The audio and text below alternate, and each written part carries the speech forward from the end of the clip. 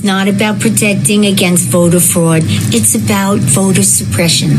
Congress is trying to pass the SAVE Act to make it harder to vote, especially for millions of women. First, they come after our right to control our bodies, and now they're coming after our right to vote. So we must stop them. We are half the population. You need to stand up now. Join me in telling your senators to stand up against the SAVE Act at lwv.org. SAVE Act. Now, Jennifer Seibel Newsom was actually our Fool of the Week, but Shannon totally rigged the election by coming back with She-Bop.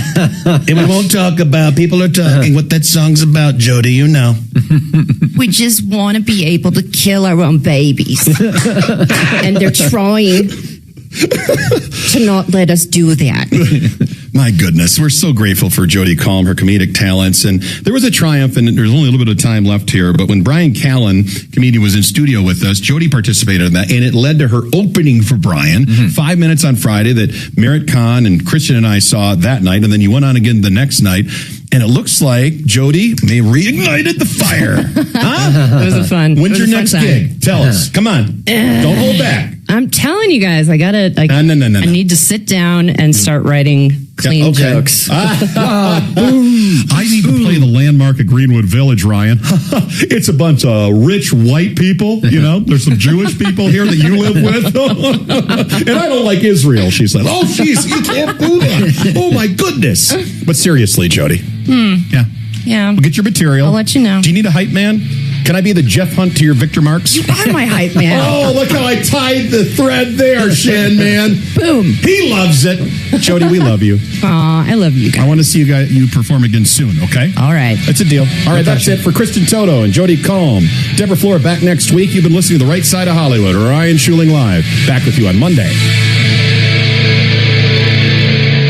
If your AC hasn't been cleaned, you'll have problems. I'm consumer advocate Tom Martino. Dirt and debris are the #1 cause of breakdowns, and Fix It 24/7, the only company offering an extreme clean, tune, and check. A refurbishment for just $39. Others would charge hundreds. As a proud partner of the Colorado Rockies, Fix It performs like pros. Go to fixmyhome.com and book it before it's gone. When your house is in trouble, Fix It 24/7. We'll be there on the double. I'm consumer advocate Tom Martino, and I've seen the wrong way to sell precious metals, tangled necklaces, mismatched earrings, broken watches, coins. The wrong way is not knowing who you can trust. That's why I recommend David Ellis Jewelry on 3rd and Clayton. He'll weigh it and pay it. He'll even buy your fine jewelry and diamonds. I've known him 40 years. It's time you get to know him. 2640 East 3rd Avenue. That's 3rd and Clayton. 303-322-8779. 322-8779. Want the absolute best prices on bathroom remodels and walk-in showers? Go to discountbath.com. Get rid of that old ugly tub. Convert it to a beautiful walk-in shower. Just $98.88. Custom designed for your preferences. Lifetime warranty. No maintenance. And get the best price on your whole bathroom remodel by email using your smartphone cam. Go to discountbath.com for details. That's discountbath.com. Or 720-979-2322. Man, I am happy to tell you about the only realtor that made the cut for Team Dave Logan, and that is Troy Hansford. I recommend Troy because he's the only agent that will guarantee to sell your home at your price, or he'll write you a check for $5,000. And the good news, he puts that in writing. He can make that guarantee because he spends tens of thousands of dollars generating demand. And right now, he has hundreds of approved home buyers ready to buy. He just doesn't have enough houses. So if you have a house, Troy might have that perfect buyer for you right now. Give him a call, 720-900-4433. Let me give you a story. Just last week, Troy listed a house that was on the market for almost a month. You know what? Troy sold it for full price in less than a week. And if for any reason you need to sell right away, Troy will buy your house for all cash, and he can close in as little as 7 days. Call Troy and get your home sold for the most money. 720-900-4433. Again, that's 720-900-4433. Troy Hansford with RE/MAX Professionals, a Colorado licensed broker. Some restrictions apply. You need a bill building? Go with genuine American steel, built right here in Colorado. Family owned, employing 150 Coloradans with a spirit of excellence. A lifetime structural warranty. No other steel builder comes close. No brokers, no middlemen. Solid I-beam construction. In-house engineers. Call today 303-495-5701. GreatWesternBuildings.com. Get online pricing now. GreatWesternBuildings.com. Low testosterone can be a real problem for many men. It causes poor sleep patterns, decreased energy, low sex drive, and it makes it really hard to stay in shape. And as we all know, a healthy body is very important to our overall health and well-being. This is Jeff for the Rocky Mountain Men's Clinic. And if some or all of these symptoms sound like you, we can likely help you be done with low T. We can also help you lose weight, support your metabolism, improve your gains in the gym, and more with our new targeted body composition plans featuring GH peptides, NAD+, GLP-1s, PDA, and more. Our low T protocols, applied in conjunction with our body composition plans, will help most men see real improvements, true weight loss, higher energy, improved sleep, stronger workouts, and a renewed sex drive as well. Your initial visit is just $99 and includes blood work and a medical consult. And if you start on treatment the same day, your visit is free. Call 720-440-7900 or go to RockyMountainMen'sClinic.com. Featured therapies are compounded and have not been evaluated nor approved by the FDA. Provider prescription required. See website for details. From the True Green Weather Center.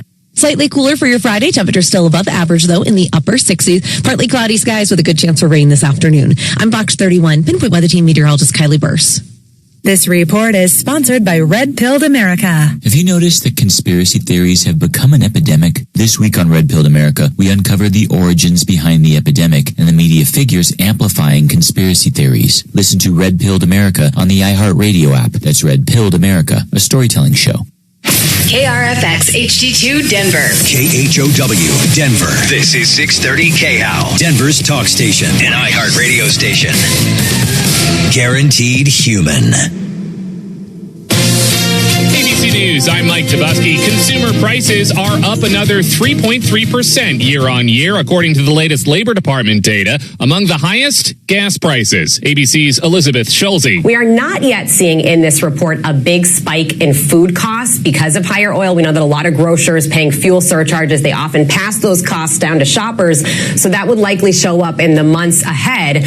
Those rising costs are deeply related to the war in Iran, with shipping through the Strait of Hormuz still at an effective standstill. Vice President J.D. Vance is on his way to Pakistan right now for peace talks.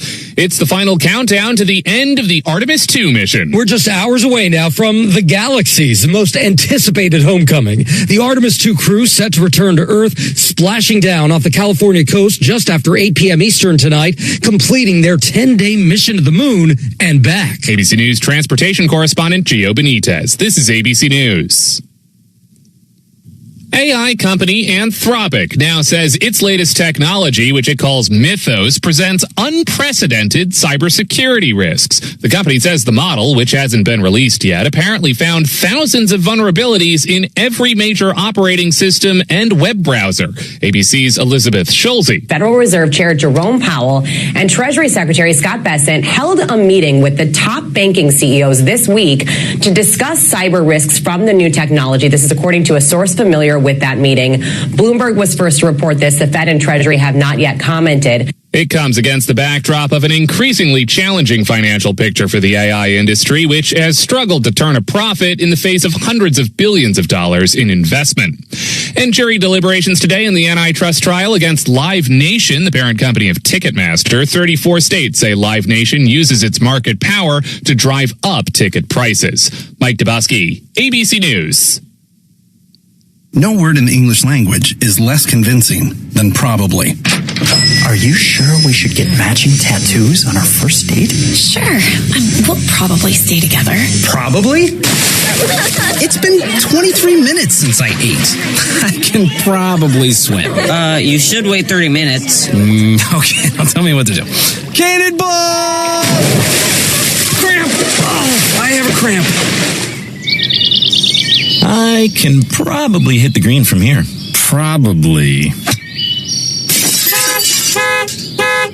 Can I get a mulligan? Ready to go?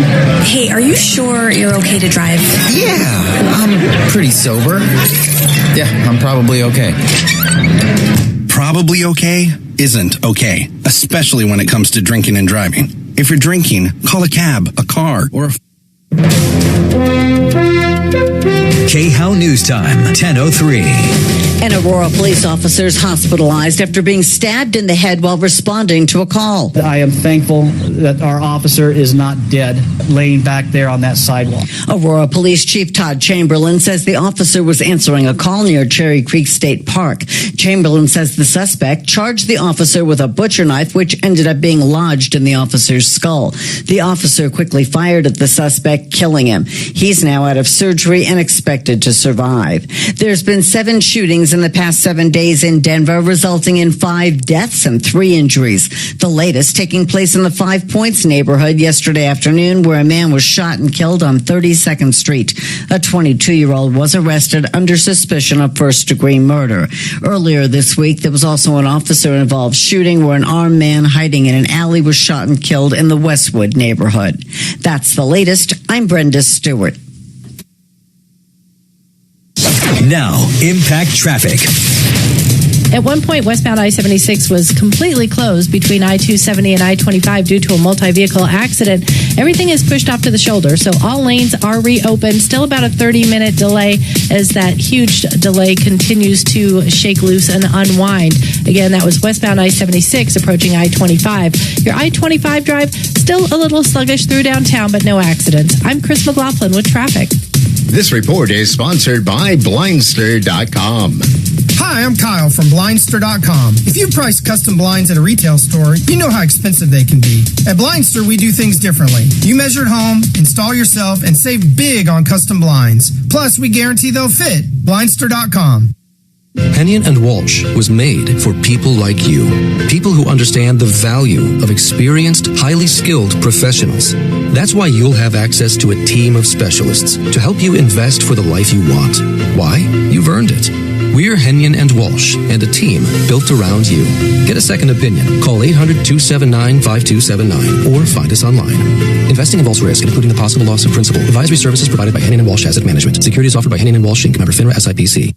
Texting enrolls you in a recurring automated marketing text messages. Consent not required to purchase. Message and data rates may apply. The team's looking good this season. I think so. Man, I miss playing football. Ever since I turned 40, I just can't find that fire I used to have. Think it could be lower testosterone? What do you mean? I was feeling the same way. After 40, the body has less testosterone, and men lose their edge. That's why I take Nugenix Total T2. That's the testosterone booster, right? Yes, but Total T2 is their brand new formula that skyrockets nitric oxide levels in as little as 3 hours. Since I started taking it, I've been lifting like when we played for Coach Carter. My energy is way up, and it even spiced up things between me and the missus. Are they still giving out complimentary bottles? Yep, just send a text. Text EDGE to 321-321 for your complimentary bottle of Nugenix Total T2, the next generation testosterone booster. Text now and we'll include a bottle of Nugenix Thermo X, our newest, most powerful fat burner ever, absolutely free. Text EDGE to 321-321. That's EDGE to 321-321. These statements have not been evaluated by the FDA. This product is not intended to diagnose, treat, cure, or prevent any disease. $99 gutter cleanings. Go to excelroofing.com. Here's what's happening. Iran, the ongoing ceasefire. I think the Iranians thought the ceasefire included Lebanon, and it just didn't. NATO. NATO's a paper tanker. He is disappointed.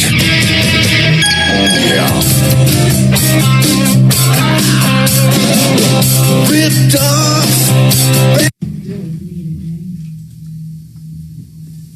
Oh, shit.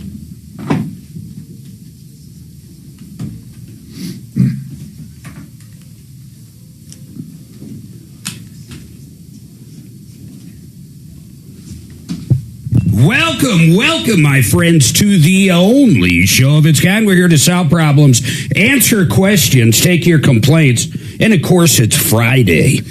Car Friday on the Troubleshooter Show. Joining me, generally as usual, Kevin Calkins, Sheridan Auto Tech, and Jeff Vick, Kimmer Transmissions.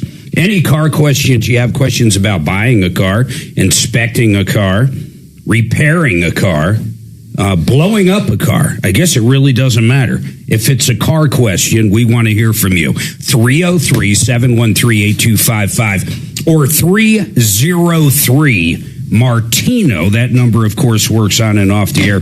And I'll state it again. I hate text messages. I don't even check them.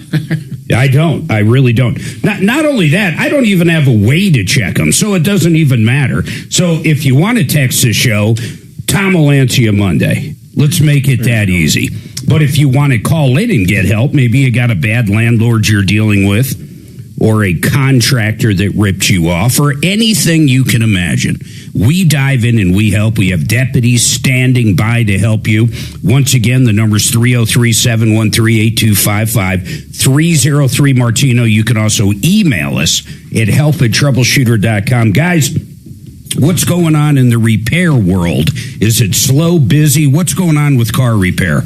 It's for us, it's been very extremes. Very, very busy or very slow. It's flat out schizophrenic is what it is. Yeah. Do you guys think that has something to do with the war going on, the time of year? What do you think it has to do with? The weather's mild. That's a big one. That's a big one. People can put things off. You don't have to. The air conditioning isn't working. Well, it's only 50 degrees out. Or I was thinking tires they put off, everything. I was just going to say that in the tire business, and I haven't been in it for a long time. This would have killed us with this winter. It would have been horrible. I wouldn't have sold any snow tires. The first snowstorm. Yeah, exactly. Yeah. Then curb shots, alignments, new tires, rims, everything that goes along with bad weather. The price of gas is up crazy. Everybody just kind of clutches a little tighter when this happens. So, how do you think the war plays into it? It's all part of it. Just the turmoil. Just people nervous. Just everybody's just on edge, waiting for the next shoe to hit. Jeff, same with transmissions. Would you agree with what Kevin's saying? Yeah, it all falls in line. It's industry wide, and we've got brotherhoods that we have social media, and everybody's complaining about it around the country. Do you think it's more than just automotive now? Do you guys think it's pretty much? Almost... Talking to my bookkeeper, she was just in yesterday, and she's got a couple clients she doesn't think going to make it through the year. Oh my goodness! Yeah, it's just citywide. Denver's not real healthy right now. Well, yeah, that's kind of crazy. Just to even think about in so many different ways. I know we have a budget downfall. That's crazy. I mean, the city itself has no money. It'll be interesting to see what the end of the year looks like. I don't know how much of it is literally the war going on, and I want to say this about this. I'm a little disappointed in what's happening. This so-called ceasefire is nothing. It's non-existent. Mm-hmm. They're not letting ships through the strait. Oil prices are going up trying to again. Negotiate with Iran for 50 years? I cannot believe Trump is falling for the same old stuff. I don't think he is. Well, okay, that's what I'm really hoping. I'm hoping the art of the deal is right there, but this 2-week ceasefire, that's all they ever do. I mean, that's what they do. Mm-hmm. And there is no negotiations. They say one thing, they have the internet cut off in the entire place. Long term, I don't know what it means to any of us financially here at home. I just don't know. I don't think the oil itself, because it's a global commodity, of course, it makes a difference to us, but we have a ton of oil right here. I mean, we absolutely do, but Europe needs oil. Everybody else does. And now they're talking about charging a toll to go through the strait. They're just being obnoxious. Yeah, but Trump even jumped up a little on board and was like, well, I'm sorry, I'm logging into this. Maybe us and Iran can charge a toll. I thought that was the craziest thing I've ever heard. And I've heard a lot of crazy things out of him. And generally, I like him, but I'm a little nervous on where this is going. But Kevin, you really think this is all part of his negotiation? I think the U.S., our stomach for continuing bombing and killing and everything else was too much. He had to take a pause. I think he paused more than the ceasefire. Yeah, so he had no intention of bombing their electric facilities, their power grid, anything else. Even if he did, I don't think that was his actual targets. I think it was, show him something shiny and dangly and then go after what you really want. I think he had other targets in mind. Yeah. I just don't know what's going to happen there. But what makes me nervous is you guys talking about how business is actually slowed. I wonder, like, vacation spots, are they down?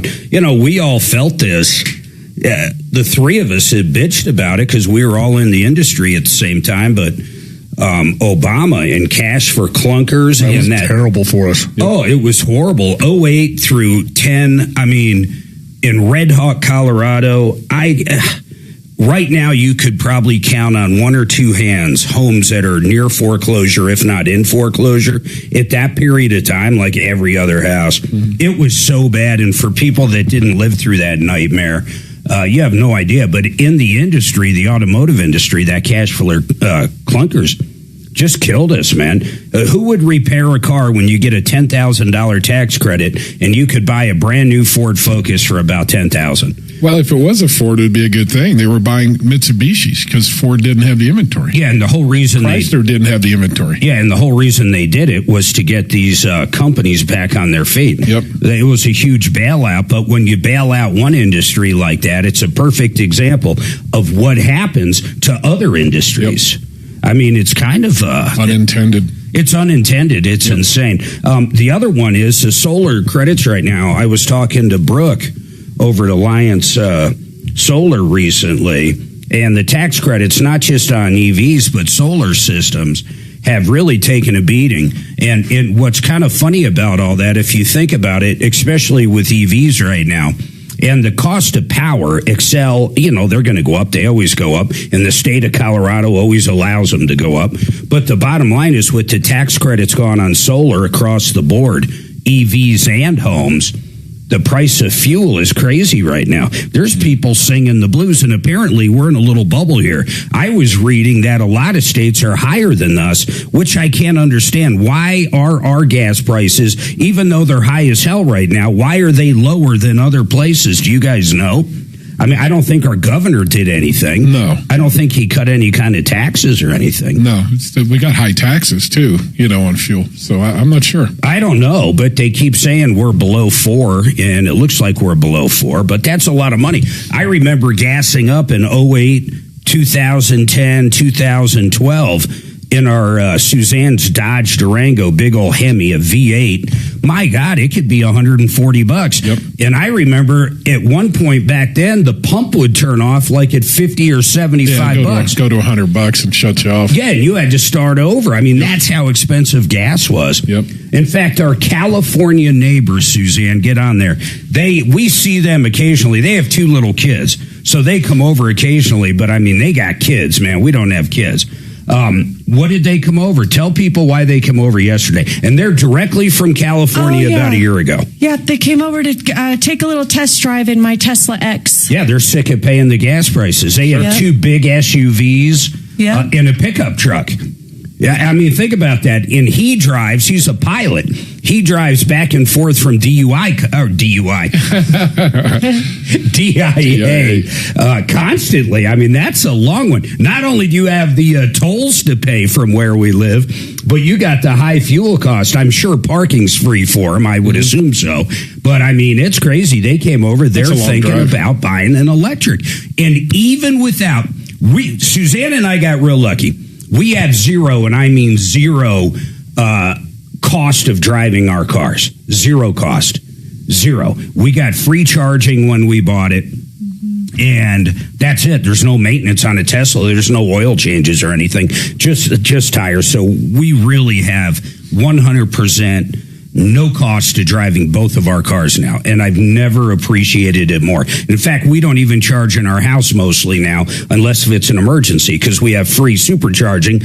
When we go to Walmart in Castle Rock, we'll plug the car in, go shopping, come done, and we're good for 4 or 5 days. But I want to hear from people out there in business, contractors, people even on a referral list. I'll tell you this, HVAC. Oh, yeah. I feel like, gloom today.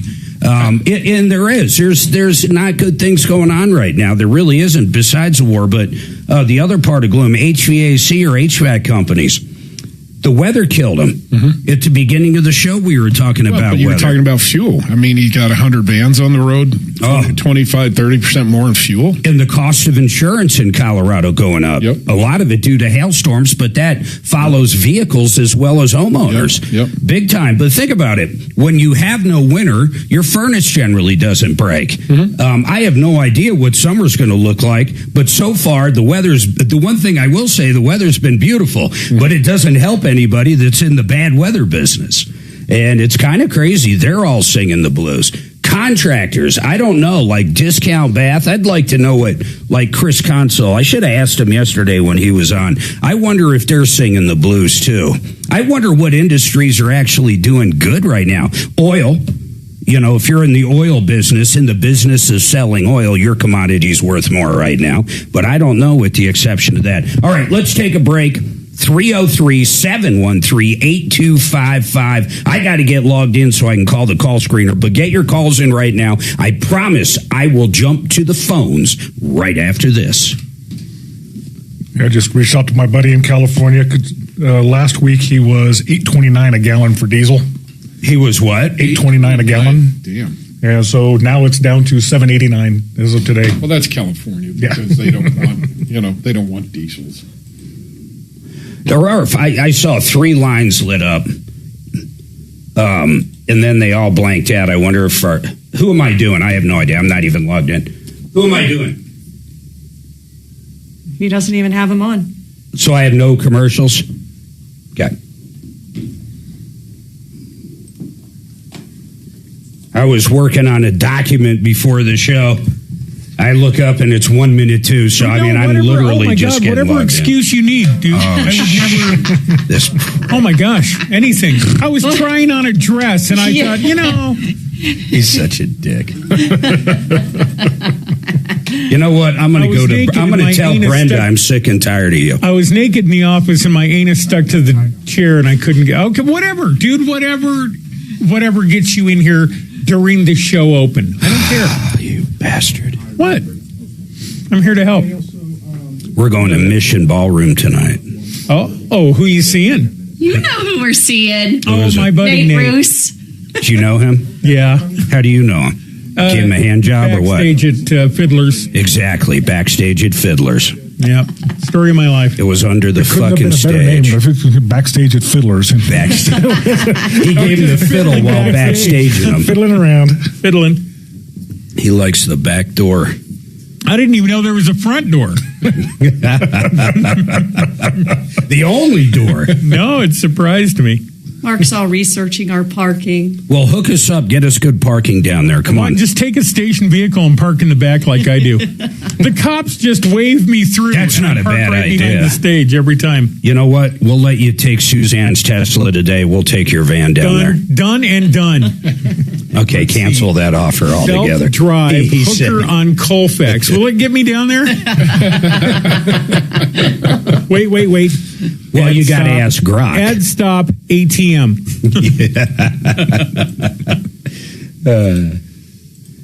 That's awful. I would never. Well, I mean, except for the 2 marriages. Never pay for it. Yeah. My freaking tongue. Oh, yeah, baby. Speaking of the front door. I got to take my fucking meds, man. You bastard. That darn front door will get you every time. I'll go get you some. Dude, I got a cream. This is just getting better and better. I got a fucking, it's more like toothpaste. Yeah. That goes literally onto the tongue to numb the shit out of it. And it's prescription. So Mark's creaming his own tongue. I'm creaming my own tongue. Well, holy crap. That saves you time right there. You only got to had to have a rib removed to do it. Yeah. Don't have to be nice. Don't have to dress up. You're done. Oof. So Tom and I were going back and forth whose tongue's worse last night. Oh, I'm sure he won that. He beat me by a fucking... Yeah. So I was like, you better get your shit feeling good because we're gone next week, Jack. Ugh. Good luck. So I will bring my NX. So where are you guys going again? Vegas. Mark's birthday is next week. Oh, happy birthday. Yeah. Thank you. I'll be 41. Mm-hmm. Youngest 41-year-old I know.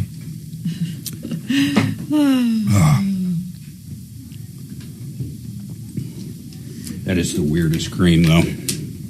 It's like you a staying somewhere paste. nice, or your bags staying somewhere nice? No, we're going to the Venetian. Whatever. We're going to do a little strip this time. I heard we had an author on talking about how many people die in Vegas hotels. It's Shocking. Oh, I bet a lot. Oh, my God. They probably keep it all on the down low, the info. If you see a laundry cart midday at the hotel, odds are it's a body. Yep. No.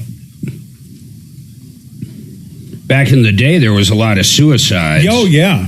But now I think there's just a lot of suicides, murder, and everything. Accidental. We actually witnessed one of the suicides out there once. You witnessed one? Dude launched himself off the stratosphere. God dang it, really? Wow. Oh, man, that would suck. There was a guy that was standing next to it, so got it on video. The casinos paid him a lot of money to get that video. God dang it. What happened? What? I mean, it just, as much as Who's I doing joke that about commercial? wanting, That is one sexy voice. See, because at least right, babe? The slow speed suicide I'm committing at Golden Corral. That's slow suicide. Yeah. That's some real butter. slow suicide. I don't think the torture's necessary in order to achieve the end hour. It's got to do with the chocolate fountain. Oh, stick my head under there. Do they still have that fucking goofy thing? No, they do it. It's all Venezuelans with rubber gloves. What? Where do we... Here you go. I saw somewhere where the buffet, you got to go through a line like an old Furs. All right, 303-713-8255. It was funny last night. Tom texts. I'll go right to the phones, I promise. I know I always say that, but whatever. We both have problems with our tongues right now, which is crazy. I had a cap replaced, so I got a temporary crown on, and my tongue was rubbing up against it, and it cut the hell of it on the side, so that sucks. But he had to have something done on his tongue, so his is an issue too. So we were deciding who was better equipped to do the show today. It was like, I lost. Let's just put it that way. 303-713-8255. So I guess where I was going is if I start slurring a little, I swear I haven't been drinking or doing any drugs. I basically am trying to...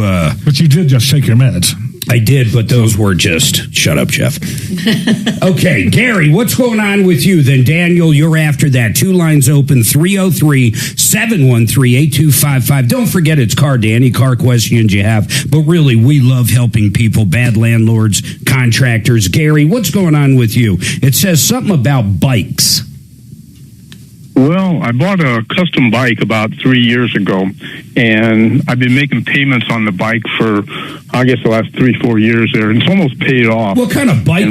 Wait. You mean bicycle, or you mean like motorcycle? No. Motorcycle. I saw it on the Jay Leno show. It was really cool, so I had to have one, so I bought it. What kind of bike is it? I bought one. A 450 Janus. How do you, Janus? What is that, Janus? Yes. Let me look. Company out of India. It's made in, Oh, wow. They're a company out of Indiana. Gorsing, Indiana. Wow, that is a cool looking. Made. It's like an old, kind of like an old Harley Flathead or something. I mean, at least the looks of it, maybe not the engine. It is cool as hell looking. What they do is take a 450 Honda, and they use all the modern parts, and they make it look old, so you can still ride it there. And how much is that? About it there, you don't have to. It's about $16,000. Yeah, that's not bad either. I thought he was going to say like 40, 50. I didn't even know this company existed. So what's going on with it though? So you almost have it paid off? Yeah, and I got a call. This happened about 3-4 weeks ago. I got a call right out of the blue from somebody, and they said that they'd taken over the loan, and I needed to start making payments to them there. And I wasn't sure what was going on, so I called you guys up, and you had Scott call me back, and Scott worked on it for about 3 weeks or so here. Well, was it legit? I mean, was it legit? They just sold the paper, right? I wasn't sure because they were all foreigners and they didn't speak very good English, and that could have been Chase Bank. I could send it to. That could have been any. That could have been any bank in the world or any credit union. But so what did you find out? Was it legit? Yeah, it actually was, and all I was asking for was them to send me the payment coupons for it, and I could never get through to them. I tried and made phone calls, and they had 3 different call centers, and Scott got on there, and it took him a couple weeks too, and then he finally tracked it down there, and I finally got the payment coupon, so I'm right back to where I should be at there. Now, why wouldn't you just pay online, though, once you found out that it was valid? Here's what I would have done. And this might be what Scott, I would have called the old lender, I don't care who it was, and asked them if they sold the paper and if it was legit. And if it was, why not just log on to the new company's website and just set up auto pay or set up, ACH or whatever? Why do you actually have the coupons? Is that just how you operate? Well, because I'm old. I'm 70 years old, and I don't know how to do all that stuff. I got you. Yeah, that can get complicated. But, I deal with someone in the same kind of circumstance. I get you 100%, brother.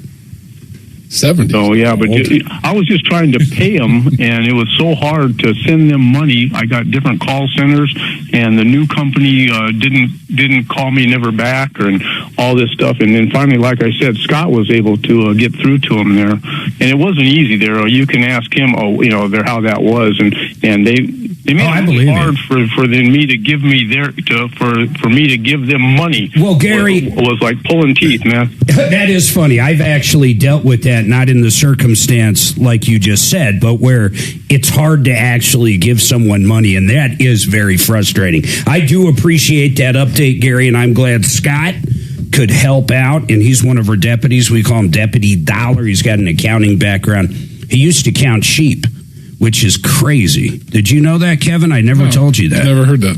So his job, he worked for the USDA. Remember beef, it's what's for dinner. Mm-hmm. So they do the same thing with all the different animals. So where they get the money from that is each rancher that's part of, say, the beef one chips in $1 per head. So he would go out and audit, but he didn't do the beef, he did the sheep. So he would show up at slaughterhouses for sheep, and you had to pay $1 per head, and he would make sure that they're not lying about how many. So he was an auditor for sheep. He literally counted sheep for a living. Now, Daniel, he told me, I just thought of something. Listen to this. Scott told me there was one in New Jersey, and it was like run by the mafia, which makes sense. I grew up in South Jersey. The mafia's everywhere. And people that don't think it's around, you're crazy. It's everywhere. They run half the Italian restaurants, whatever. They still run numbers, which is insane with gambling. Sanitation. Oh, yeah, of course. I mean, ask Dimitri. Dimitri's in the same biz. But the bottom line is this. He said he went into a slaughterhouse down there, and the guy, basically pulled a gun and threatened him, you're going to count these sheep the way I'm telling you to count these sheep. And that's crazy. Think of that. Think of getting shook down by some guy that owns a sheep slaughtering facility. That's nuts, man. Anyhow, Daniel's got a problem with senior living. I'm not sure what's going on there. Let's take this quick break. I promise we'll come right back, go to you, try to help you out. I wonder if he's in senior living or loved ones in. We're going to find out. 303-713-8255. 2 lines open. Get your calls in right now.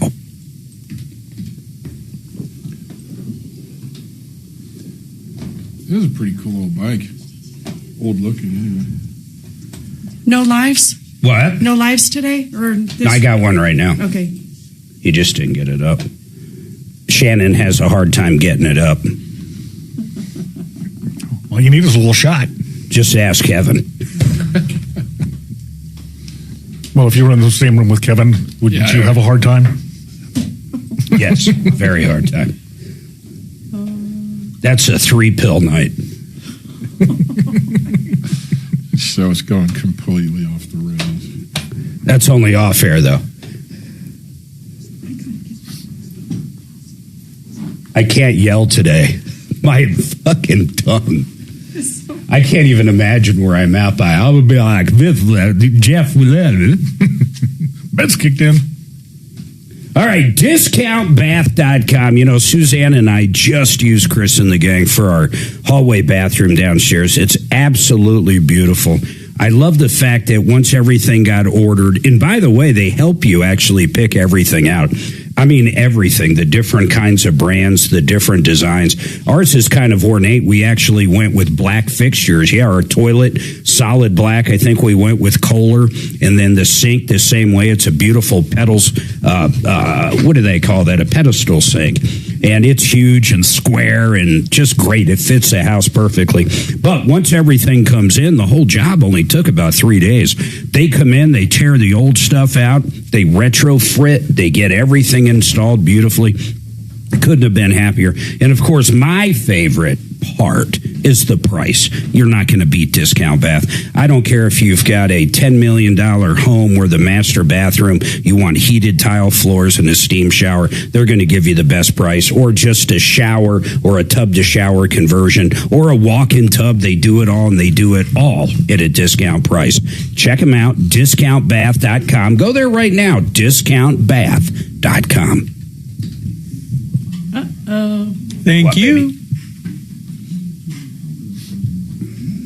Might have lost video. Oh. Looks like it just came back up. Oh, it did?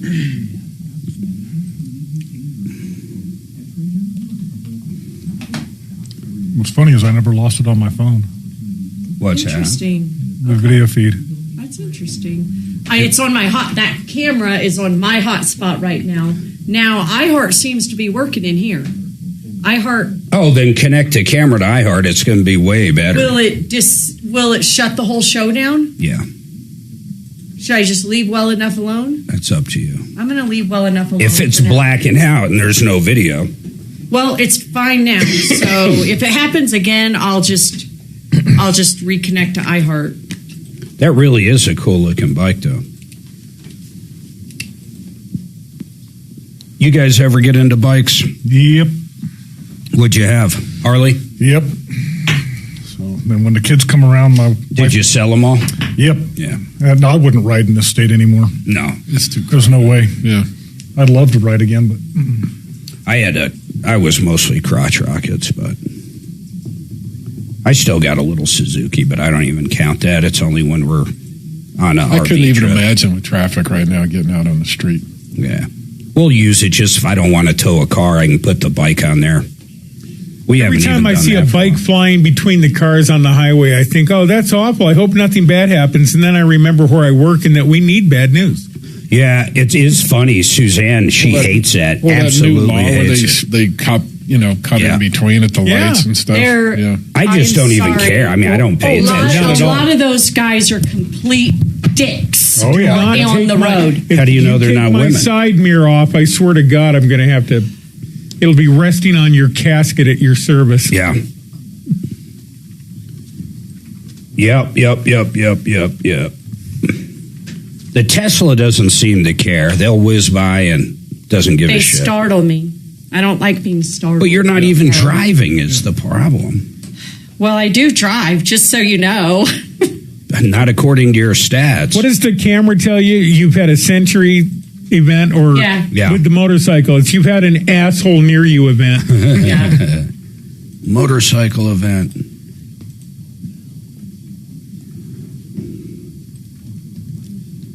I had to let my coffee cool. You're really struggling. I knew it wasn't going to be good. I knew it. You having coffee issues? Coffee. No, Mark's just tongue's I had all to. whacked. I had to let it cool off. That's right. I'm sorry. Wait till I put the paste on there. I'm afraid to put it on because it numbs my tongue. Be careful, man. You don't have to consume the coffee orally, you know. I'm going to have Suzanne sit here and do the show. Get a Starbucks enema. I would have had Deputy Bo do the show today if he was here. That's pretty screwed up. What did you do? Here you go. All right, 303-713-8255. We got some lines open. Love to hear from you. 303 Martino. Don't text me. I don't look at texts. It drives me crazy. Drives me absolutely crazy. A talk show that reads text. I'm sorry, Tom. It drives me insane. It drives me absolutely insane. Daniel, what is going on with this senior living facility? Yes, sir. I'm glad to be here. My mom lives in a senior apartment. It's not assisted or anything like that, but she's 91. She's been there for 13, 14 years, and constantly problems with broken doors and the faulty elevator. They have a main furnace in one of their common areas that hasn't worked all winter, and they've got space heaters all over the place. I know that can't be safe. Let me ask you something. What's it called? Heather Gardens. Is it Heather Gardens? Where is it? It's Brighton, Colorado. It's called Brighton Village. And it's 55 and older? Yep. And is it just how many buildings? Kind of paint me a picture of the community. Is it one building, one complex, or is it like? Well, go ahead. It's two buildings where she's at. They have two more buildings in other parts of town, and they've got one maintenance guy that's supposed to do all three of them, I guess. Yeah. And but the part of her building is the older part, and the newer part is probably 4 years old now. Who's paying for her rent? Well, she's paying the part, and she's dealing with. She has Section 8 housing through the Housing Authority in Brighton. And there's probably a lot of, it's not Section 8 anymore, but yeah, I get it. It's whatever it's called now. Yeah. Whatever it is now, yeah. It's kind of in a weird situation. With your mother's age, I mean, really, what are you going to do? Just moving her would be a pain in the ass. There's no way you can force a landlord. Now, we can attempt to make their lives a little miserable. There's nothing wrong with doing that, trying to, put the pedal down to get the maintenance guy to do some stuff. But really, without doing a self-eviction, and at your mom's age, and considering she's on Section 8, I think that would be a nightmare. That could be possibly the worst thing you could ever do. When it comes to her unit, though, I get the common area, but how often does your 90-plus-year-old mother go down to the common area? Is that something where they play cards, or what's the deal there? Oh, yeah. Yeah, it's an everyday thing. All of her friends gather nearly every day. It's a social room. But I mean, go ahead. It's a social room. So, I mean, if you go down there during the winter, it was cold?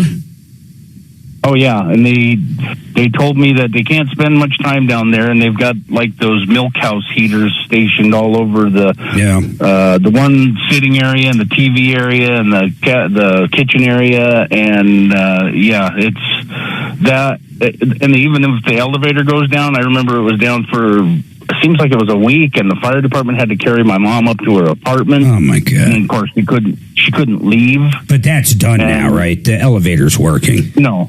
Well, what does management say when you try to address it with them, Daniel? What does the management say? They won't talk to me in person because I'm not part of the lease, I guess. I have filed a complaint with the Better Business Bureau several years ago, and I did have the property manager, which I don't think he's in Colorado, or they are in Colorado, but he contacted me, and he had a lot of excuses, and he didn't know half of what I was telling him that was broke. Well, has your mom filed a complaint then, and have they told her anything about any repairs for heating, or? No, she really doesn't complain. She's afraid to. She's now has the onset of dementia. Yeah. And so my sister's the power of attorney. She tries, but she's the same way I used to contact. I don't talk to the manager in person anymore because, I just have trouble. So I want to go back to my question, though. As of right now, number one, is the elevator working? It is today. Okay, I get you, but it is today. Yeah. What's not working in her apartment? I understand the common area. Well, right now, as far as I know, I think everything, I think she needs to repair a light, but there's things like they shut their air conditioner off for the winter, and they always shut it off too soon and turn it on too late. And then they have an excuse about the compressor blowing up. And I know I'm a maintenance guy. I know that's not the case, but just recently they turned it on a little early, but they made her sign a form, and she has no idea what she signed. Yeah, she's in a bad spot, man, but it's not a horrible spot. Right now, there's nothing broken. The elevator's working. I'm going to circle back to what I said. Unfortunately, Yeah. She's, she's kind of on the public trough.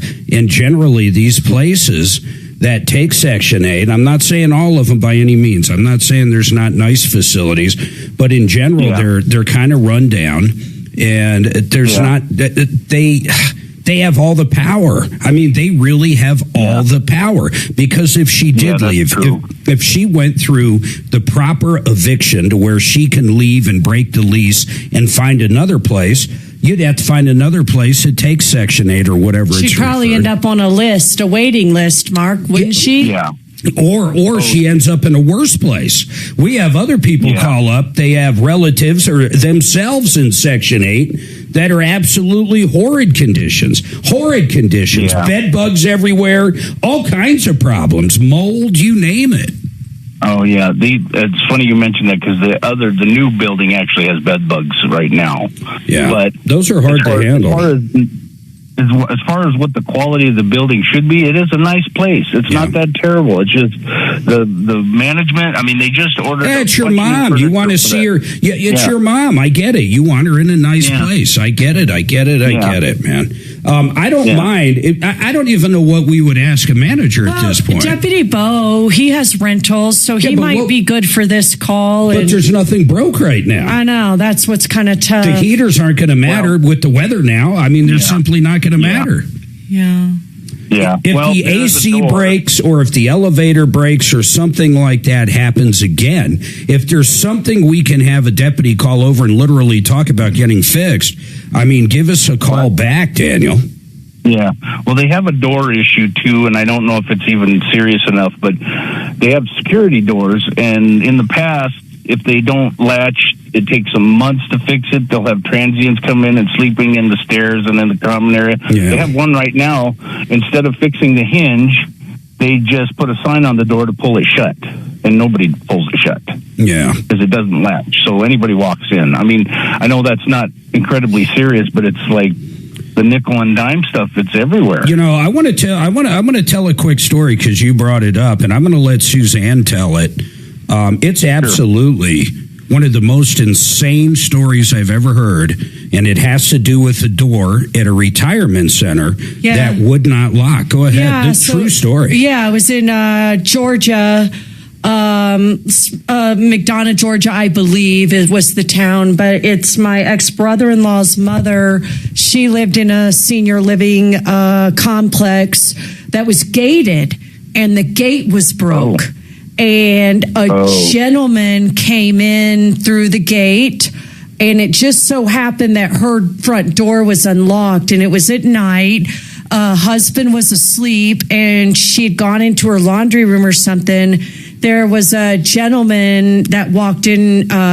He was not old. He was a younger man who walked in and brutally raped her and beat her. It didn't kill her. Left her for dead. It was definitely the end of her. It was the beginning of the end for her. But they ended up suing the apartment complex, the senior living complex. And won. This guy was a serial rapist. She was not his first victim. And they ended up suing the senior living place for the safety issues. And they won a big settlement out of that. So I can appreciate, Daniel, your concern with the safety of, anybody coming in and out of your mom's building there. I can appreciate that. Big time. I mean, think of that. A serial rapist in an old folks home. It's the absolute craziest thing I've heard. It was really sad, Mark. So I wouldn't mind. Let's do this. That security door, just based on the story we heard, and we kind of lived through that way back. When that happened, because it was Suzanne's relative. But it wasn't that long ago, Mark, really. A few years, I think. So, but let's do this. Let's have on that security door, who do you think we should have, Suzanne? I still think Deputy Bo. He's used to dealing with management. He's familiar with management, living management folks. So. And I'll tell you one thing. It's not one thing. Bo gets results. Man, does that guy get results. He's incredible. In fact, he helped someone out just the other day. I'm not going to get into it, but he gets results. And Bo, if you're listening, let's not forget that security door can be a big, big, big, big problem. Chris, you're going to be up next with a dental issue. I have no idea. I'm dealing with a dental issue as we speak. 303-713-8255. We're going to have 2 lines open.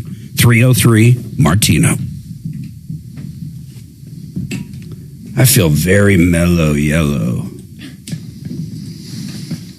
Am I coming off mellow? Do I sound mellow? No? You're on the air.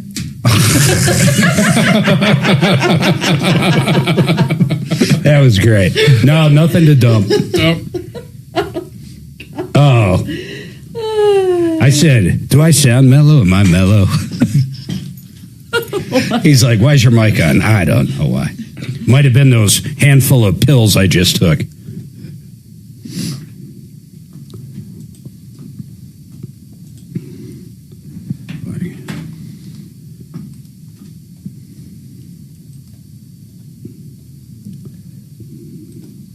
So I was talking to Brooke over at Alliance Roof and Solar. Here's the bottom line, and I mean this. The tax credits for commercial stuff. Right now, it's still possible to get tax credits for a solar array, maybe for an apartment building, or even just for a big empty thing of land you have, where you can become the electric company, sell it back to the grid, to get most of it paid for through grants. But if you don't get that project in, basically by the end of June, it's not going to happen because the grants are going away. So if you've been listening to these commercials for a while and you're interested, get over there right now. Go to redrocksrs.com. Call Brooke, talk to her about getting these commercial systems and get them done so you can still take advantage of the tax benefits and the grants. redrocksrs.com.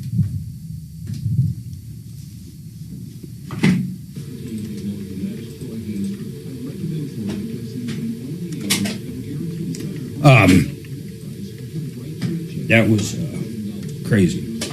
I'm mellow. That must sounded very weird going out. Hey, man, do I sound like I'm high? I gotcha. Yeah, I think they ended up getting her sister's ex-husband. I think he got probably $2,000. Okay, I gotcha. $3,000. I'll tell you what, Henry, before we went to our Friday shows, we have blew the money so fast. Related backgrounds. We have Still, the way to get that money wasn't worth it. Oh, God. Yeah. Can you imagine your mother? I had a friend down in Arizona. He won a big settlement. Transmissions. We have them in the studio. Hunting accident. Somebody shot his eyes out. After these He's blind. we have coming up for Oh my God. Besides being blind, is he okay? Yeah, he's okay. But he got a little over $2 million for it. How old was he? He was. Well, this was a while ago. He was about 28, 29 at the time. Oh, fuck, that would be horrible. What? Oh my God! What do you think would be worse, being born blind or going? Is he 100% blind? He just has no eyes. No eyes. At 28. He was lucky because it literally went in through the orbital bone here, went through the sinuses, it took out the other eye, and exited the other orbital. Did they think he was a deer? But he was shooting at noise. Yeah.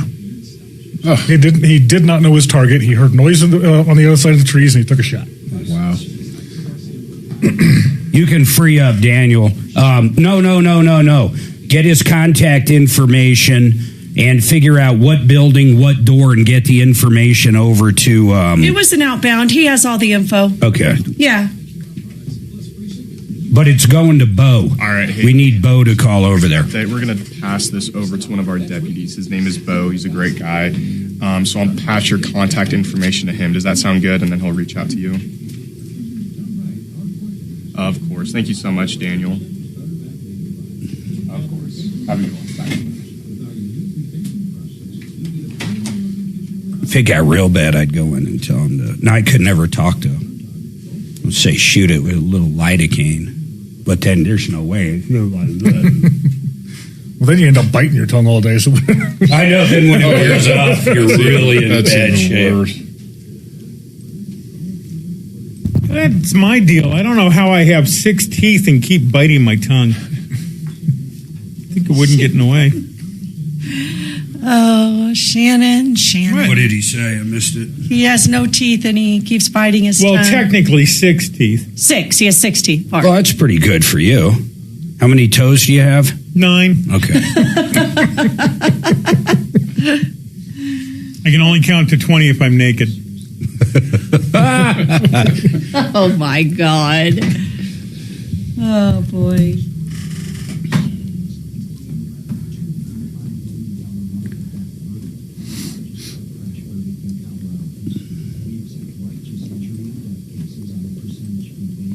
What kind of pizza did we got?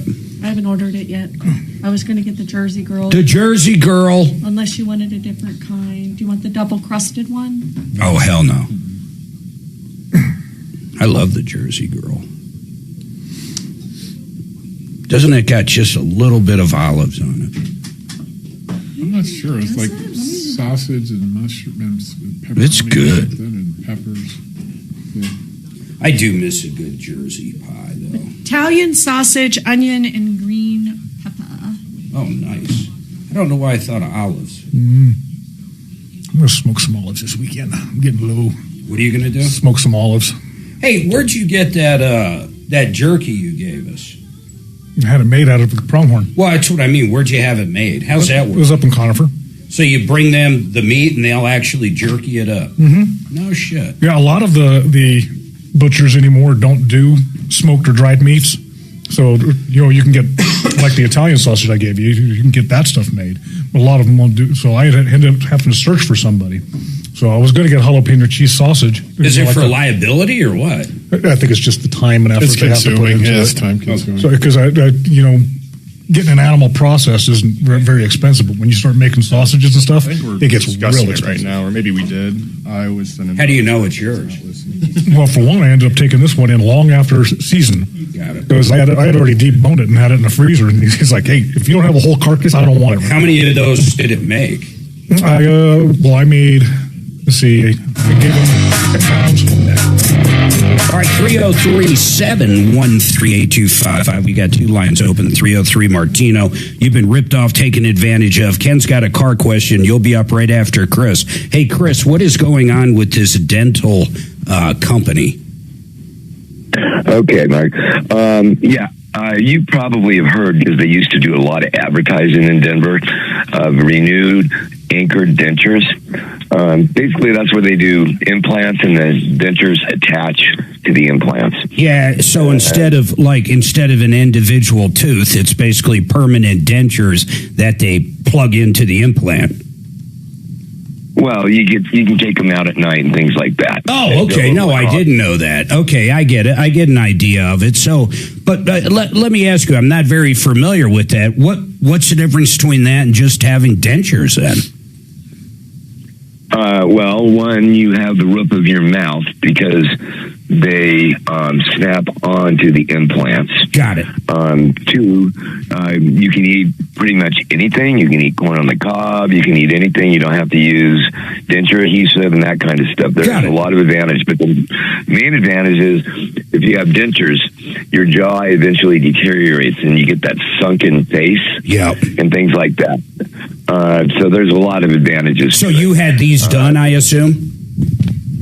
In 2019, yes. And how much were they, out of curiosity, all in? $18,000. Wow, that's some big dollars. Okay, so where are we at now 7 years later?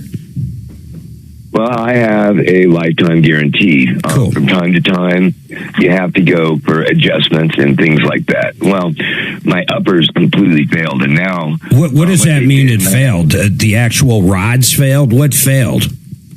They came out. The part that you snap into? Yeah, there's screws that go into your... And they fell out?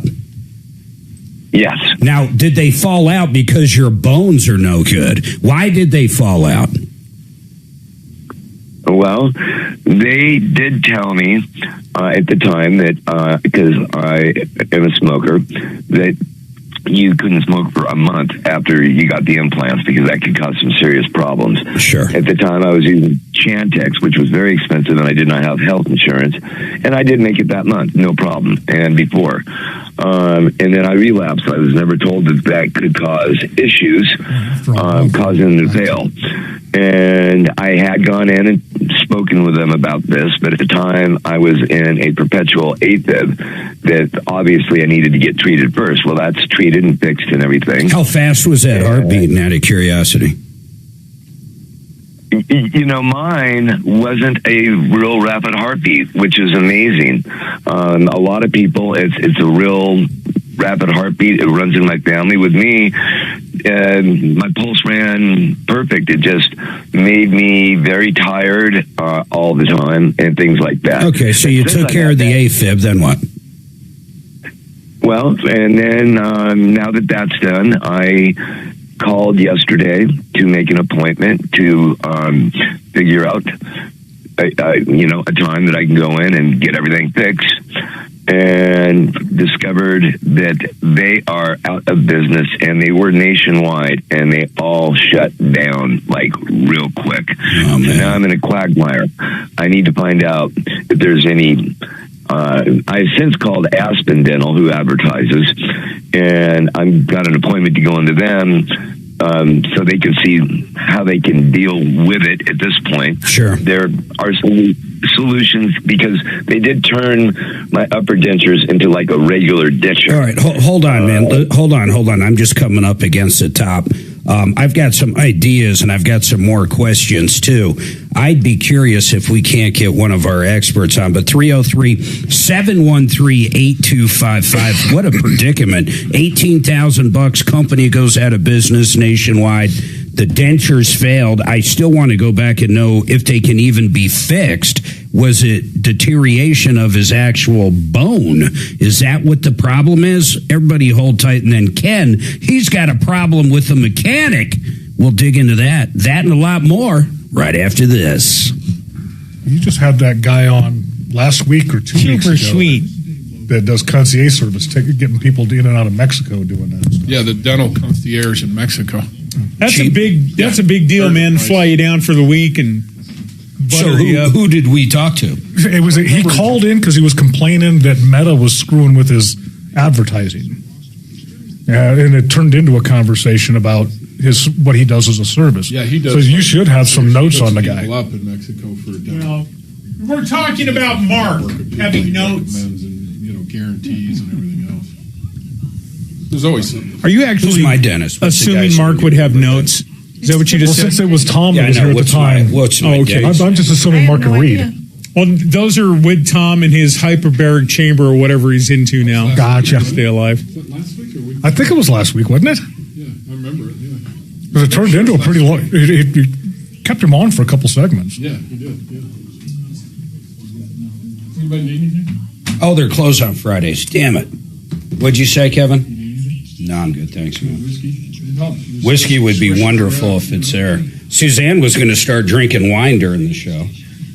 I'm not kidding.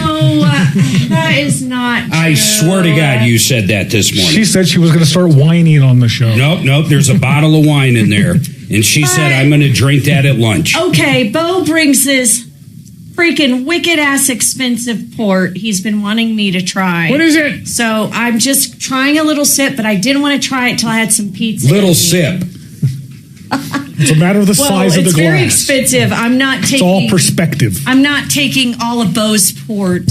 He'd kill me. What is it? I owe him money. What kind? I know. Oh, what kind? it's a Sandeman, Sandeman. It's a 40-year time. It's made by Metallica. Enter Sandeman. Oh, my gosh. So, anyway, yeah. When they actually are letting it sit in barrels. I'm not getting drunk on this show. They play Master of Puppets behind it. Sure. Yeah, that really helps the tannins settle. Thank you. I did try your special Jack Daniels, by the way. Fucking good. Mm-hmm. Is that not the best Jack Daniels ever made? Best Jack Daniels, yeah. Yes, I still say I think the turnbuckle is better. But you try that. You got the 133.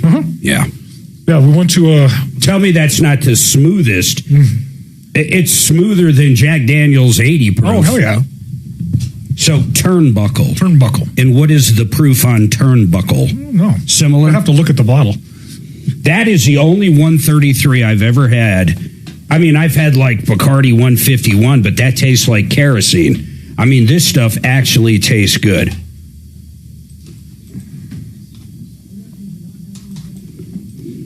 But it's similar price to your... I wonder if Turnbuckle makes a... that's funny. It pulled up Turnbuckles. Yeah. Turnbuckle Distillery. Yeah.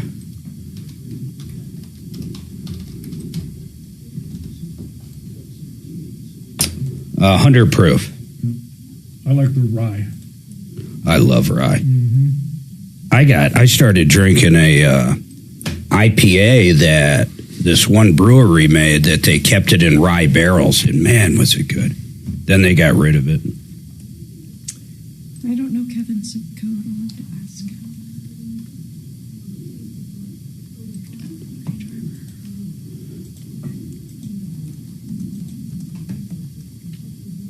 I was going to get my damn dentist on for this, but they're closed on Fridays. Oh, but anyway, the meat, I took them 20 pounds altogether.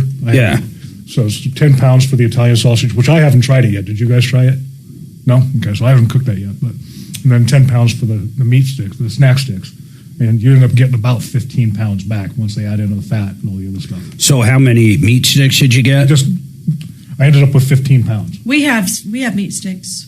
They're the ones packaged, I saw. Yeah. In the fridge. Yeah. Then the Italian how many of those sausage is in the packages? freezer. I didn't count them, but shitload. Because they're probably a half a pound for a package. I don't know. So I just saw them. I was like, wow. I was wondering how you packaged them, and I knew you took them somewhere, but I was glad to see, because this is the first time I've used somebody that I got a product like that. That the bag's resealable.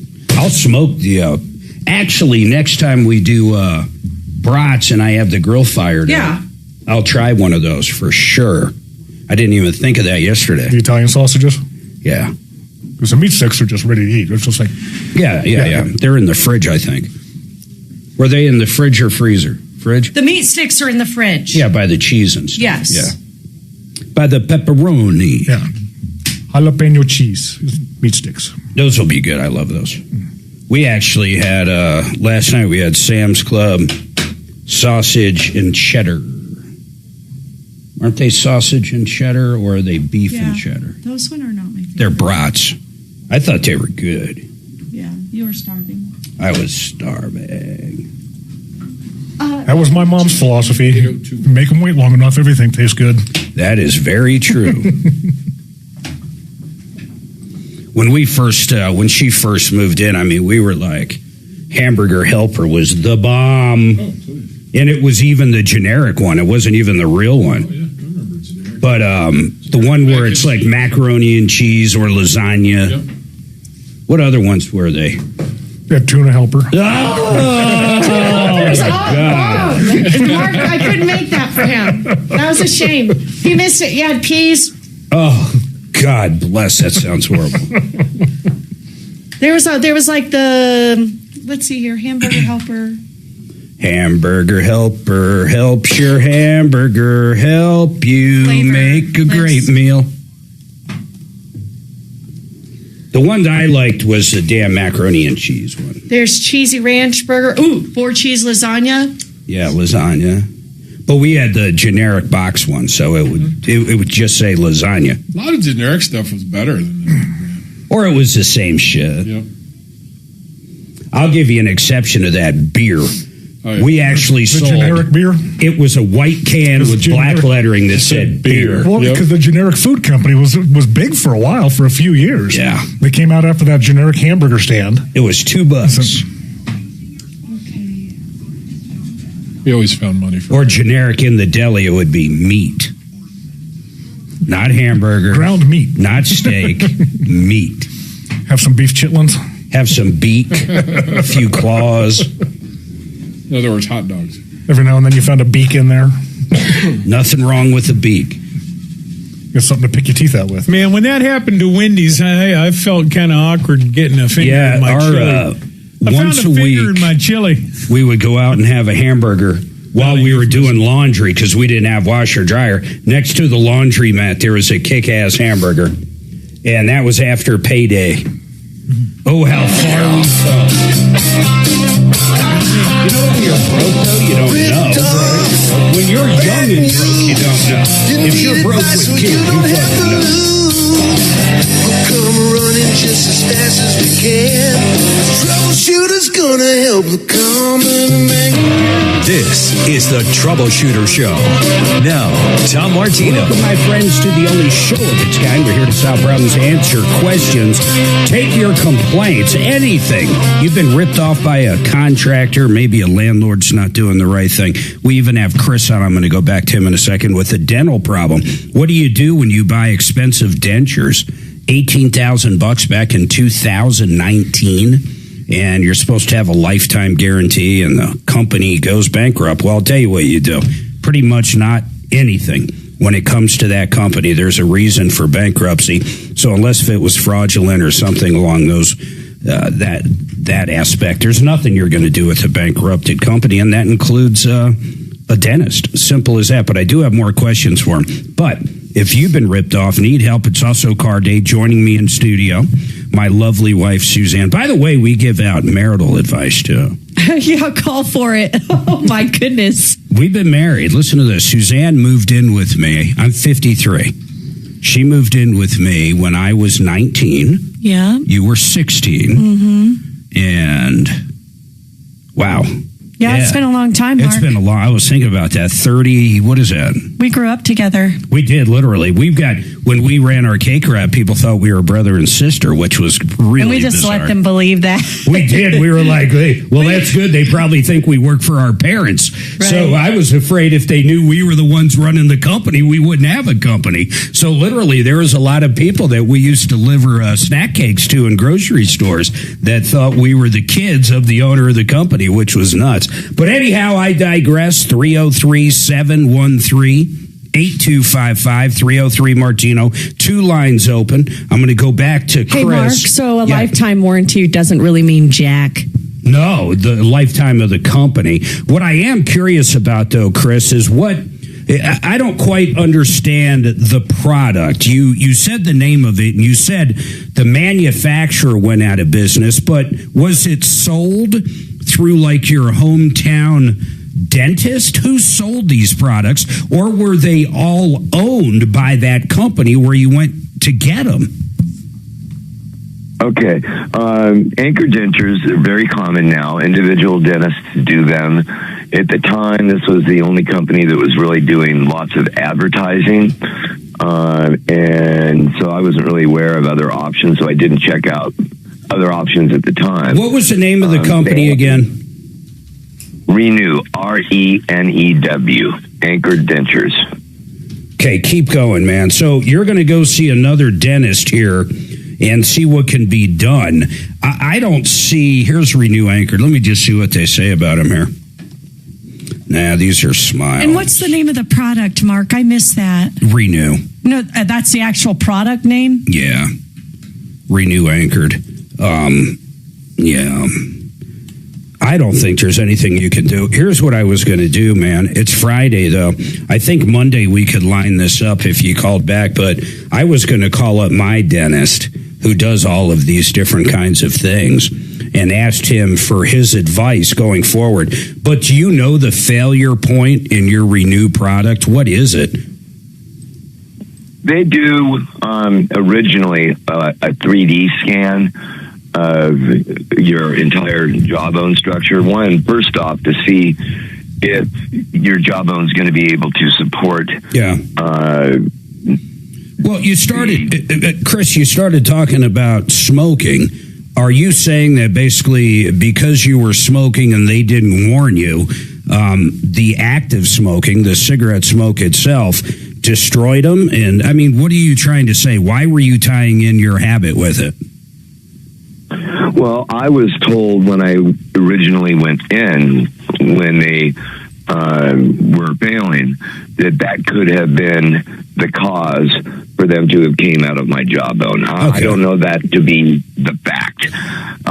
It could have been other issues. Now, I'm going to go into another expert who will probably be able to tell me exactly what was going on and whether that was the cause of the failure. But really, the cause of the failure is neither here nor there. The fact is, I mean, there's other things they can do which they did do, to turn them into like a regular denture. Now my bottoms are fine, okay, and they did do that.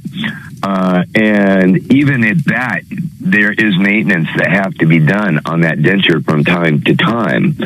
And maybe that's why they went out of business, because they couldn't sustain all these lifetime warranties. I don't know. Yeah. But so, now I'm at the point to where you really don't. You don't. If the real question is there any recourse? You really don't have any recourse if they legitimately went out of business. I mean, you simply don't. There's no place to get recourse. Now, let me ask you a question, because I did search with some AI about it, and what AI said is they may have had malpractice insurance that still I would be able to go after. I don't know. It's possible, but why would they still have it now? You know how much malpractice insurance costs? I can't imagine if you're not practicing. Now, maybe you have to see, Deputy Doc would know the answer to this, but I have no idea the answer to this. I don't know why they would have malpractice insurance now. Who's paying for it? I mean, that's what I'm saying. I don't know. If they truly went out of business, did they file like a Chapter 13, or what happened to them? I haven't been able to get to that point yet. All I know is that all the offices closed, and they did it suddenly. That's all I know. I don't know if they filed bankruptcy. If they went bankrupt, there'd be a trustee, but this really dives into multiple levels here. I mean, first of all, a lifetime warranty. What does that mean with these dentures? And here's what I mean. If you hop in a boxing ring or in a cage and become a cage fighter overnight, and someone breaks all your dentures, I mean, is that a lifetime warranty on them? I would say no. And you could actually whittle down that argument to where if you're abusing your body by smoking, and that's what ruined them, are they covered? I would say the answer is no as well. So I don't even know if they were around, if your warranty would be in effect.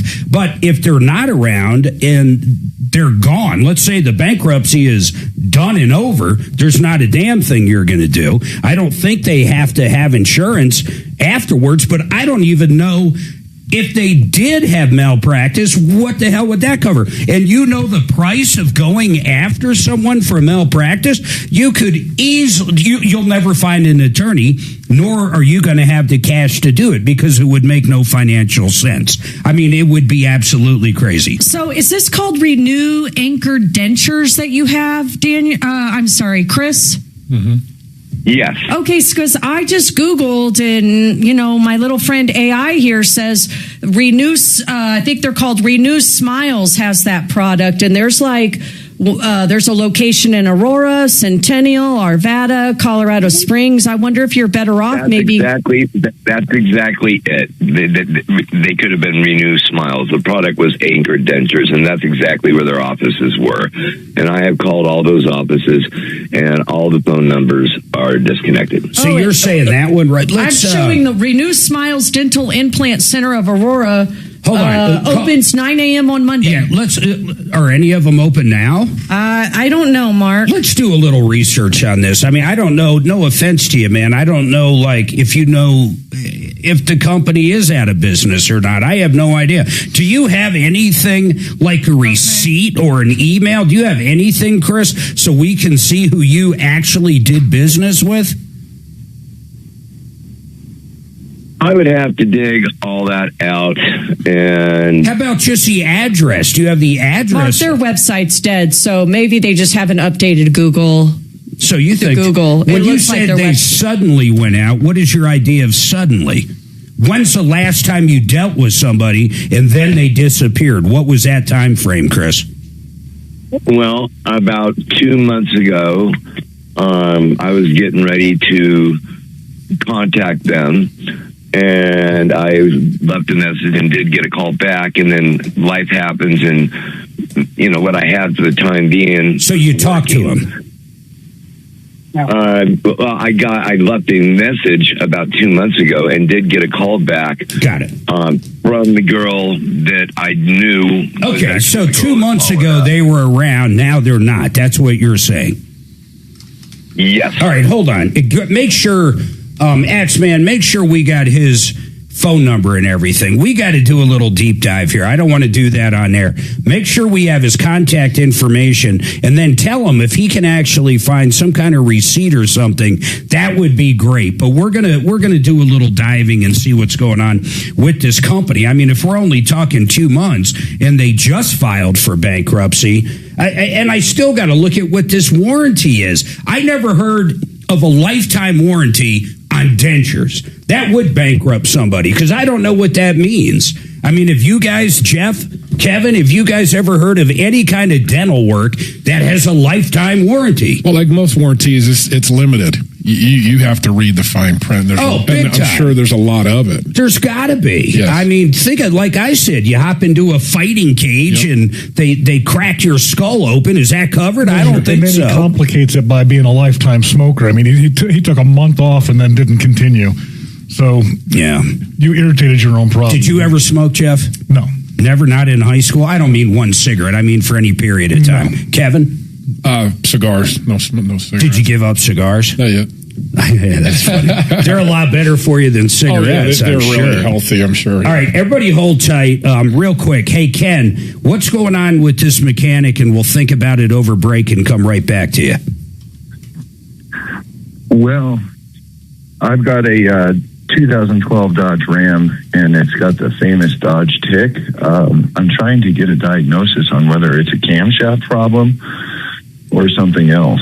All right, good idea. I like how he, that was very succinct. 303-713-8255. We're going to have 2 lines open. We want to hear from you right now. Any problems, questions, complaints, you've been ripped off, you need someone to fight for you to get your money back, or go after the bad guys, or just expose the bad guys. You found the right show. 303 Martino. That number works on and off the air. I'm going to drill it through your head so you can tell your neighbors. 303 Martino, 303 Martino. Call now or email us at help@troubleshooter.com. We'll be right back.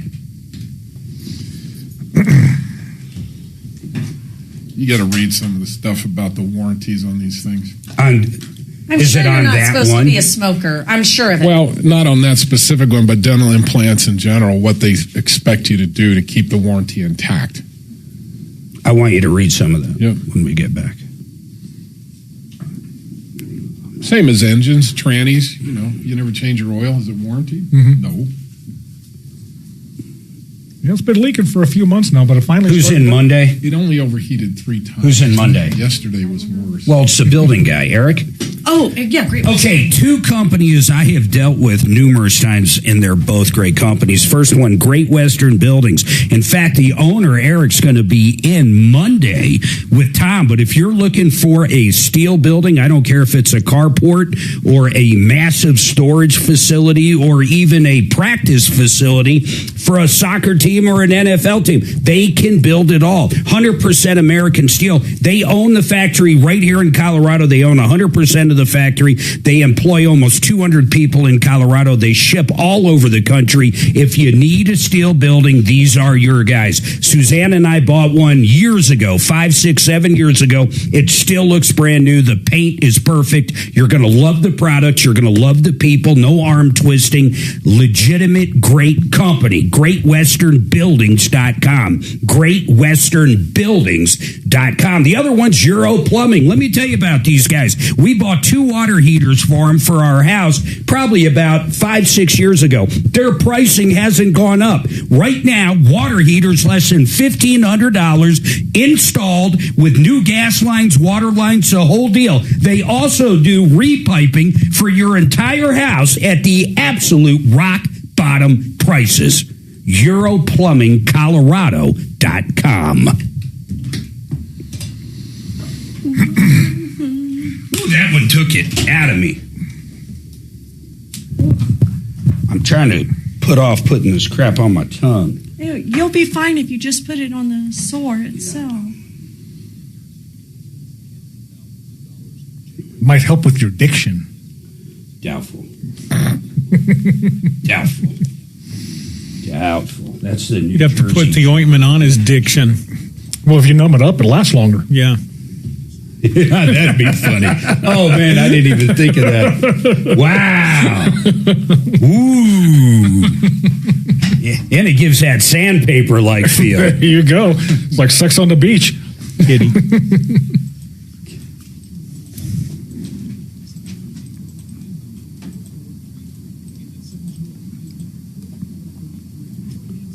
Yeah, there's probably, I don't think, I mean, once if you got jaw cancer, they're going to have, I mean, it's just crazy. What does that even mean on an implant? The fact that he went back to smoking, I mean. Yeah. But it says a lot of the warranties want you to have 6-month checkups, yearly x-rays, cleanings.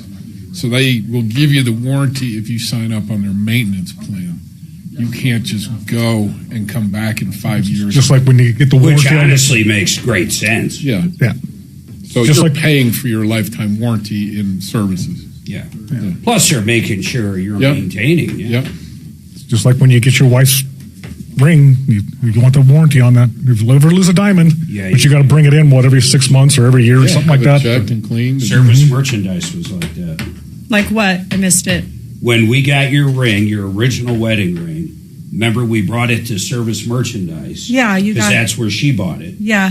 And we bought it from this woman that got divorced. Well, she never got married. Tell me that's a bad no, one. Mark, the engagement got broken off. Oh, the she engagement. was never married. She was never married. But so we traded like a washer and dryer and a game system for her wedding ring. So what, he just made you do the laundry with a rock in the river?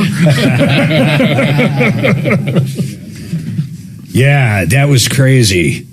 And that's how so then we got a ring. She told us where her fiance, bought it. It was Service Merchandise. Mm-hmm. We went down to Service Merchandise and said we lost the receipt and showed them the ring. They gave us a receipt and a copy of the certificate. And then we could bring it there, just like you said, for the cleanings for free to keep the warranty. Yep. Have you seen this thing with this California deputy that got shot serving on warrant? Yeah. And then the sheriff's department ran the guy over, killed him. Well, and they ran him over with a Bradley. Yeah, I know. Yeah. Like, with a Bradley? Yep. With their armored personnel carrier. Yep. Yep. You shoot one of my deputies. We're going to run you over. What kind of warrant was this? Who cares? He shot at them, shot at the cops. No, I just wondering why there's a Bradley out there. It was I see what you're saying. You know, a lot of times that's kid stuff, man, because those guys want to put up a fight. The deputies. No, but that was on this pursuit after he shot the deputy. Okay. So they didn't roll up with the ATV. No. Okay. No. I was like, that's this a hell of a this warrant. wasn't Venezuela. He must be a gun guy. What's that great line in Die Hard? It looks like the police have an RV. Come up with a recreational vehicle. It was a Nintendo. I think we should just send the worst of the worst over to that Venezuelan prison. Or no, where is that? Where's that one that's Ecuador? No, was it Ecuador? No, it's badass. Yeah, we're talking about the same one. All right, 303-713-8255, 303 Martino. By the way, this hour brought to you by Frank Duran, the real estate man. How I love thee. And I'm going to say this. I used to say Frank Duran sells more homes for more money in 1 month than most realtors sell in an entire year. But I got corrected on that. About a month ago, Frank was in, and he sold more homes in 1 week, closed on more homes in 1 week than most realtors sell in a year. Think about that. 1 week. You want the best, forget about everybody else you hear about. He sells more homes than anybody I know in the state of Colorado. He touches every single deal. He's a negotiator. He's an incredible man. He has helped us out numerous times buying and selling homes. I wouldn't use anybody else in Denver Metro. Period. End of story. I don't care what the other commercials you hear. One of them lies all the time. I'm not going to say who, I'll get in trouble. But one comes on and says, I sell the most. No, you don't. You're lying. Frank does. FrankDuranHomes.com. FrankDuranHomes.com. Now, Ken, what kind of vehicle was that again? Usually I take a note. It was a 2012 Dodge something. Dodge Ram pickup. Dodge Ram pickup. And you said it's got some kind of tick. Yep. First of all, what does that mean? They're notorious for wearing out the camshafts inside those. Yep. So, and you hear a tick? The roller lifter starts to fail, and it chews into the cam. Yep. Okay. Yep. And then literally Very you common. hear it. Yep, very common. Okay. And then what is your question with that going on, Ken? Well, I took it to Christian Brothers and told them that I suspected that this was happening. I was told from the dealer that you have to remove the intake manifold and the VVT sensor or to look for metal shavings to know if it's actually that. Yep. And I explained to Christian Brothers, can you put, I know it's a deeper diagnostic, but can you give me a definitive on whether or not it's this lifter? And they convinced me that it was spark plugs. And $800 later, they took the valve cover off, and they did note that the cylinder 5 valves aren't opening all the way. And assumed from that. Hey, Ken, I got to jump in here. I guess I'm missing something because this seems like it wouldn't happen. So you bring it in and you tell them, I think I have this ticking sound, and here's some research I did. Here's what I think it is. Is that part correct so far? Yes, sir. They call you back after they have the vehicle, and they tell you that it's spark plugs? Are you telling me that? Yes. They said the reason it's ticking or making this probably noise. had misfire codes along with the tick. Yeah, okay, but are they saying the reason you brought it in was because of your spark plugs? They said that based off of their inspection, they think it's spark plugs and not this notorious cylinder 5. Okay, now I got to ask you guys, can bad spark plugs create any noise like that? Is that a thing? Nope. No. So even if one wasn't firing properly or cracked... I'm telling you, he had misfire codes. I get that. And they diagnosed the misfire codes Not the first. ticking. Because that's what a lot of places will do, is do the quick, easy first, get that out of the way, and then dive deeper. So it's fair to say, Ken, and I want you to jump in, but Kevin, Jeff, it's fair to say he probably did need spark plugs. It's very possible. Ken, did you ever replace the spark plug since you own the vehicle?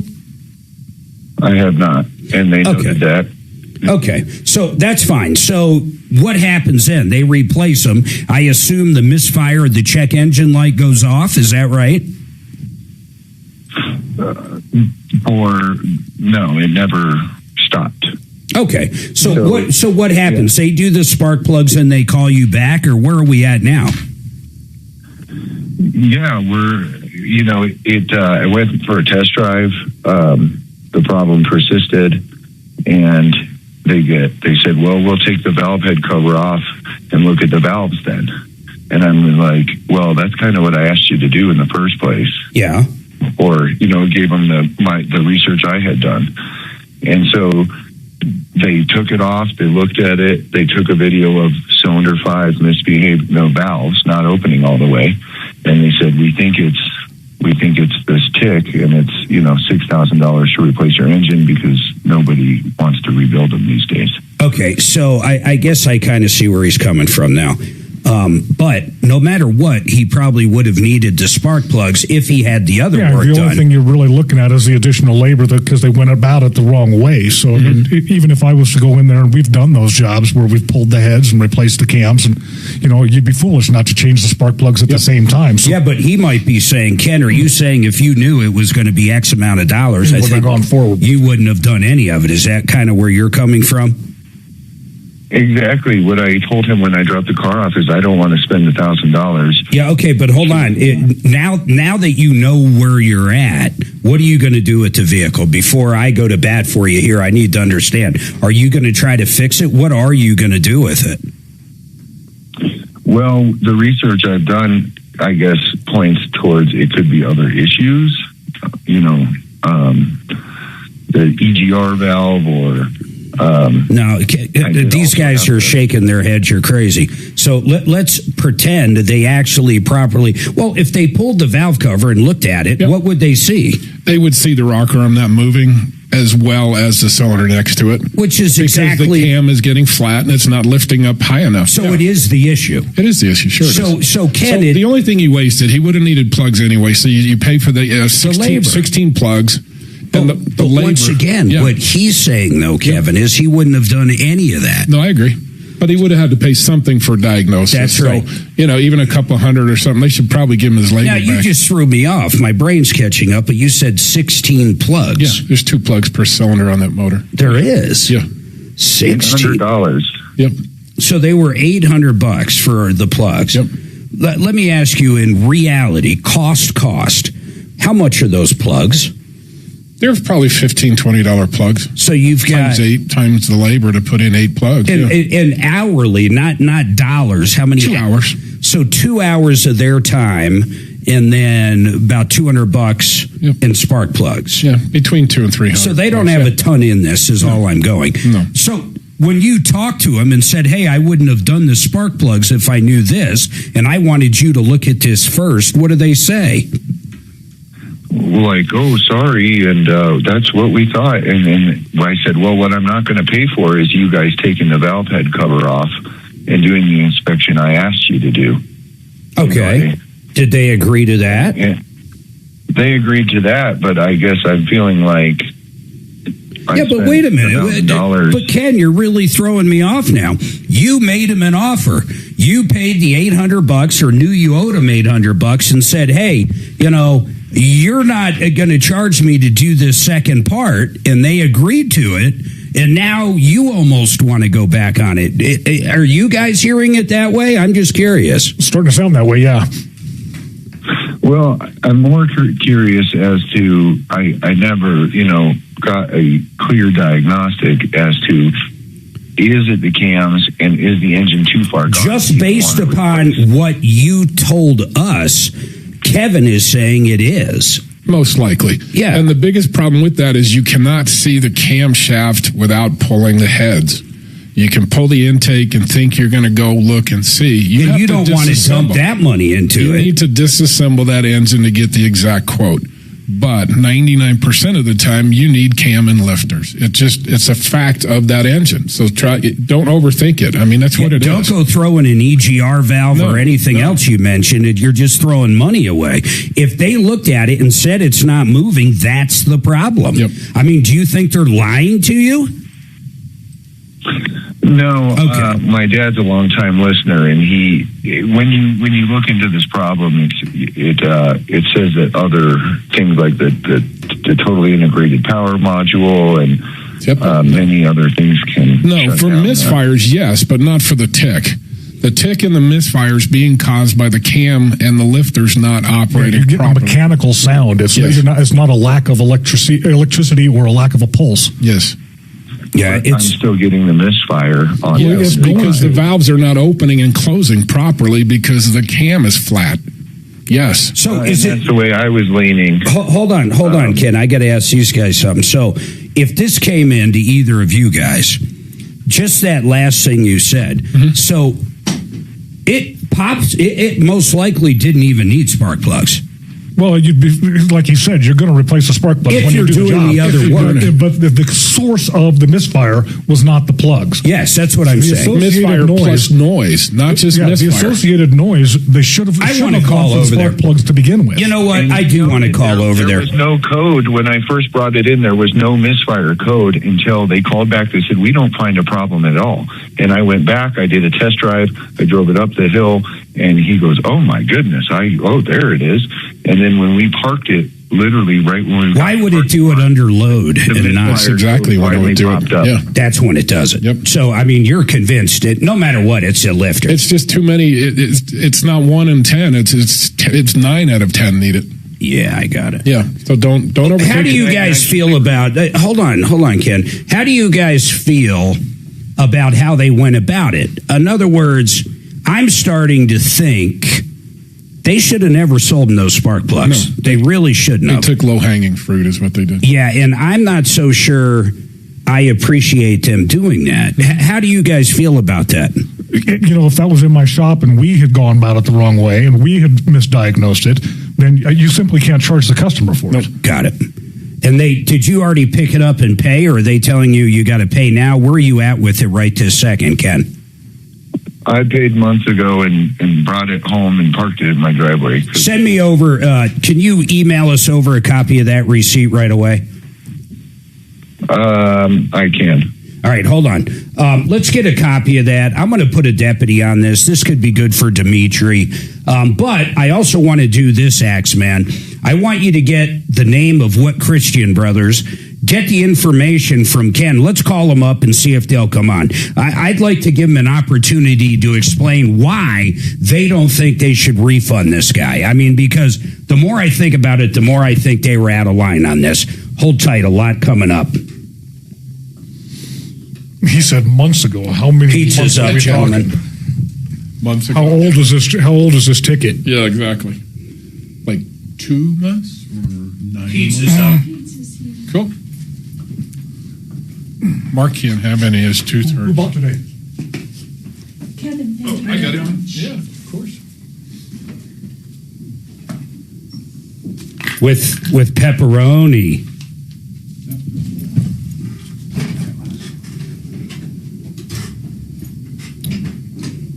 See, when I don't give out the text number, we actually get freaking phone calls.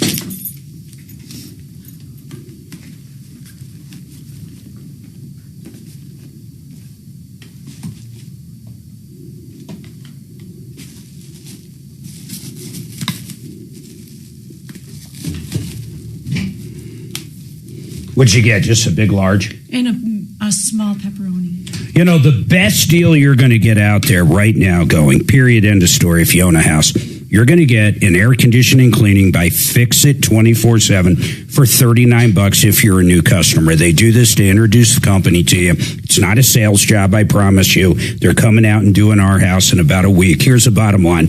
That air conditioner has been sitting outside all winter. Go look at it, man. It's dirty. It's grimy. They're going to tear it apart. They're going to clear it.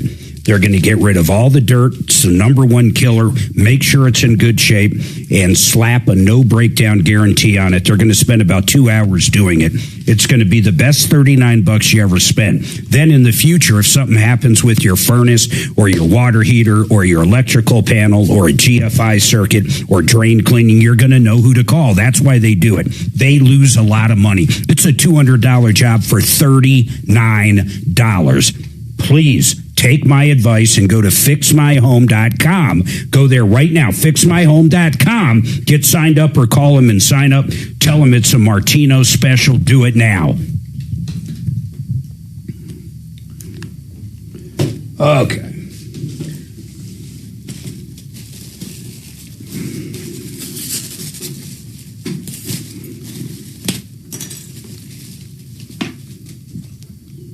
Is your medicine kicking in? Yeah, it is a little, actually. I find if I'm not screaming, which is really hard to do. Is this a good day to piss you off? Yeah, it's like, God. And I'm not talking a million miles an hour. I think when she shaved it down yesterday, it helped quite a bit. Now it's just letting it all heal.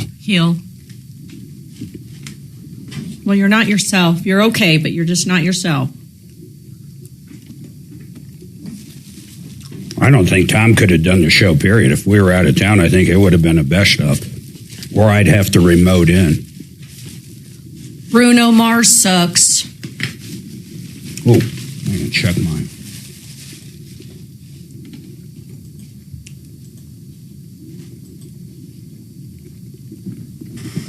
Yeah, that's kind of funny. We were supposed to be in Vegas today. Mm-hmm. That could have really been a nightmare. Supposed to go yesterday. That could have worked out in a very bad way. Well, I know you're not. It's not your thing, but I'm glad we get to be there for touring the wedding venues. I was excited about that.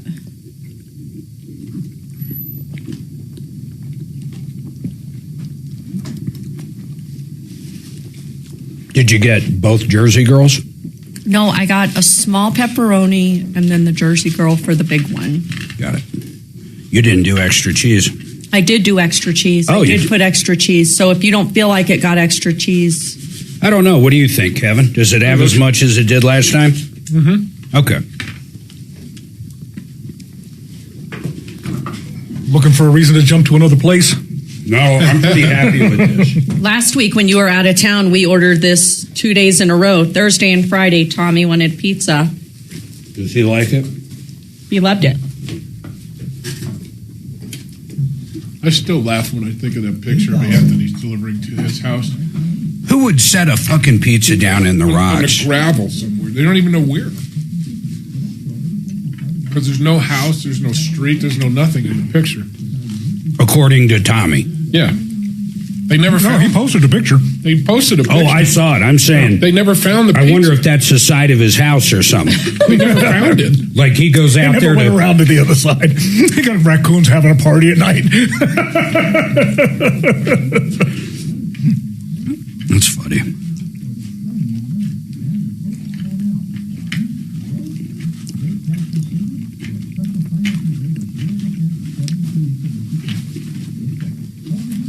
I like places that deliver themselves. I think all those other ones suck, man. I don't trust any of them, these Uber people. And if I have to go sue because of food poisoning, I don't want to have to sue 10 people.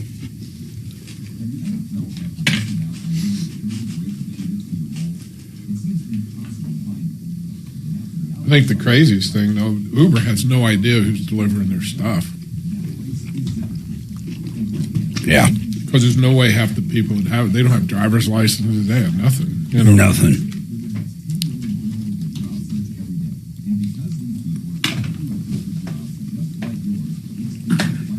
Oh, man.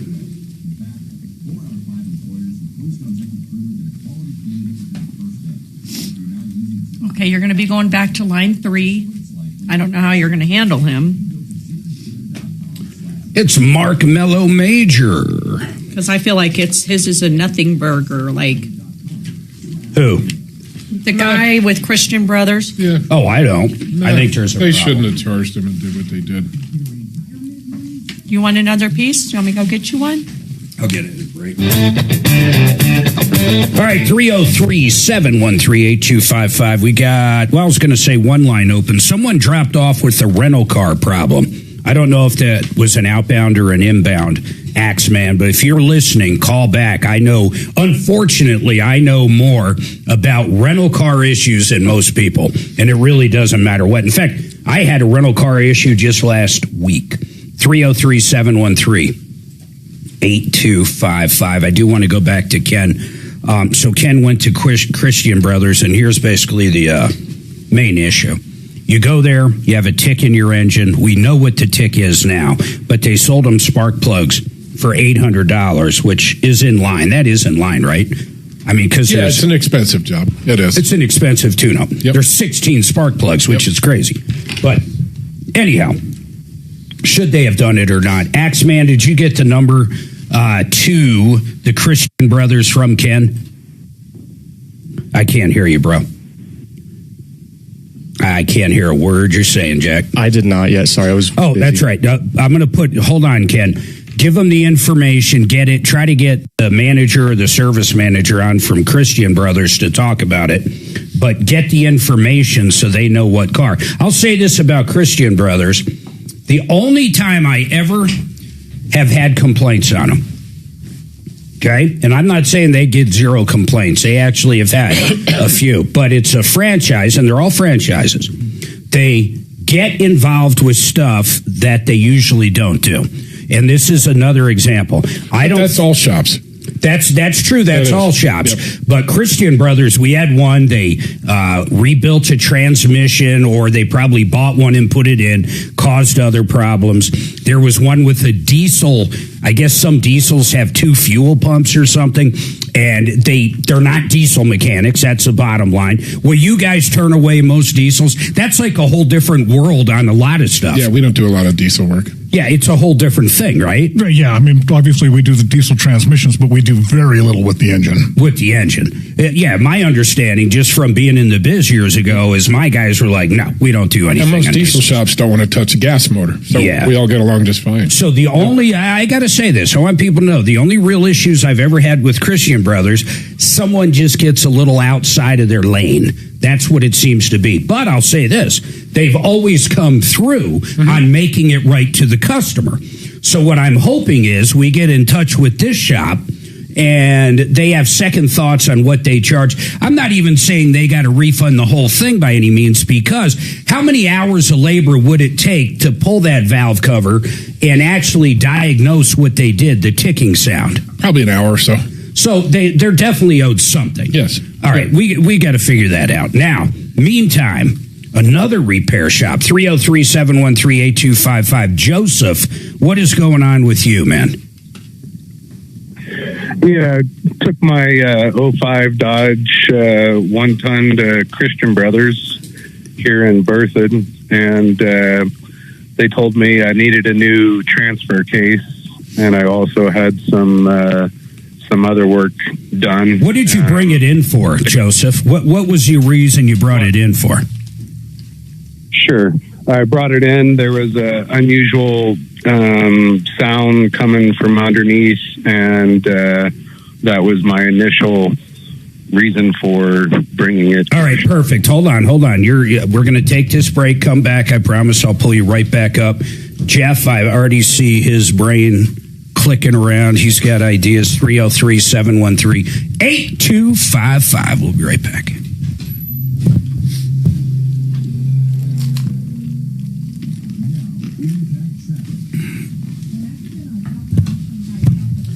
Is it just ironic, or? It is how it works out sometimes. I wonder, do you think this could possibly be another one where they got in over their head? Mm-hmm. It's sure sounding that way. I've always thought they're kind of like my Goodyears were. I mean, if I had the right tech that could swap an engine, I might do it, but I already trusted that guy. And it wasn't our deal. I didn't like having my bays. I can do a lot of brake jobs in a bay, man. And you'd be way ahead of the game, too. Way ahead of the game. Yep. And with the wrong tech, I mean, you get upside down quicker than you can imagine. All right, my friends, Frank Duran, the real estate man. I talked about him during the show. I'm going to talk about him now. Frank Duran, I can honestly can say he sells more homes in 1 week, than most realtors sell in the state of Colorado all year long, and he sells them for more money. If you want the best, you call Frank. He's also one of the nicest guys you'll ever meet. He spends so much time every year learning how to become a better realtor and a better negotiator to perform better for you, and he does it day in and day out. Go to FrankDuranHomes.com. FrankDuranHomes.com.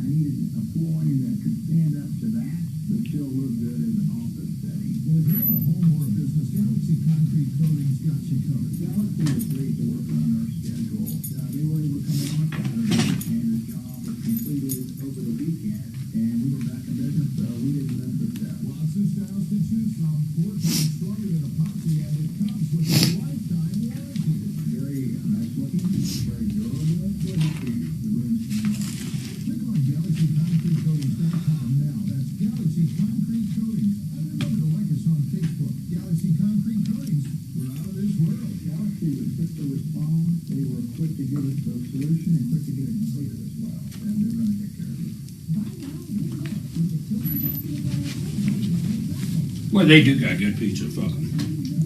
They do got good pizza. Fuck them.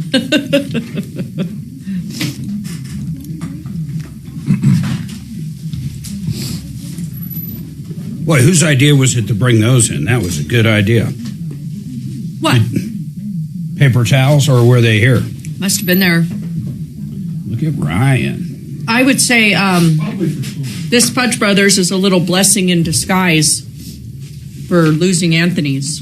Plus, I think it's better and it's cheaper. It is cheaper. I don't know, when they're good, Anthony's pretty good, though. I don't know if they're good anymore. Well, no, I said when they were good. Oh, yeah, you couldn't. That was really good.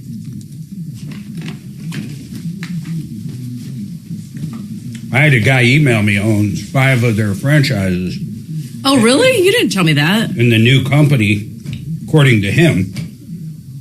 is really screwing him and trying to take him back by force and fucking over his retirement and everything else. But because it had nothing to do with the quality of pizza. Wow. Those franchise agreements, man, you better know what you're getting into. You got to play by their rules, and most of the time, they can change their rules anytime. A lot of fine print, yeah. If you own a McDonald's and don't want to buy your forks through McDonald's, they'll take your franchise back.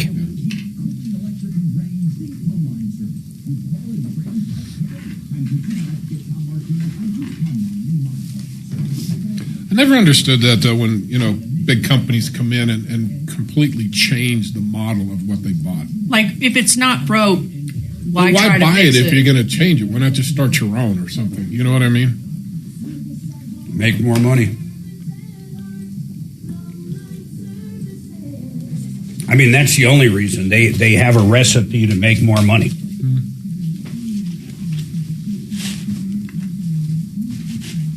Well, I'll tell you, this Jersey girl is good. You should try one of their other flavors sometime. Yeah. Like the Ultimate, or I don't know.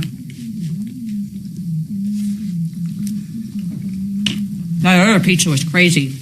We had a good one at Perry's the other day. What was that white one? That was really good. The Pearl. I like a good white pizza. I do too. Yeah. I love white pizza. Ricotta? Oh, yeah. I love ricotta on garlic pizza. Get out of here. With garlic, olive oil on it. Yes. Yep. I love good white pizza. There used to be a place in Parker when I lived in Elizabeth. I'd stop in there. I'm trying to think. Tonti's? Could have been. Was it in Cottonwood? Yeah. Those Tonti's. Yeah. They had a fucking stromboli. They still do. That is probably the best stromboli I've ever had. I enjoyed their food. It was good. Yeah.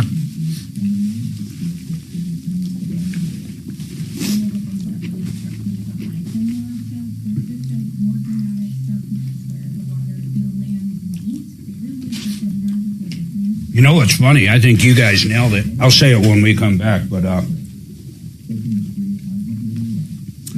I'll tell you why we're getting a lot of car complaints today. Because it is so slow in the industry. You know something? Over the break, I was just thinking, besides stuffing my face full of pizza, I was actually thinking about something Kevin and Jeff said at the beginning of the show. Think about this. The car industry in general, the parts, everything. I don't care if it's a Napa Auto Parts or a parts store or a transmission shop or a Goodyear or tires. Cars in general right now are down, right? Repairs are just down. All across the board, all across the nation. Yep. All across the board, all across the nation. What happens? When that happens, it's kind of funny. All of a sudden, for the first Car Friday in a little bit, not for a long time, but in the past maybe month, we're getting back to back to back complaints over shops. And I'll tell you why. Now, whether it's on purpose or not, they either get over their head and shouldn't be doing it because they got to have revenue coming in because it's slow everywhere, or they outright try to sell stuff you don't need. Now, I don't think Christian Brothers is doing that, but it's kind of crazy thinking of all these. I can't think of the last time I had back-to-back calls about Christian Brothers. I can't. Two different ones. And because of the environment, the workload being down, you end up taking on jobs you normally wouldn't. That's what I said about Christian Brothers. All the problems we've had over the years with them, generally because they're not staying in their lane. And here's what I mean. When I had my Goodyear stores, the bottom line was we did oil changes, we did tires, and we did front end work. Those could be struts, shocks, alignments, stuff related to tire wear. Now we would do transmission services, air condition services, alternators, starters.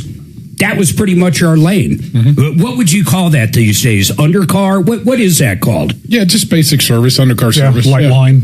Yeah, light line. We didn't do. I had one guy in Montbello that I had for a while. He could do engines and stuff, and I might do them out of there. But I was exiting my lane, and I didn't like doing them because if anything went wrong, that bay had a car torn apart in it that I could have done 20 brake jobs in and made really good money while I'm fiddling around with a used engine or something. So I learned the hard way too. stay in your lane. And I think that's what's going on in shops right now. But back to Joseph, and then after the big break, we're going to get an update from Axeman. He reached out to the other Christian brothers about Ken's issue. We're going to see where that went. Now, Joseph, here's where we're at. You heard a noise coming from under the vehicle. You brought it up to Christian Brothers, and what did they tell you? And what kind of vehicle was it, by the way? It's a 05 one-ton diesel with 25,000 miles on a new motor and 15,000 miles on a new transmission. Got it. So you brought it up there because you heard a sound, and what did they say? They said that I needed a new transfer case, that the drive line was loose in the transfer case, and that I needed a new transfer case. What was the sound? If you could best describe it, what did you hear? Yeah, just kind of like a very rhythmic grinding, I guess you could say. Grinding or growling? Just a it made sense whenever they described what the issue was. The rhythmic grinding made sense because it would change depending on RPMs and so forth, speed. Could that even be like a drive shaft, though? I mean, well, not necessarily a drive shaft itself. No, not unless he's got a two-piece drive shaft with a carrier bearing on it. Yeah, okay. So what happened, Joseph? What happened at that point? They called you up. They said you needed that. Did you buy it? What happened? Yeah, so I said okay, and like I said, spent $6,000. They put in a new transfer case, which was like $3,500, and bought the transfer case from Go Powertrain. Put it in. I told them, when I took it to the shop, how long it would be because I need to go to Utah. All right. I'm sorry. That's it. Hold on, man, Joseph. We get it. And I can only imagine when we come back from break, something's not working or the sound is still there. This could go back to exactly what I was saying. Everybody hold tight. 303-713-8255. Two lines open. 303 Martino.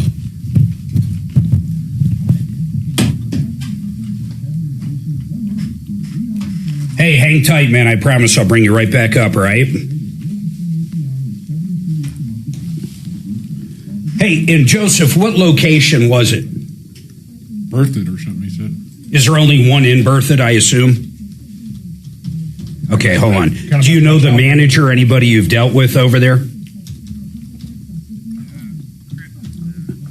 All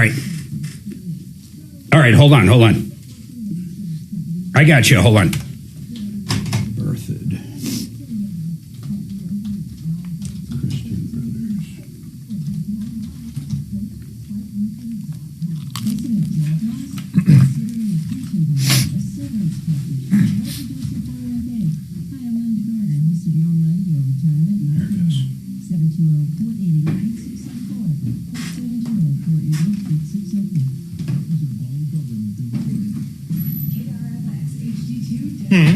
Worlds ahead. What did I do? You're good. Oh, thank you. Okay? I don't admit that about anybody. No, I know. Shannon said he doesn't want to tell me this when I'm in the room, but I'm doing good. I can't believe they're still talking about this. That you're more than... What? Did you see this thing when Doug McDonald's Hey, CEO took a let's bite? not go over. Compared to the last one. And then the Wendy's guy, he's like, And Doug just called me back Yeah. from Christian Brothers. He's they're going to still get making him fun of him now. He's and blaming it on his on mom in a teaching couple him minutes. manners. It's just like, dude, move on. Get him on. That's Which one what is I don't the know if first you were one? around for Ken. or heard I a love couple it. weeks ago. That's what got Good job, him Kelly. the archer. Yeah. And then it was making him sick. Yeah. You know, because his body Couldn't handle that. Yeah. No, that thing's a monster. I mean, I don't know. Have you had it? I've seen it. I eat at McDonald's. It I'll would go be for very breakfast rare once in a that I while. eat at McDonald's. Yeah, breakfast once in a while. I like their sausage. Mark does McMuffin too. with Once egg. in a while, if I'm with him and he gets a McMuffin, I'm like, all right, I'll have a McMuffin. Last time when I was doing no carbs, Things that I hate. I would do, they had two for $4. Where if it's an Egg oatmeal number, McMuffin. it has that- And I just throw the bread off. Muffins, yeah. They were the best $4 ever. Oh, yeah. The one that I was going to, there was always seagulls in the parking lot. Yes. So you could pull out into the parking lot. It was like a Kmart behind a McDonald's or something just to eat, and you toss the buns out. Yeah, he's going to get Doug's, the manager, and he's going to get the general fighting manager over on the too. muffins rolling around in the parking lot.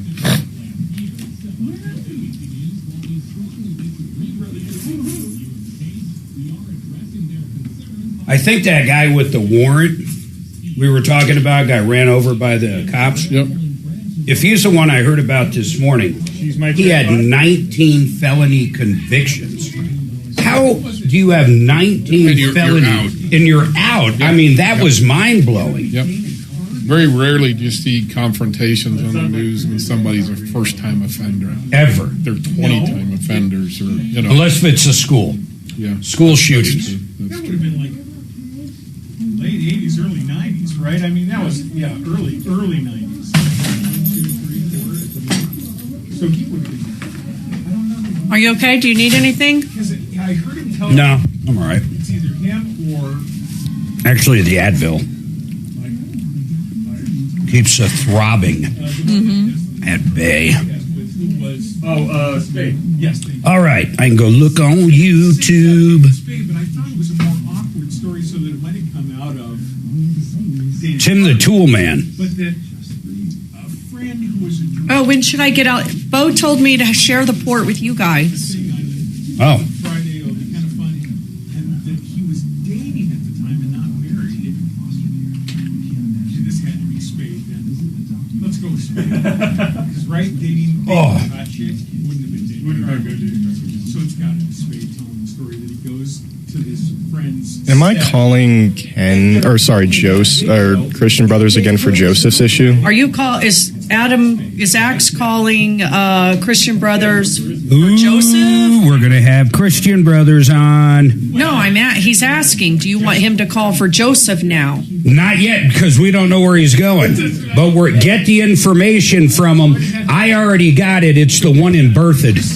That video, one of them's banging David Spade. God, what are the chances, too? Hey, Joseph, this is Adam. And I believe, give me 1 second, sorry. I believe Mark has some information. What's the phone number for the brothers you contacted?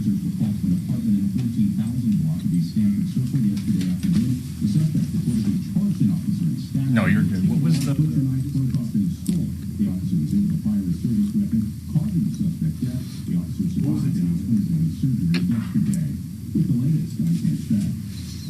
That one in Berthoud looks like the place. Remember that lady who was complaining? She ran into the light sconces that are hanging outside. Oh, yeah. That was a good one. That looks just like that place. So I think it was the same place. That's funny. Yeah, I do remember that. All right, here comes a poll.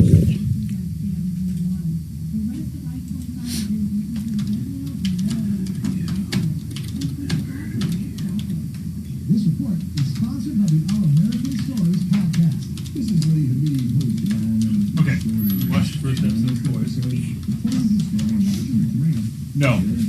For whatever reason, we tried to watch Invincible, but it just gave us the spinning wheel of death. But it's the same Amazon, so I really don't understand what the problem was. So we switched over to The Boys, and it works perfectly. A couple of things.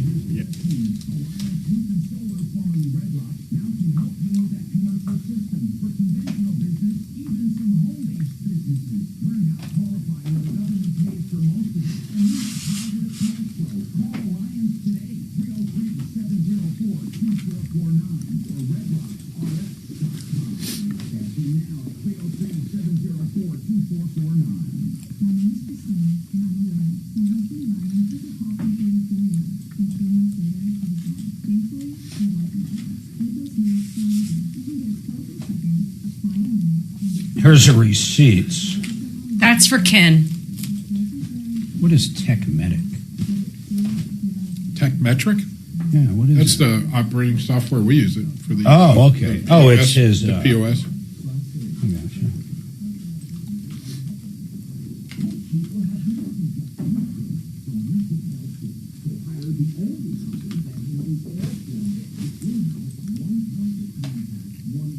Boy, he had his BG Intake air done. Same trip. That all says declined in December. Oh, some of it says authorized. Oh, there's spark plugs authorized. I see. Yeah, no. All of this was in December. He's calling 4 months later, Mark. Yeah. Oh, you knew that? Yeah, he said months. You want to look at it? Send it to Kevin and Jeff. Okay, I'll send it to you guys. Let's see here. We need to start with plugs and an intake cleaning and a tranny flush, and then we can get to the diagnosis. Like a pickup line. Oh, I have been waiting for a pickup line, yes. Dan Caplis, afternoons at 4 on 630 KHOW. Yeah. Ripped off, bad news. You need advice so you don't have to lose. We'll come running just as fast as we can. Troubleshooter's gonna help the common man. This is the Troubleshooter Show. Now, Tom Martino. Welcome, my friends, to the only show of its kind. We're here to solve problems, answer questions, take complaints. It's Car Friday. Back-to-back Christian Brothers issues, which is it's kind of unique over the years. But it is Car Day, 303-713-8255. We do have two lines open. We're going to hop back to Joseph, and that was the second question. But I got to tell you this hour is brought to you by waterpros.net. Yeah, Paul the Waterman, this guy's incredible. Suzanne and I bought a system from them probably 2-3 years ago, and it's a water softener for the whole house. It's absolutely low maintenance and works perfect. Not one problem with it ever. And we got it for half the price of the competition. Right now, he's got one for $4,600. Listen to this. Not only is it a whole house water softener, but it also gets rid of all the PFABs, those little microplasties in all of our drinking water. It gets rid of those in the entire house. And it gets rid of the chlorine. So it's a great system, $4,600, whole house. Competitors, well over $10,000. You got to check it out for yourself. Waterpros.net. That's waterpros.net. Now, 303-713-8255. Any car questions? Any issues on cars whatsoever, we want to hear from you. 303-713-8255. Don't forget, help at troubleshooter.com. Now back to Joseph. He had a problem with his pickup truck. It was an 05 1-ton, but there was only 25,000 miles on the diesel engine, and I think he said 15,000 on the transmission. What kind of 1-ton was it? What was it? Was it a Chevy? What was it? Dodge? It was a Dodge Dually. Yep. So a Dodge Dually, a big boy. So you brought it into Christian Brothers, and they basically said it was a transfer case. It was making kind of a growling, grinding kind of noise. He brought it in. They said it was a transfer case. And then you dropped $6,000 with him, Joseph? That's correct. And then you go to pick it up, or they called you. What happened next? Yeah, they put in a new transfer case, said the truck was ready, told them I was needed it back as soon as possible, was taking the trip to Utah. Took off to Utah, driving down the road, hear a loud bang, look in my side mirror and see the drive line skipping across the highway. Oh, my Made it to the shoulder of the road, immediately got out, looked under my truck, and the transfer case is blown apart with flames coming out of the transfer case. The truck catches fire and burns to the ground. Oh, my God. Wow, does that not say it all? I didn't see that coming. So first of all, Jeff, what happened there to the best of your understanding? The drive shaft that he saw come out was probably the front drive shaft? That's correct. Yeah, because the rear joint on those has a tendency to lock up. And even though you're not in four-wheel drive, they're always along for the ride. The front differential's always engaged. So going down the road, once that joint actually gives up, it'll come apart and just destroy everything in its path. Why would it catch on fire? That had something to do with the oil, or it tore the fuel lines, which were running right along that rail right next to that drive shaft. Oh, my God. How long after you picked it up was that? Days, literally. Now they must acknowledge fault. Well, here's my problem is, the first day in talking with them, they paid for a hotel because obviously I was stranded. And immediately, I write down all the tools that you had in the truck. And I was like, thank you. Like, this shop is going to do the right thing. And so here we are 2 weeks later. And I talked with them today and just asked them, why haven't you guys come out to look at the truck, to investigate the truck? If you say it's the transfer case manufacturer's fault, why hasn't no one? I actually went back to the scene and picked up the drive line, picked up pieces of the transfer case, and brought it home because it's where's the truck? Now it appears like it's even though 99% chance, yes, it was either Christian Brothers or the manufacturer's issue. Now it appears like it's getting to a point where it could possibly have been something else besides what we did. Could have caused this, where before in the beginning it was very sympathetic and like I told him, I said, I appreciate you, doing the right thing. Hey, Joseph, did you take pictures of the truck after this happened? Sure. Yeah, I got pictures. Can you send them to us? And do you have an overall picture? I understand you're going to have pictures underneath, but do you have an overall picture of what the truck looks like? And what I mean by that is you said it caught on fire. I mean, is it in ashes or what are we looking at? We're looking at a complete loss. There's nothing left of the interior. Oh my God! Well, now you said you picked up pieces. All the windows exploded out of it. Luckily, I was hauling. I had a 75-gallon auxiliary tank on the bed of the truck. Luckily, it was diesel, but the tank actually caught fire, but the tank didn't explode. There was a battery inside the toolbox of the tank. There's nothing left of the truck. It's completely. You said you picked up some of the carnage off the side of the road, but I assume parts of that was the transfer case. Yeah, parts of the transfer. So the front drive shaft with the drive line. So the part of the drive line that was on the road was the half that met the transfer case, and then the half that met the front. Hold on, Joseph. Where the drive shaft meets the transfer case, were the bolts in that yoke?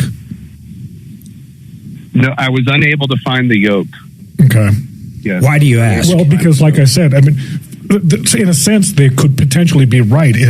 Although it had nothing to do with their work, they were there.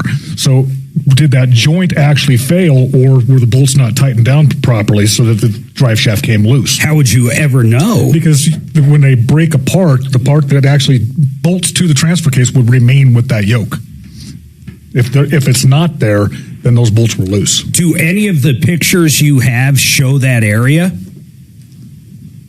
Yeah, I've got pictures of after they had, put out the fire and we were able to go up to the truck. I have pictures underneath the truck of the transfer case. Are they all like in a drive you can share a link to? How are you going to get them to Jeff to look at? How is that going to happen? What was that? How can you get us all the photos? Do you have them like on a Google Drive, or do you have them on a Dropbox? How do you have them? No, I'm a simple man. They're just on my phone. I can send them through a text messages. Jeff, what pictures do you want? I mean, if he's got a million pictures. He already said he wasn't able to recover the part that I would want to look at. No, but could it possibly be in one of his pictures if it's underneath there? Potentially, yes. Do you have a picture of where the transfer case and that drive shaft come together? So I have the drive line, and on the drive line part, there's where he's talking about is missing. I don't have that yoke that bolts. I just have the drive line, and then well, hold on. Here's what I don't understand. If it's missing, what does that mean? Well, it's probably scattered on the highway where he couldn't find it. But now you said you have the drive shaft. Is it broken at that corgin joint in between the two joints? Yeah, so basically... So it was the drive shaft that came apart. So I can speak accurately. Sure. Mark, wouldn't this be an insurance issue? Couldn't he turn it into his insurance if he had to, if Christian Brothers isn't going to do something about it? Generally mechanical stuff like this. I had limited liability on the truck. Yeah, so that wouldn't matter. Hold on. I want to see... I want to see what pictures you have available. A picture of the drive shaft where the two drive shafts come together, or a picture where the one drive shaft. Send us the relevant photos. Hold on. We're going to tell you how. Suzanne's going to pick up during this break. Then Larry, Joseph, Josh, and then we have a Christian Brothers GM on. Jace, we're going to go to right after this quick break, and we appreciate him coming on. He's coming on because Ken called up and said he ended up spending $800 on spark plugs that were wrongly diagnosed, is basically what Ken's saying. So we've got the GM of that Christian Brothers coming on, and then, God, we've got a lot more. Josh has a question on a Tesla, and then Larry, I don't know what that's got to do with something on a Deputy D case. Everybody hold tight. We need to get those photos to I Jeff. told him to have him text him to me, and I'll get him to Jeff. Okay. I had one of those several years ago. We put a transmission in them, and we sent the drive shaft out to be built. And that drive shaft failed at 75 mile an hour going down C470 and destroyed the truck, $25,000 worth of damage. The drive shaft shop that built the drive shaft wouldn't step up to it. What'd you end up doing? Putting it under? Turning it over to your insurance? Oh, yeah. Vestera Turnkey. Have you ever wanted to be a landlord, but literally have no idea what you're doing, but you want to be in that realm to make some money, maybe diversify some of your retirement, however you want to look at it? Barry Miller does just that. He knows not only the proper property to buy, but he knows the proper area to buy, something that's going to increase in value fairly quickly, maybe 1-2 years. I want you to check out his system, VesteraTurnkey.com. We actually have listeners making 40 to 50% annual returns with Barry. Go to VesteraTurnkey.com. That estimate's a hoot, isn't it? What? You go in for an engine tech and you got a power steering service, a transmission service, an intake service, plugs. I know. $2,000 didn't even address the problem. So, Jeff, I just am trying to make this stretch here. They hear the noise. They sell them a transfer. And we appreciate your holding. We're going to try and get to your question as soon as we can. Yeah, They don't even know that. Yeah. Then we don't know how many miles, but a day or Larry, two thank later, you so much for holding. We're going to his truck's on fire in total. I have a hard time believing they didn't do something wrong. I'm not saying it's impossible. Well, and what I'm leaning toward they did wrong, depending on what the pictures show, is they didn't notice, particularly on a 21-year-old truck. It's usually not play. Sometimes it can be. It's usually actually locked up. So if you're lucky, the customer comes in complaining about a vibration prior to the thing to start destroying itself. That's what he said, though. No, he had a noise before, but he was going down the highway and then he just heard a loud bang. So this thing came apart. So the likelihood is, because it's such a propensity, that joint was bad. They failed to notice it and put it back in the truck. Should have replaced the drive. So when you do the transfer case, do you take apart that part that attaches it to? You take the whole drive shaft out. So I'm picturing you have a drive shaft and there's basically 4 bolts that are holding it together. Yeah, you've got 2 round surfaces. So and what's in the middle of them? You've got a U-joint behind that, and then there's what's called a cordion joint. Okay, so it's got like a wrist, and then another U-joint right there. So ball and socket. But why do it that way? Why isn't it just a solid shaft? Because that's the way. It's a heavier duty setup. Yeah. Okay. So whatever's in between where it connects has nothing to do with 4-wheel drive or anything else. It's just the design of that. Yep. And when it fails, then what is actually failing in the? You got 2 joints that it actually twists the socket off, like 2 U joints. Yeah, take 2 U joints with a ball and socket or a pin and socket in between the 2.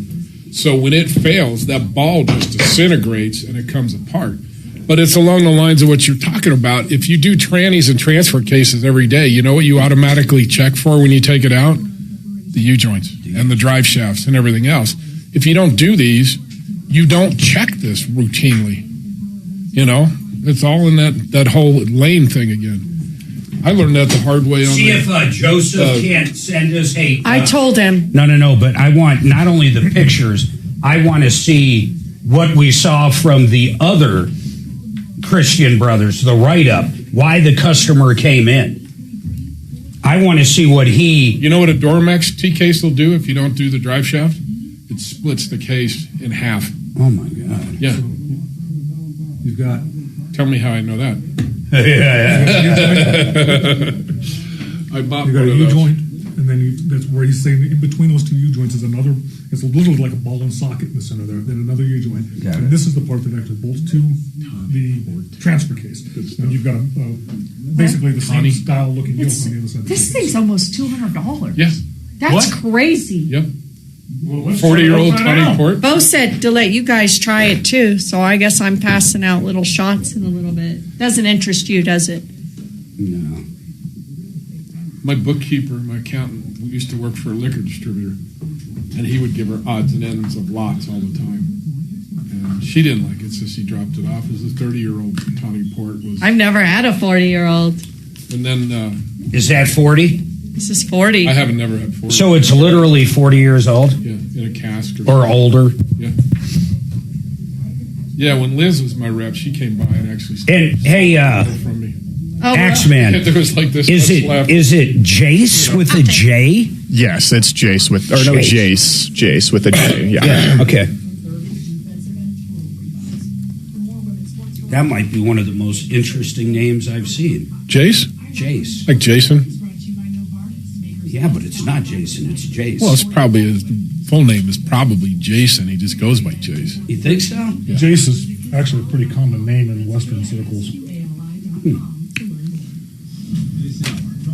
So in K-House Studios, Trajan Wealth, your trusted local fiduciary advisors. TrajanWealth.com. All right, 303-713-8255. I'm going to bring up Jace. He is the GM for Christian Brothers. Now, the one we're talking about right now is we had Ken call in. And, Jace, I'm just going to get you a little up to date. But basically what Ken is saying, he brought in his vehicle because he heard like a ticking sound. And he gave a lot of information, according to him, to the guy at the front desk or the service manager, whoever it is. And when he gets a call back, they said it's most likely, according to him once again, it's most likely the spark plugs. We want to start there. So basically, you guys put in the spark plugs. It was about $800. And long story short, from there, the spark plugs were not the issue. The issue is he basically needs an engine. And Kevin explained what the issue was. Well, cam and lifters, real common in that 5.7. Yeah. Yeah. So the reason he called us, Jason, I do appreciate any time a business comes on, it shows me a lot about that particular business, is because he doesn't think it's fair.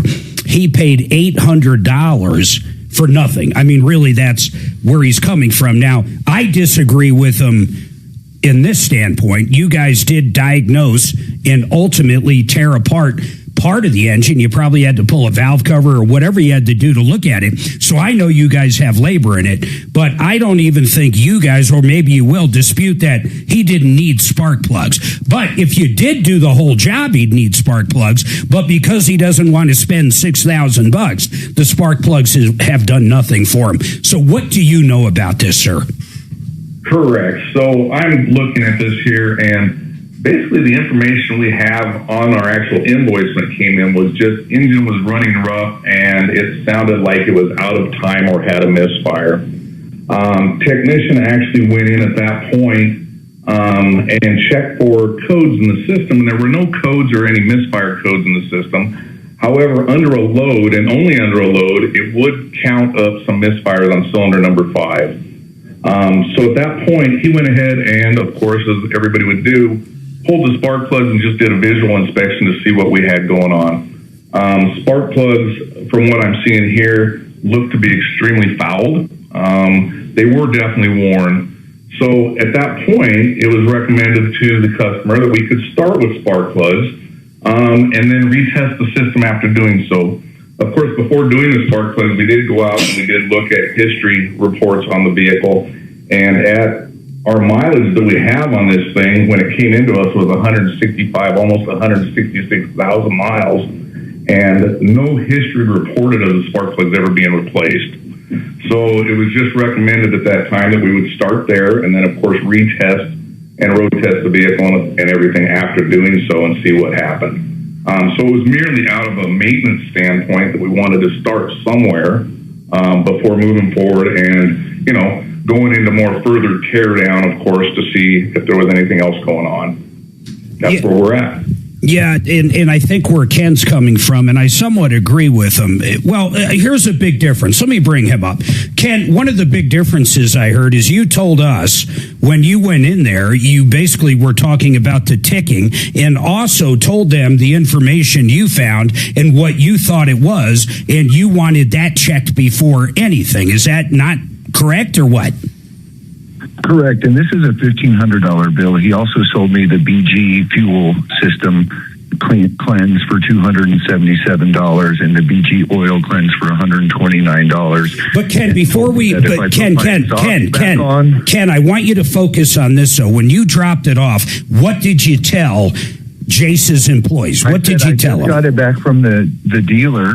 The dealer says you have to pull the exhaust manifold and look at the VVT sensor or some that would collect file shavings from the cam, and if you find the file shavings in that filter, then the engine is toast. It's not worth dealing with.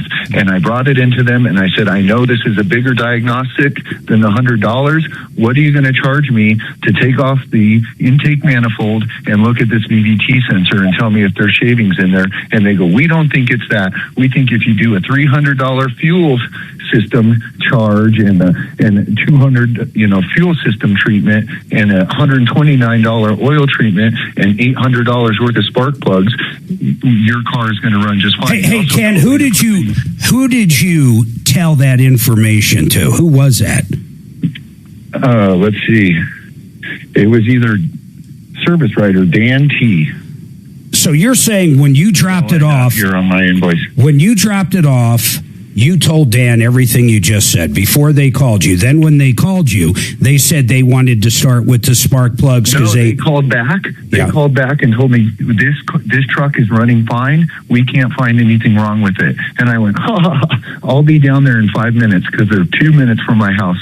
And I drove it up the hill on 38, up Olingers, up the Crown Hill, and the thing's popping off. You can hear it blowing by the valves. At 200 and 2,500 RPM. And that, hold on, Ken, I want you to, Ken. Gosh, holy cow, the tech. Ken. Yes, sir. So the tech was with you when that happened. He heard it. Then you guys go back to the shop, you go home, and that's when they called you with the tune-up information? Literally, when we parked in their parking lot, it threw the code for the misfire for the first time ever. Okay. And when they called me back after I dropped it off, they go, we drove this thing around. This truck runs perfectly fine. And I go, I'll be down in 5 minutes. I got you. For a test drive. Yeah, you're just going. You're going back to this. Ken, you're going back to the same thing. For goodness sake, we get it. So I want to go back here to Jace. Now, Jace, hearing what you heard there, does that change your opinion on the circumstance here? Well, I don't know that I can say it changes my circumstance. I was nowhere in my information do I have that this only happens under a load or going up a hill or at 2,500 RPM. So, I didn't have adequate information, obviously, on my invoice when it went back to a technician. So I'm not sure if that was stated. Sure. That it had to be under a load or under a certain RPM. I'm not sure. Well, you're from what I just got from Ken, basically they couldn't find any problem. He comes down there and brings them for a test drive going up a hill, and then they notice what he's talking about in the problem. Right. I understand what you're saying. First step with what he was saying as far as how it ran and misfired and popped and everything, That's why we went in and started doing diagnostics as far as looking for a code. Sure. If you're having that kind of problem, generally going to set a check engine light. There's going to be something going on. Hey, Kevin, you looked at why it originally came in, those notes there. Does it talk about anything about the valve noise or the dealership? Not on the paper. It doesn't say anything. Nowhere on the paper. No. So here, I guess this is what it comes down to, Jace. This guy paid for a fuel, a BG fuel system cleaning, whether it's 44K or an intake, I don't know. And then he paid for the tune-up, and bottom line is he needs an engine, and he feels like, hey, if I would have known that, if they would have diagnosed it properly in the first place, I would have never dropped this $1,500. So I guess the real question to you is there anything, do you feel the same, or can you at least have empathy for him? Wouldn't you feel the same as he does if it was turned around? Well, and again, just looking at what we've done and what took place at this point, I mean, after doing those spark plugs and the fuel service and what we had done at that point, we did go ahead and at no charge, of course, pulled the valve cover, inspected the valve train, and went ahead and moved forward on that at no charge. So that, I agree. If that would have been charged out, that pretty much offsets the amount of those spark plugs. And that's why we went ahead and did that for him, because at that point we did feel, hey, maybe we did miss that. Let's go ahead and go this step further for him, which is going to offset the spark plugs that we put in that he felt he didn't need. So we went ahead and took care of that for him. Hey, Kevin, is that about right on labor? I mean, I don't know. I have no idea. Off the top of my head, I'm not sure if it's left or right side valve cover they're pulling. So, I mean, usually a couple hours to pull a valve cover. Okay. For inspection. 2.3 hours plus the cost of plus the parts and whatnot. Here's kind of where I'm at, and this is the only reason I say it, Jason. I'm going off of what you're saying, Ken, and I don't know if that part's factual or not. He's basically saying he explained that the dealer said this is what needs to be done to someone there. You're a service writer, service manager, whatever it's defined as. Dan, he knows me. Okay, well, Dan, if Dan actually said, yeah, he did tell me all that, and he really did tell him, I don't know, but if he really did, I guess I would say, if you guys started there, he'd be in it with 2 hours of labor, not $1,500. Would you agree with that, if that's actually factual? Right, and if that is all factual, yes, I would have to agree with that. Unfortunately, again, when we go back to this, and we are, writing a repair invoice for a customer. Call Christopher Dodge. And he'll remember me too. I just got the Tippum repaired, and we sat down. The guy knows me very well. Ken, what is that? I'm going to have to put you on hold, man. Just look. Just let this. I'm talking to Jace right now. It doesn't matter what Christopher Dodge says. Okay, I'm going to go down this rabbit hole. Why would that matter in this conversation? Because I explained to Dan in depth that I wanted them to look at the crankshaft. And I was in that conversation with Jace, for goodness sakes, Ken. I said, if this is how it went down, can you see it a little different ways? And he said yes. Then he was talking. So continue, Jace.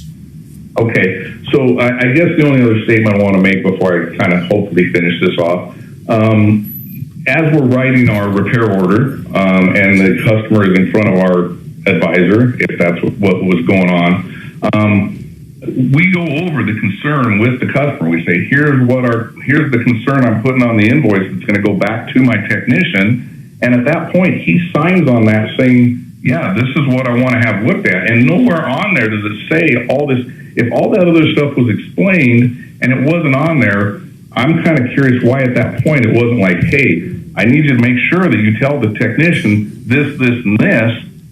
It would have made its way on the ticket if that would have been expressed to that point. And I agree with you 100%, Jace. So what I would ask you, can you talk to that service advisor, whoever wrote all those notes up that I've seen, Kevin saw, and you're looking at, and ask him if that stuff was also relayed to him, and then maybe get more involved into this if he agrees with that. If he says, yes, the guy did tell me all that, that makes this an entirely different story, and I think you would agree with that. If he says, no, the guy didn't say anything like that, there's nothing else I'm going to do. I don't think anything was done wrong whatsoever.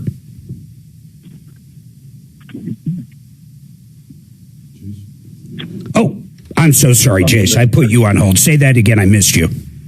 I said I just don't want to beat a dead horse to the end here. So here's where we're at with this whole thing. I mean, we're talking about something that happened back middle of December. Yeah, I know. I asked the service advisor what was said back then, and most likely he's not going to remember exactly what was stated to him anyway. Fair. So what are we looking for here? Do we need to address a refund? Yeah, Ken, what are you asking for? I want you to be reasonable when it comes out. They did diagnose it properly eventually. So what are you looking for, Ken? Well, you made a comment about low-hanging fruit, and I feel like selling me the... I don't want to go down the road of beating them up when they're on the air willing to do something. For God's sake, Ken, what do you think is fair right now? A refund, and really I called just to ask if you had a mechanic that I could trust that I could bring it to. Yeah, and you already talked to him, Kevin, and Kevin's telling you 99% sure you do need an engine like they said. Yeah, if you don't want to do a motor, don't bring it. Yeah, there's no reason to tow it around town if you don't want to do the motor. Yep. But Jace, what do you think? He's basically saying he wants a full refund. Personally, I'll be honest, I don't think that's fair because you guys did do some time and spend time on it. But Jace, why don't you make, what are you thinking at this point? Well, I mean, I guess where I started with all this, or where he started with all this, he felt like he didn't need the spark plugs. I would be willing to give him a refund back for those spark plugs. I think that's an absolutely fair deal. Are you going to take that, Ken? I think it's a great deal. It's more than fair. Yes, sir. All right, hold on. I want to put him on. Hold on. I'm putting Ken. I appreciate that, Jace, big time. And I see both sides to this, and I do understand asking a service writer going back 4 or 5 months, 1,000 writings ago is a different deal. Last question for you, and I really appreciate you coming on with Christian Brothers. Do you happen to also be the GM of the one in Berthoud? No, just this location. Okay, but believe it or not, we a lot of times when we get a call about a company, and I know a lot of Mark, Christian we don't ever Brothers. get calls on Christian Brothers, Almost but never. we have 2 today. It's crazy. Yeah, we got 2 back to back. Ken came on, then Joseph. I was kind of hoping you were the GM there, but I do really appreciate it. You're a great representation of Christian Brothers. We get very few complaints over the years, and I mean that. And I truly do appreciate you coming on and doing that. That was just a great thing. 303-713-TALK. I got to take this break, then back to Joseph. That invoice is pretty damning for the one that's up in Berthoud. What do you mean? They did the drive shaft. They did everything. I don't know what they did with the drive shaft It's per listed se. under parts. I know, but I mean, what drive shaft are you getting for $104? 104. Yeah, Nothing. yeah. So they didn't put a drive shaft in it, but they put the transfer case yoke on. It's on here. They got a nut for it. So either came with the wrong yoke or there was something wrong with it. They changed out the yoke on that thing. I think. And the yoke's missing. I think the insurance companies for both companies are going with. Did you see the pictures?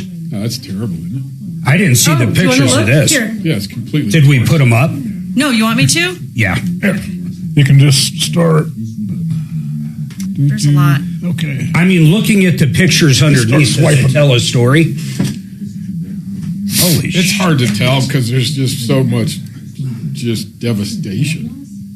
To see the chain for the timing case just... That's transfer insane. case is hanging. That's a chain? That's the transfer case chain, yeah. That thing that looks like a ribbon. Yep. Oh, Lord. So the rest of it. But on the invoice, they've got the yoke for the transfer case. That is pretty damning right there. Did you see the truck? Let me see if they come through and I can get them on. What is this going to be called? Joseph's Christian Brothers. And he's like, I just want to know if you had a mechanic that can look at it. That was bullshit. He didn't want him. He didn't say that one time. He was just bitching he wanted $800 back. Yeah, and quite frankly, I'm surprised Kevin didn't jump over the freaking table and smack you for telling him to go over there. Well, that's why I said if you're not going to put a motor in, don't bring it. Don't even. Hey, Axeman, tell him, bring it over to Kevin. Kevin's going to fix it. For free. For $800. Ask him if he's got a cow suit.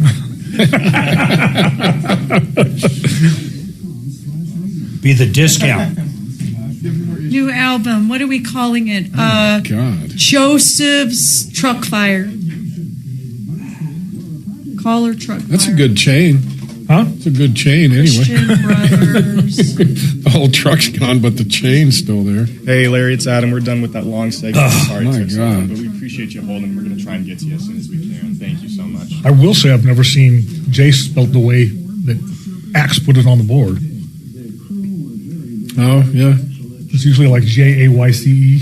Is this Josh? This is Adam again. I'm sorry that segment took so long, but we're going to try and get to you after this break since it's you and one other person, so it shouldn't take too long. We appreciate you holding. Thanks. Select 1, 2, 3, 4. I didn't understand this. Enlighten me. He was like, luckily it was diesel fuel in the container in the back. Gasoline's not as flammable. Explosive. Oh. No, it's explosive. It'll. I didn't know that. Okay, I was like, what does that mean? It'll burn, but it won't be like a bomb. I did not realize that. Unless you got fertilizer to go with it or something. Thank you, Mr. McVeigh. Yeah.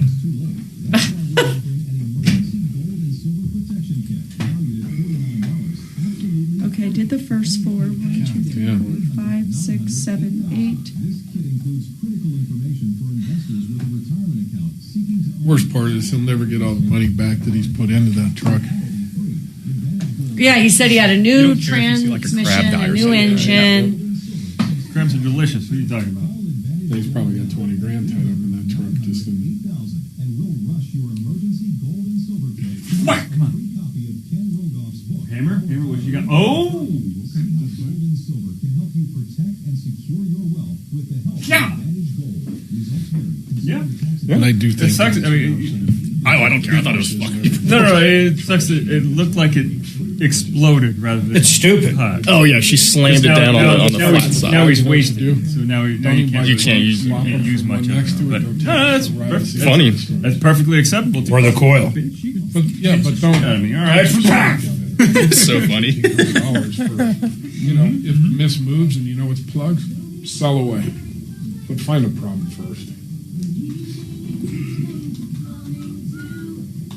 Because at that point, they're just hoping that it's plugs. You know? Josh Flyboy says, Christian Brothers was way too nice. You're nuts, brother. You're nuts. They tried to sell him everything but the kitchen sink.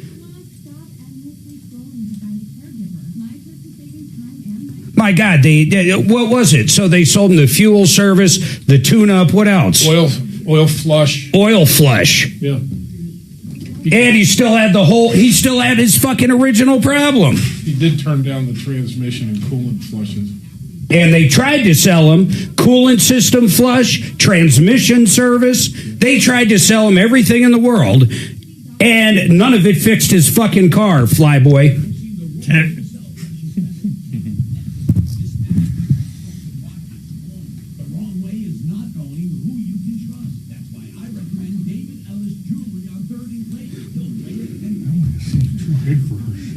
Ooh, this caught. I sent you guys a couple extra pictures on the fire. That's nasty, isn't it? Ah, okay, now let me share. Does it look real bad? Oh, it's horrible. It's bad. You'll see it on YouTube. Tires are burned, the windows are blown out. I mean, there's nothing. You know, I got to be diplomatic when the owner comes. All right, 303-713-8255. One line open. A couple things here we're going to jump to. This is kind of crazy. We got these photographs in, and this is from the second Christian Brothers call.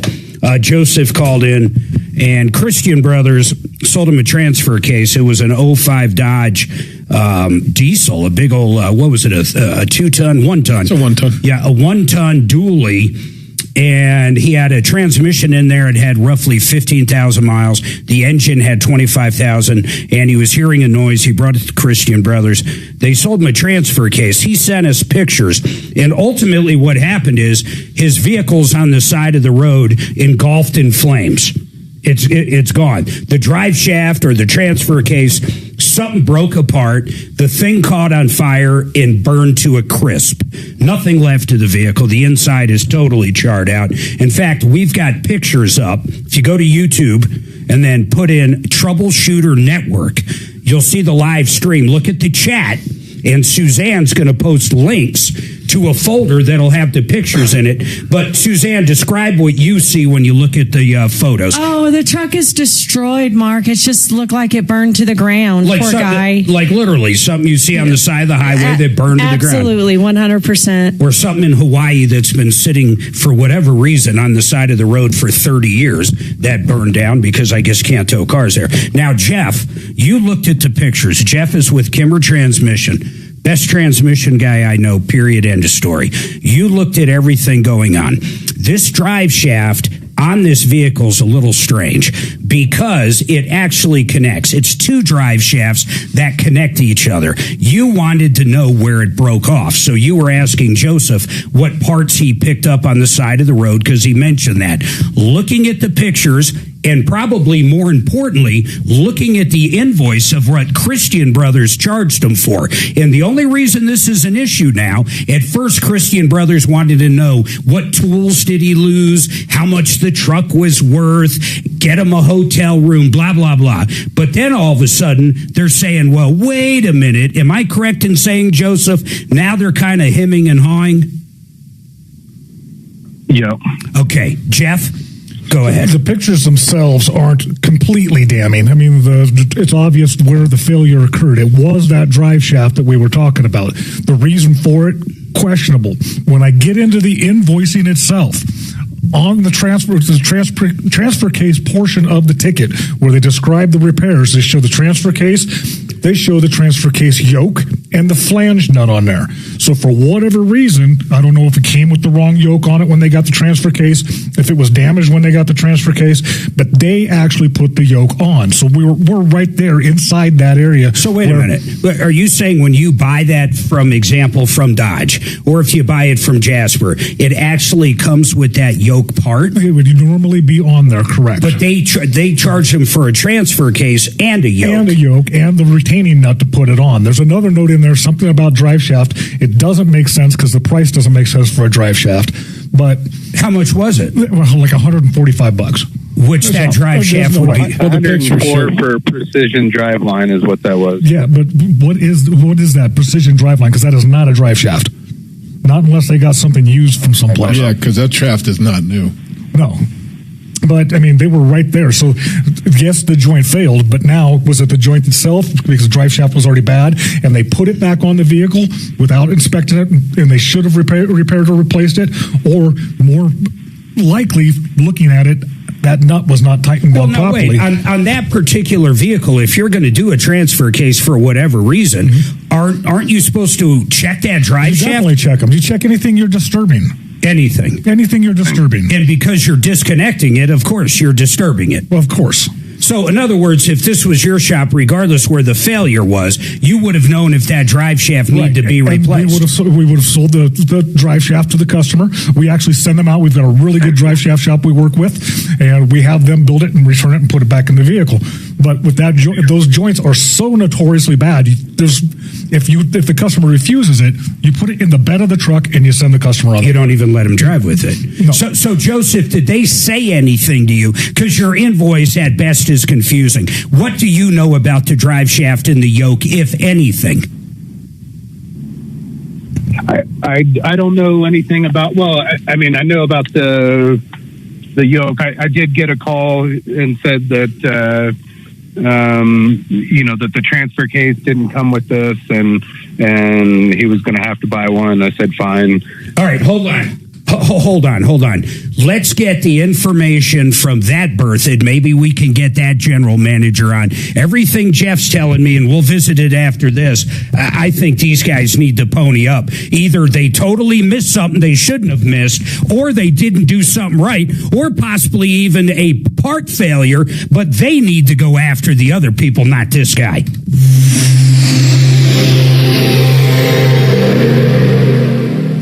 I'll be coming to you quick. Hold on. So you think they're at fault no matter what? I think they have. Yeah, I mean, everything points in the direction that you guys screwed this pony bad, man. In 10 minutes, Try to get the information and get the GM from that location on. Yeah, I have already. It's the first If he had the yoke, or if he had the sprocket that yoke bolts onto, that would tell everything.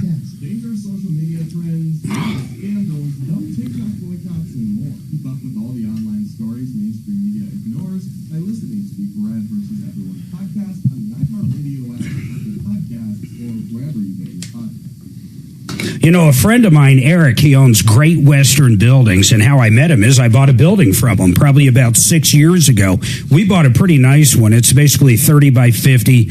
We park our big RV on one side. The other side has like our tractors and snow blowers and everything else. A nice shop area, workbench, fully insulated. I got windows, doors, 2 garages. It's just a beautiful garage. But the great part is it still looks brand new from 6-7 years ago. Everything they do is 100% U.S. steel. The paint coating is incredible. It looks like it did the day it got put up. Now, these guys are right here in Colorado. Eric owns the factory, 100% of it. They build everything right here, ship it around the country. They can do everything from a carport to a full facility for like an NFL team. Any size, everything in between they can do. They employ about 200 people here in Colorado. It's a great company. They've been around for a long time. I want you to go to greatwesternbuildings.com. You're going to get the best price on a steel building, and on top of that, they're honest people in an industry that's riddled with fools. Go to greatwesternbuildings.com.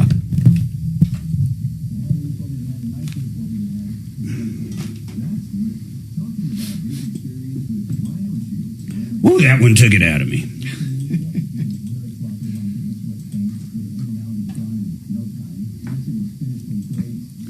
Hasn't even turned 41 yet, and now he's already wearing down. I'm going to cut my tongue off to despite my face. That's like, don't throw the bathwater out with the I baby. can't even with this man. Don't cut your nose off to spite your face. But why did they used to say don't throw the baby out with the bathwater? Because people would throw the damn baby out with the bathwater. Because doing a bath was a big deal. So filling up the tub, usually the husband went first and then the wife, and then it got so dirty, make sure you take the baby out first. Hey, where's Samantha? Oh, damn it, I threw her out with the bathwater. Have you ever did that with Addie when she was little? The baby out with the bathwater? Ow. Oh.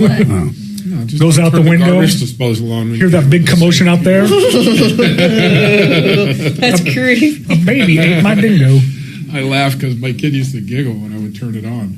Oh, Kevin. Well, I got the cover on it. I know, but still. Oh, gosh. What cover are you talking? The garbage disposal. When you're in the kitchen sink, Yeah, my youngest, he giggled when I turned it on. Our son cried going through a car wash at 3 and 4 years old. Oh, yeah. He used to be all out of his mind. Mine only cried because I opened his window. It's like he's freaking out. I said, "That's nothing. Look at this." Mom! I had Caleb convinced that if he didn't act right, I'd unscrew his belly button, his butt would fall off. So. That's funny. You dads are weird with your sicko threats and your misinformation. He had our kids convinced we got them from Walmart and Target. We could return them at back. any point. Get our money back. Yeah. Was I adopted? It's crazy. Why would we have picked you?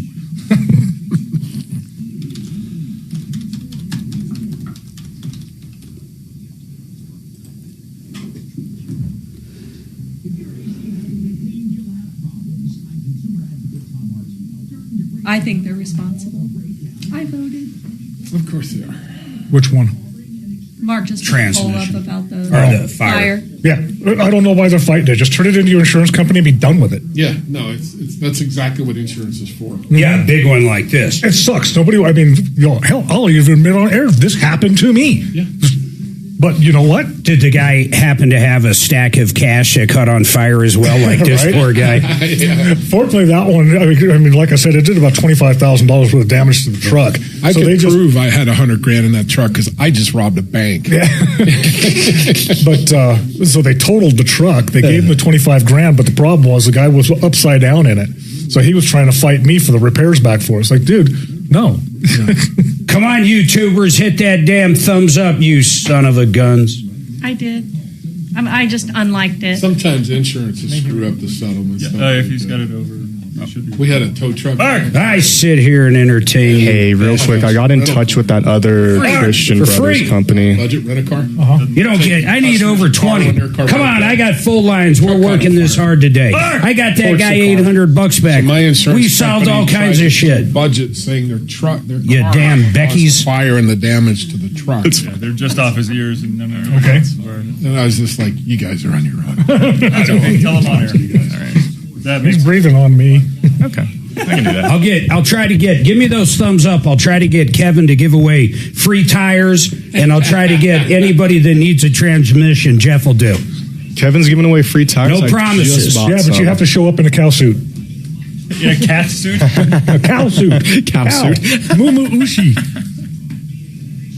Like Michelle. That was never going to die. Oh, boy. You can't. It is so you can't even make it up. If I put that in a movie, it would have to be Cheech and Chong. Yes. It just makes Because somebody had to be stoned to do that. Yeah. God. Right. Mornings 6 to 10 on Denver's talk station, 630 KHOW. All right, 303-713-8255. Axeman, did we reach out and talk to anybody at the other Christian Brothers? I sure did. I got a hold of not the general manager, he was out, but I got a hold of a manager who knows very well of the situation going on. And he basically told me he's not going to make any public comment and he's going to decide him and his company are going to get a lawyer. Him and his company are going to get a lawyer. That's what he said. Yes. Him and his company are going to get a lawyer. So this guy has all this work done. They don't want to turn it over to their insurance. You know what? Christian Brothers, as far as the franchisee takes their reputation, now my tongue's going to hurt, damn it. Okay. Well, Mark, what about... They take their reputation very seriously, and that's the answer to this guy. Stick around for this next hour because there's going to be plenty of free commercials for freaking Christian Brothers. I'm sure they felt pretty intimidated having wish he would get a radio show call. The other guy came right on. Yeah. I He never came on know to what settle Mark's it. feeling They could go about away. anything, ever. You can't read his emotions. I can't read his emotions. He's just like a Vulcan from Star Trek. We went to war with the Christian Brothers in Castle Rock or Parker, and guess who won that fucking war? We did. Yeah, I tried my best to sweet. Oh, he has his headphones off. Shit. Now I'm going to have to put that shit on my tongue. Where is Do you want a little of this? Going. Okay. Oh, it's right. It's very similar. Really pissed. I got to go wash my Yep. Nothing like reaching in your mouth. I'm a mechanic. I never. If we don't, because if you did, you'd never get anything done. Cheers. Cheers. It smells good. Oh, yeah, that's really good. This is the kind of port I need. That kind of raisiny kind of. Yeah. Yeah. No, that's good. That's super. 40. Oh, this stuff's good. We're going to drink it all. Just savor it. You're 19. You can't have it. Oh, it's a very similar alcohol. Do you like port, or is that your first? That's my first. Oh, wow, you got the fancy stuff. There you go. It's all Broke my cherry. down here from here. Yeah, you try something else. Well, I've had pork before, and you taste it. Yeah, that's not the shit I had before. Well, for usually my kids. Yeah. Like when my son was born, Like when we take our yearly trips to Mexico. Well, yeah. 18, you're legal in Mexico. It's fine. That's fine. My daughter did I wine. don't even ID there. Well, granted, I don't look under 18. Correct. At the time, a girl that kind of became almost like a surrogate extra daughter. Well, obviously, I wasn't around when she was born. But when she turning 21, I went out and found a bottle that was the same age as hers. Was bottled at her age. And Did that happen yet? The negotiations? And since she was born in Jersey, just to try The Iran negotiations happened yet with Vance? brought in. No, I think he was headed there. I don't think. Nice. Yeah, because he was headed to Pakistan to do the negotiations or something. He wasn't going right. Okay. Oh yeah. It's an after dinner. I think Pakistan. Little. You don't make a night of drinking that. No. Oh, Suzanne got fancy. Somebody. Bo left me this glass. Bo left you that. Yes. I would have been in one of these. Supposedly, if you drink this with some really good dark chocolate, they offset. They complement each other. I've heard that before. You take a I can see that. To me, this is so sweet. I don't That's why you do even want chocolate. Well, no, the real good cocoa chocolate that's not so sweet. Oh, like the dark chocolate, like 90% dark. Oh, interesting. I can see it more with a cheese one. Oh, yeah. But it's an after dinner. You Yeah. take a little and call it a night, Yeah. No.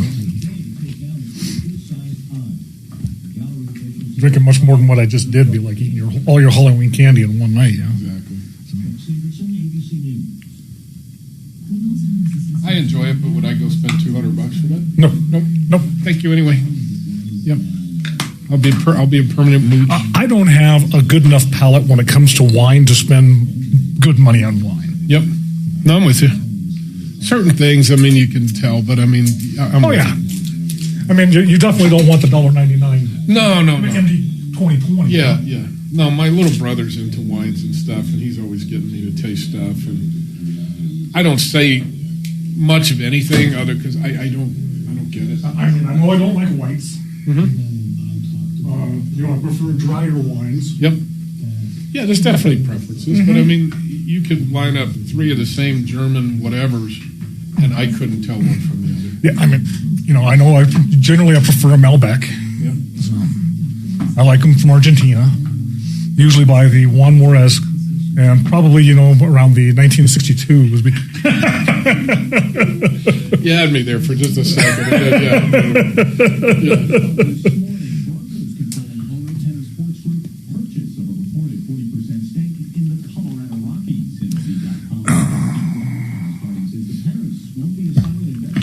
Where can I get a shower chair? I want to go to Mexico again. Every year, January. But I'm with you, palate-wise, I don't have so much. Not just for wines. Perfect time to go. It's freaking cold Listen here, to people warm talk there. about smoking and using different pellets and this and that. Oh my God! I Get it on there. I can definitely tell, like, if you're going from like a hickory to a pecan. Okay, yeah. But that extent. right. Or mesquite. Like Yeah. Using oak or mesquite, how the can you tell? I use a blend. I use a blend as well. Yeah, generally not. I can't. Um, Cherry woods or this or that. I can tell the difference in the fruit woods for sure. Open And then as soon as I step So, off, I'm in the bathroom.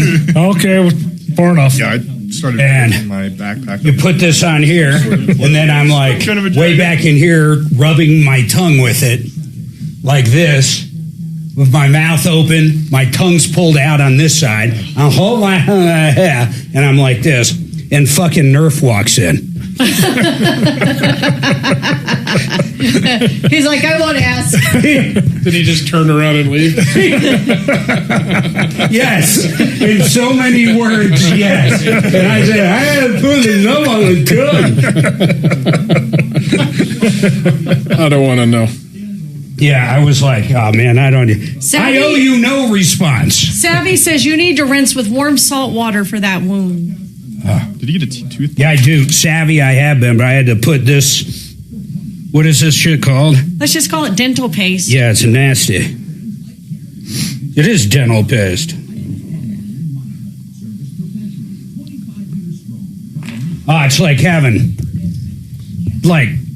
I don't even know how it sticks to your tongue. It's quite remarkable. Think about something that can, like, you couldn't even get bubble gum to stick to your tongue. This shit, like, you paste it and it sticks there. I don't know how that happens. Poor fella. Oh, I knew as soon as I yelled. I fucking knew it. It's Christian Brothers' fault. You better sue him. I can't believe they told him that. We're going to get a lawyer. Get a lawyer for what? You're going to go sue the guy for catching his car on fire? I could understand him not wanting to comment because he's not in a position. Yeah, that would have been a much better. And then leave it at that. I'm not at liberty to speak for the company. Oh, it was all fine up to we're going to get a lawyer. What are you getting a lawyer for? For what? Yeah, it was a very interesting conversation. He doesn't even. Yeah. To see if that's What is this shit? Oh, are you looking? Jeff does. It is. That's why I said to Savvy, yes, it is the triaminoxidone. There's only been a few times when I've called and they immediately respond with lawyer. And each time it's not good for them. No. Especially from the perspective of this show. It's like, if you guys didn't do anything wrong, you shouldn't have a problem speaking with us. And that's, I don't know if you've heard me, but I was like, we don't think you guys did anything horribly wrong. We just want your opinion. We have somebody. We have party A, we're trying to get party B. Yeah.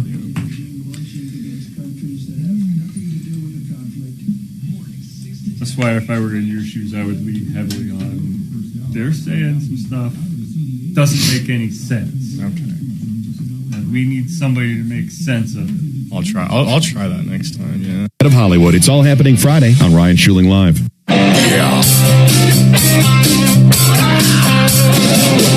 Ripped off, bad news. You need advice so you don't have to lose. We'll come running just as fast as we can. Troubleshooter's gonna help the common man. This is the Troubleshooter Show. Now, Tom Martino. Welcome, my friends, to the only show of its kind. We're here to solve problems, answer questions, take complaints. I got a little worked up at the end of last hour, and I'm very worked up over Christian Brothers. And let me explain this. Most of them are individually owned, or at least they're different franchises. And I'm going to get to that in a second, but I need to reset a little. I usually give the number out, but we've got full lines right now. Over the years, we've had some Christian brother problems. Not a lot, though. And as I said in the second hour, the ones we've had over time, one of them had to do with, and I'm not talking about today, but a transfer case or a transmission. And they were just a little bit out of their lane.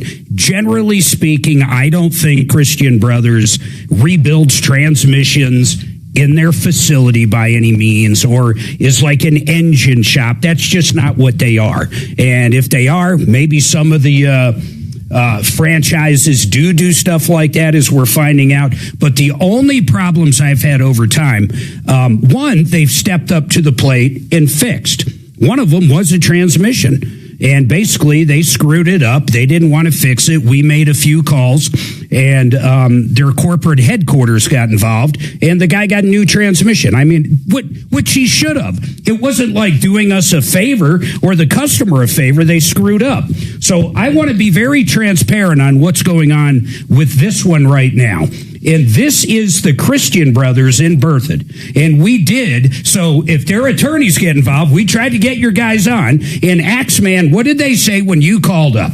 Yeah, I called asking if they wanted to come on and share their story, and they immediately said, we are going to get a lawyer. Yeah, so go get your lawyer and share this with your lawyer. Mark can have his own opinion. In my opinion, the guy that answered the phone is a moron. He is an absolute moron. To tell someone that's on the air to go get an attorney, or we're going to go get an attorney, what the hell's he going to get an attorney for? For what? The guy brought in his truck, and according to the caller, you ready for this? And I'm going to bring Joseph up. Joseph brought his truck in. Joseph, you brought it in, and they said you needed a what? Transfer case. And they sold you a transfer case for how much? The total work on the transfer case was $4,094. $4,094. Then how many days and miles later was your truck sitting on the side of the road engulfed in flames? The date that it was in the shop was 3/12, and the day it burnt down was March 30th. And this is also a 1 ton. It's not a daily driver. I just use it to haul. So, I mean, how many miles were on it? How many miles were on it when it was in flames compared to when you had the work done? I don't have that because there's no way to get. Joseph, give me an approximate. How many miles were on it when they put the transfer case in? There you go. When they put the transfer case in, there was 215,505. But you recently put an engine in this thing. Yeah, I have the receipts for a and you recently put a transmission in it. Yeah, it's got a new transmission. Well. So I mean, he's got more than the value of a 2005 Dodge 1. Oh, there's no doubt. And this is a diesel, folks. 200,000 miles on this vehicle is really nothing. And then going to Jeff's point, the engine's only got 25,000 miles on it, and the new transmission only 15. So they sell you a transfer case. Now, just take an educated guess. Within 1,000 miles, within 500 miles, within 100,000 miles, it's on fire. Give us something. Between 500 and 1,000. I mean, okay, so between that's fine. That's all I want, Joseph. Between 500 and 1,000 miles later, and what, about 2 weeks later, it's on the side of the road engulfed in flames. Is this all correct? That's correct. Okay, now, what happened? Let's go down this road for people just joining us. Something broke on the drive shaft. Jeff, I want you to go back, if you would be so kind, and I'm talking to Jeff Fick, Kimmer Transmission. And Jeff is the #1 transmission guy I have ever met in my entire life. Period, end of story. So what did they sell him on that receipt? What different items did Christian Brothers do approximately 2 weeks before and 500 to 1,000 miles before? The mating yoke for that drive shaft. The yoke for it. Now, what would happen if that yoke broke? Oh, and the securing bolt to attach the yoke. So if the nut wasn't tightened down right, they didn't run it down all the way. Who knows what happened there? But the failure happened right there. You can see the rear joint is missing, the rear flange is missing, the flange of the T-case is missing, and that's where it came apart at. And that's where it came apart. So once again, let's imagine this. You drop, I think the total bill was like $6,000. Is that about right, Joseph, or was it $4,000? Front cover, gaskets, and a few other things. Oh, yeah, but it doesn't matter. He has another $6,000 in the truck. Correct. And now it's on fire. Now, why did it catch on fire? We're not sure. The drive shaft broke. It either broke right at the transfer case, what they worked on, or it possibly broke in between where they both come together. And if that's the case, Christian Brothers missed that because, Jeff, it's a very, very common failure. And if you're going to disturb it, you better check it. And they disturbed it by putting the transfer case in. So no matter how I look at this, unless if Joseph is outright lying, our caller, I truly believe Christian Brothers is 100% at fault. And at first, they agreed with that. Right, Joseph? Yeah, they were very sympathetic. They paid for the first night of hotel. They told me to keep receipts of all my expenses that I was enduring. Were very sympathetic. And 2 weeks later, like I said, I mean, now that's part of the reason why I called is now it feels like nobody, he mentioned today, I spoke with him today, and he's like, well, it may or may not be our caused by us. They didn't know. Did they turn it over? All they have to do, there's this thing called garage keepers. In fact, everybody in this room right now at one point had a garage keepers policy. I did. I know you have a current one. Absolutely. Jeff? I currently do too. You got to have one. Yep. That's how you do business. Yep. And if this happened to any reputable company, in my opinion, they would turn it over to their insurance company. Yep. The insurance company would send someone out to the ball of fire and check everything out. But that's not what Christian Brothers is doing. Apparently they're not, because when we called them, Axeman, let's go down this one more time. When you called up, you said, hey, this is Adam from the Troubleshooter Show. We have Joseph on the phone. Go from there. Yeah, I said, we have a caller named Joseph, and he's like, oh. So as soon as I said the name Joseph, he was familiar with the call, or the guy at least. And then he was like, he said, I don't want to come on and make any public comments, nor do I want you to use my words on the air. So the only thing he said was, I need a lawyer. You need a lawyer?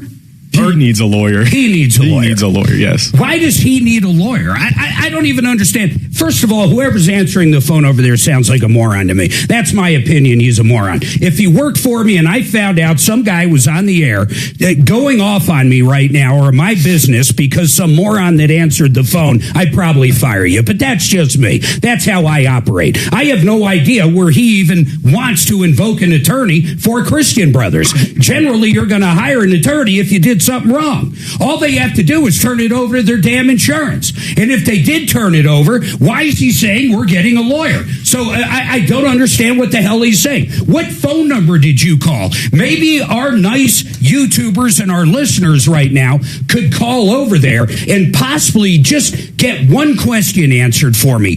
Did you turn it over to your insurance? What is your garage keeper's company? What, that would be nice enough. Or are you flat refusing to do anything? Because that's all I want to know right now. If they literally turned it over to their insurance, which any business should have done by now, the insurance company will send an adjuster out and they'll figure out whose fault it is. But Jeff, I'm going to go back to this. You're the transmission expert. You have lived and breathed transfer cases, transmissions, drive lines for how many years?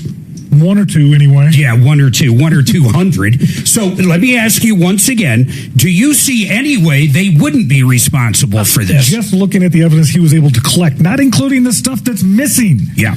I wouldn't question it. I would hand this off to my insurance company, get on with business, make sure to take care of a customer so that when he goes back out on the road, if somebody says, hey, do you know a good mechanic? Yes, I would send him to my friends down the road over the Birth of Christian Brothers. It's absolutely amazing. They are handling it this way. I don't understand it.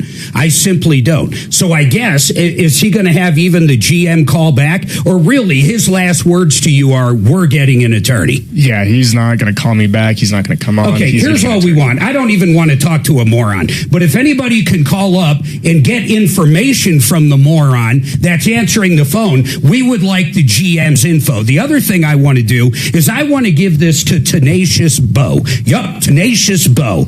Bo will get this figured out. Bo, you got to find the GM. Here's what I want you to do. You're going to go straight to the franchisee, and you're going to say there was a radio station and a guy named Marc Mager talking about one of your locations in Berthoud, Colorado for about an hour. And the reason being is because when we called up to get information, even off the air, his only point was, we're going to get an attorney. So what is going on with Joseph Trump? That's all we need to know. That's it. What number did you call? And who did you talk to at Christian Brothers in Berthoud? And I don't want to throw other Christian Brothers under the bus. We had another issue with one today, and the guy stepped up. In fact, he went beyond stepping up. He probably didn't even have to take care of it. I'm glad he did, and I think he should have, but I don't think he had to. In this case, everything I can imagine is pointing towards Christian Brothers and an owner or a GM that is reluctant to even turn it over to insurance. Can you imagine that? You spend $6,000 and 2 weeks later, your vehicle's on the side of the road, 100% totaled. It's a charred mess. At first, they're all willing to help. Then what happens? Not willing to help. Then what happens? I guess they're hiring an attorney, whatever the hell that means. I still don't know what that means. Where's the number, Axeman? Now, you're sure that's the number we called? Yes, that is the number I called. And who did you talk to? Do you remember or no? I believe his name was Chris, yeah. So we think it was Chris. Here's the bottom line. Listen, I don't want you to be mad. I don't want you to be angry. I don't want you to be anything like that. I want you to call up and figure out, say, hey, we heard Mark talking about this with your customer whose truck burned up 2 weeks after you worked on it. What is the phone number of your GM? Who can we call to actually get a real answer from? Because we don't think it's fair. Or say Mark doesn't think it's fair. 970-703-7139. Christian Brothers, be nice. We're doing this as a service to them. Hopefully the GM or the owner gets word of this and they get involved. Because this guy, Chris, if that's his name, who I assume's the manager, is that the guy you've been dealing with? Yeah, I've dealt with Chris, the owner, and Cliff, who I believe is the manager. Okay, so we don't know if it was Cliff or Chris, but I could really care less who you talk to. Let's figure out who the owner is for real, and let's figure out why they didn't turn it over to insurance, and let's figure out why they're hiring a lawyer. That one's really got me baffled. 970-703-7139. We should write a jingle for that. 970-703-7139. Be nice. Seriously, then I want Deputy Bo to get all this information, Axeman, and I want him to get in touch with the franchisee. I want them to understand what the hell's going on in Berthoud, Colorado with Chris or whoever the hell's answering the phone over there, because I really do want to understand that. And this is all my opinion, and I'm going to state that again. You know what? Hire a lawyer. Guess what? I can have an opinion. And based on the one-sided facts I've been receiving from the caller that called me, I think these guys personally suck. They can't give us any information except they're going to hire a lawyer. I don't even get it. What's wrong with you people? What the hell's wrong with you? The guy's got a work truck that caught on fire and burned to the ground after something went wrong with the drivetrain that you just worked on. Baffling. 970-703-7139. Please, if you get through to them, let me know what they told you. I think so too, because they moved the planter so you couldn't walk under it. Right. Yep, and the other location, I looked up in Castle Rock, has no planters. Yep. You don't think it's every single building they build's the same, though? It could be similar, yeah. It could be, yeah. Before we get off, I'm going to throw my service special back out. You got it. Free transmission service with every oil change. With every transfer case. I'll give free transmission advice. Yeah. All right, let's talk about Euro Plumbing. I'm going to tell you something about Euro Plumbing that's amazing. When it comes to water heaters, you simply can't get a better deal. In fact, I bought 2 of them from them probably about, 3 or 4 years ago.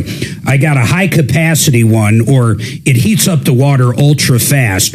But when we have company over, I kick on the second 50-gallon because we've got a lot of bedrooms and stuff. So they replace both of them. $1,500 is what a 50-gallon goes for over there. That included the new gas flex lines, the water lines, everything. Think about that. Installed under $1,500. Now it was per water heater, of course, but most people only have one. Number 2.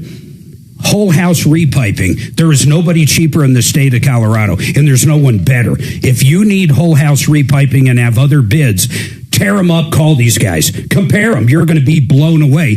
In fact, a lot of those other companies that gave you bids, guess who does the work? Euro Plumbing. That's right. They do a ton of wholesale work. That's why they're so cheap on the retail side. You got to check them out. You go to EuroPlumbingColorado.com, EuroPlumbingColorado.com. Now let's talk about Barry Miller, Vestera Properties. If you want to add property into your portfolio for retirement or just to make money right now, I want you to call Barry. He knows the right property to buy in the right location. The second point's probably the most important. He knows up-and-coming areas in the country. You buy the house, you own it, you wait a couple of years, you sell it, you make money, then you buy 2. However you want to do it, you can do it. But it all starts at VesteraTurnkey.com. In red. Yeah. So Bo leaves this with a note saying, Suze, do you want this for your Thanksgiving feast? This, Mark, is for a relish tray. Do we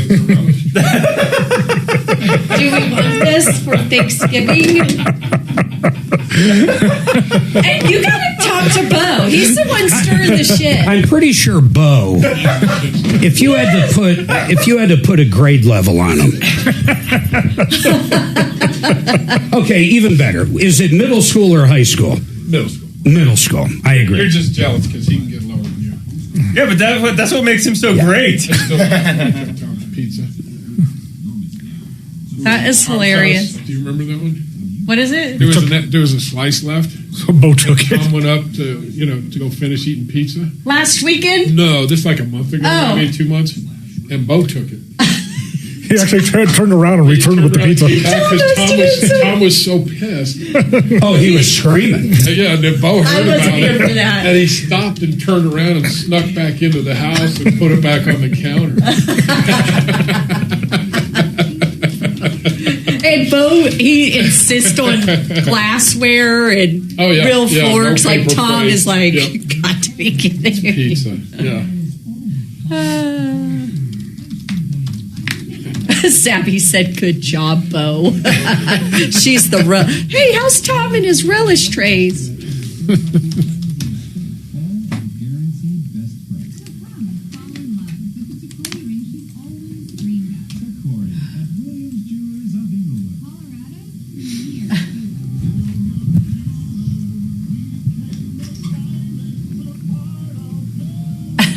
Well, Christian brothers aren't being jerks. They just get the wrong guy on the phone. Well, if it was Chris, according to Joe, that's the owner. Yeah, and if he is the owner, then you're a moron. You are. All that money you spent last month in advertising is wasted. I'll tell you, most franchisers, they will protect that name. Yeah, reach out to Christian We're Brothers getting Corporate. an attorney. Reach out to Christian Brothers Corporate. Yep, they don't like complaints. Nope. Not at all. Especially if this isn't the first complaint. Well, and especially now you've just literally gotten an hour's worth of advertising. I hope the people voting no. I hope your truck catches on fire right after you get it worked on. I hope so. In fact, I pray. Let's not pray bad things. Real mature. To whom is he praying? If it's Taylor Swift, you're all right. Okay. Real quick, Joseph has one last comment. I don't know if you saw that, Mark. Did you hear him? What? Joseph has one last comment. Okay.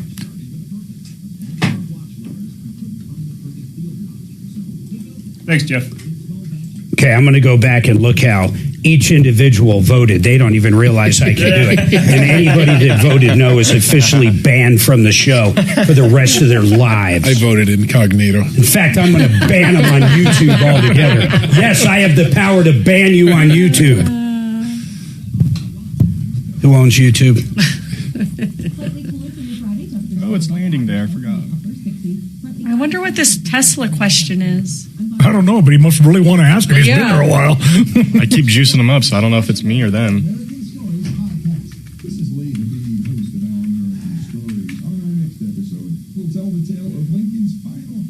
Yeah, wow, props for him for saying. Kevin, you got a special or no? Free alignment with every $9.95 oil change? Yeah.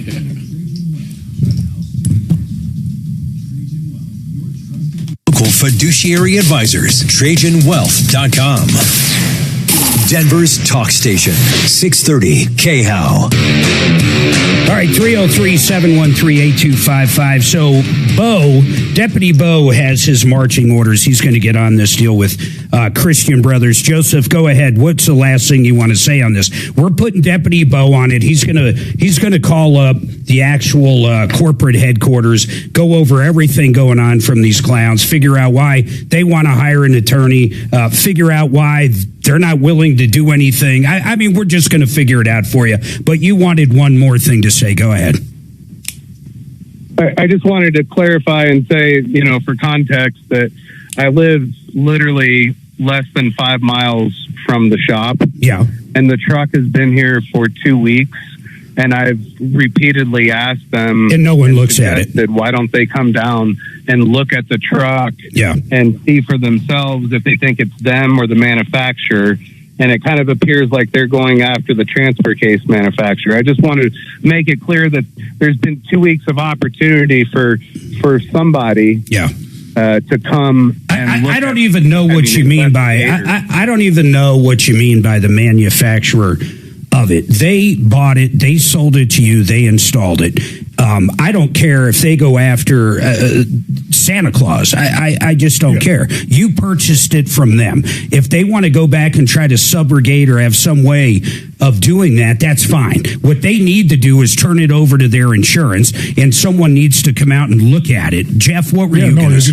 Exactly what I was going to say. You just really spit out there. I mean, they have a responsibility to you. Yeah, they were in the chain of the sale. It from them. You did not pick out the transfer case. You did not pick out the vendor. They have to go after their vendor if they want to try to recover anything. Yeah, so Joseph, just hang tight there. 303. Make sure we have all of his information, 100%. And get it over to Deputy Bo. Deputy Bo, you have any questions on it, email me, call me, and we'll get it figured out. The times I've had to get Christian Brothers corporate involved, it always gets handled. Now, the reason this thing went sideways so quick, the guy didn't have to come on air, but to say we don't know what we're going to do, but we're going to hire an attorney, I just don't even understand the statement. I don't even understand the statement. It makes no sense. If anybody needs to hire an attorney, eventually it could be Joseph. But I've got faith in Christian Brothers Corporate. I truly do have faith in them. I got faith in almost every location I've ever seen or dealt with. I have. I've never had a problem with Christian Brothers. But I've never dealt with this one in Berthoud. The guy's truck caught on fire. The guy's truck caught on fire because the driveline fell apart that you just took off and put back together and charged him $6,000 for, along with the transfer case, for God's sake. And on the receipt, it actually has a line item. That's a part that says driveline. It also has a part that's, what's the nipple or whatever? The yoke. The yoke's on there. I don't know where I got nipple from. My God, I have no idea where I got that from, but okay. Got a one-track mind, is it? I guess so. Hey, Josh, what's your question? Hey, Mark. Not really a question. I just wanted to kind of get your take on Tesla service and kind of share a little bit of what I've dealt with so far, because I'm not done dealing with them yet. I've never had any. I recently. Go ahead. Yeah. No. I was going to say I've never had any issue. I wasn't realizing you're in the middle of a service issue. What is it? No, so I carred through codes on Saturday and basically bricked itself in front of my house. Well, my God, what were you doing to it? Ran it through Grok. Nothing. I was just driving back home from taking my daughter to gymnastics, and so. What kind of Tesla is it? Home, I took a 2018 Model X. Okay, and when you say it just bricked, I mean your computer just outright died? No, I guess I lied on that. It didn't break. The 12 volt still powered it. The computer turned on and everything, but it would not go into drive. Okay. So took a picture of the codes, ran them through Grok, and Grok came back saying, well, based on these codes, your 12 volt's probably dying. Ugh. So went out, tried to buy a 12 volt, realized that no one sells the 12 volts for the Teslas. Yeah. So I had to wait till Monday, went and got one, spent the 2 hours or so replacing it. And then hopped back in the car thinking, sweet, I can drive to work tomorrow, and throwing the same code. So I ended up going back and forth with Grok a couple of times. And Josh, why wouldn't you just bring it? Why wouldn't you just bring it to Tesla? Good question, because I want to work on my own car, I guess, and Well, that's a hell of a car to choose to work on yourself. Honestly, I would never make that decision, ever. Well, I bought it's a used. I bought it used with like 100,000 miles on it. So, yeah, man, it could be anything. I have no idea. But to try to diagnose a Tesla that's not moving at all, I have no idea where you start. I mean, giving Grok your codes that come up. Geez, I don't think that means anything whatsoever. I didn't know our Teslas gave codes, Mark. Well, yeah, like we have one for our suspension when it does whatever. Oh, okay. That's considered a code? Yeah, there's definitely codes I consider that an emoji. But Josh, how can I help you? Well, no, I just wanted to give you my experience so far, because eventually I said, okay, screw it, I'm going to have to take it to Tesla. I, ordered the service within the app, and about a day later, they sent me a quote with 2 line items. Total of the quote was $235. First one was for an hour of shop time to diagnose a low volt system. Yeah. Second line was high volt battery replacement, and that kind of caught me sideways. Were they going to come out to your? Hold on. Are they going to come out, or you got to bring it in? I'm going to have to tow it in. I think you pay. Honest to God, guys, is that I don't know what you charge for a diagnostic. That doesn't seem out of line. That's well within line. Yeah. I'd get it in there, get the diagnostic. You could very well need the main battery, man. I mean, you already said how many miles are on it. Actually, you said there was 100,000 when you bought it. How many are on it now? Well, no, I lied. Sorry, I bought it at like 95. I'm up to 103 right now. You're going to spend more than a couple $100 replacing parts. Yeah, but isn't the main battery, is that still under warranty, or is that only 8 years? Is it 8 or 10? I don't remember. See, and that's where I caught myself, because I was needing to change my pants quite often, because I was like, there's no way I'm going to be able to afford this battery. I thought it turned over 100. I'm done. Come to find out, it's an 8-year, 150,000-mile warranty, and thankfully my model or my car rolled off the line in August, so I'm barely within warranty. Yeah, you get it in there, man. You might get a brand new battery, and that thing's like back to brand new. I mean, that's your whole engine, basically. No, Mark, and that's my Hold on, I got to take this, because it's no Mark. I need to know where we're going. So hang tight, Josh. I mean, I know some people in service, but I still don't know how I can help you. You sure as hell don't want me diagnosing it.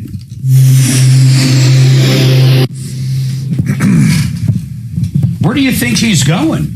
He doesn't know. We're not done with Josh. He has no idea. Correct.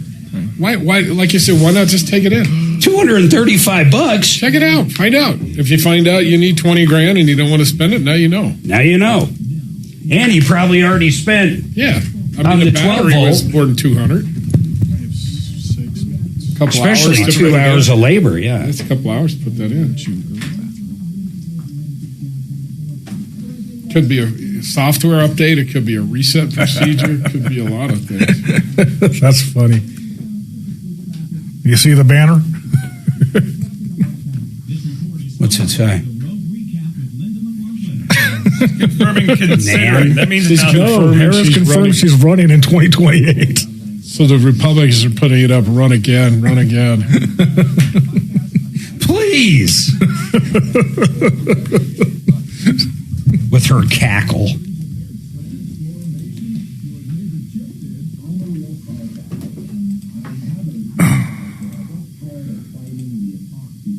Tim Medlin's saying, Tim Medlin's in timeout.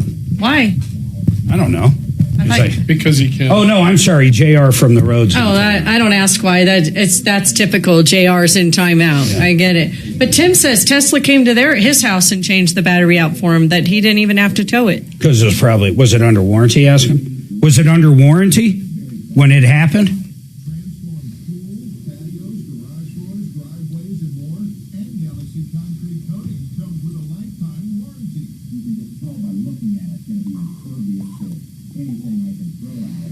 You didn't put JR from the road in timeout long enough. Oh, longer? Okay, hold on. Suzanne said longer. Let's see, how many minutes are left of the show? 22 minutes, so 30 minutes should cover it.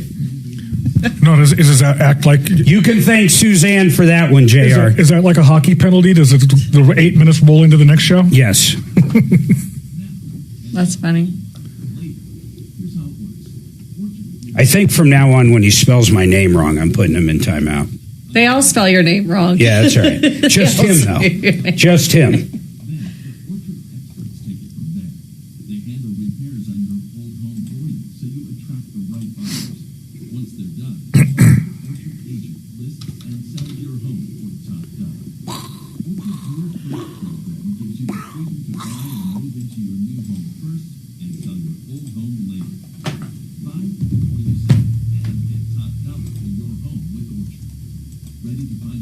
That battery pack probably is $20,000 on a Model X. I bet you any bit of it is. Plus, he's going to get probably a newer. That's 7 years old, maybe 8 years old. But if he knows he's a month from warranty, why are you screwing around? I'd be dragging it there myself. Leave it over. Just here. Get to it when you can. Yeah. God, it is wild.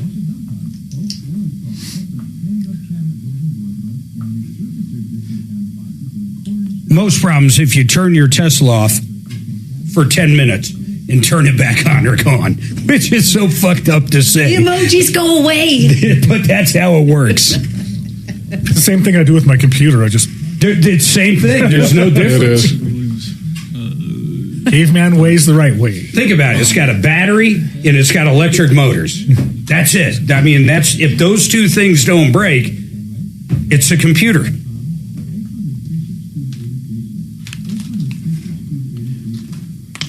I can tell you this, you try to hack in and do something, they void your warranty quicker than you can blink. Oh, yeah. Is that like a younger thing? Might be. So we got one of these. There you go. What? Take that one. Uh-huh. I don't know. Something's weird. And it's only to the left. You pop your ear.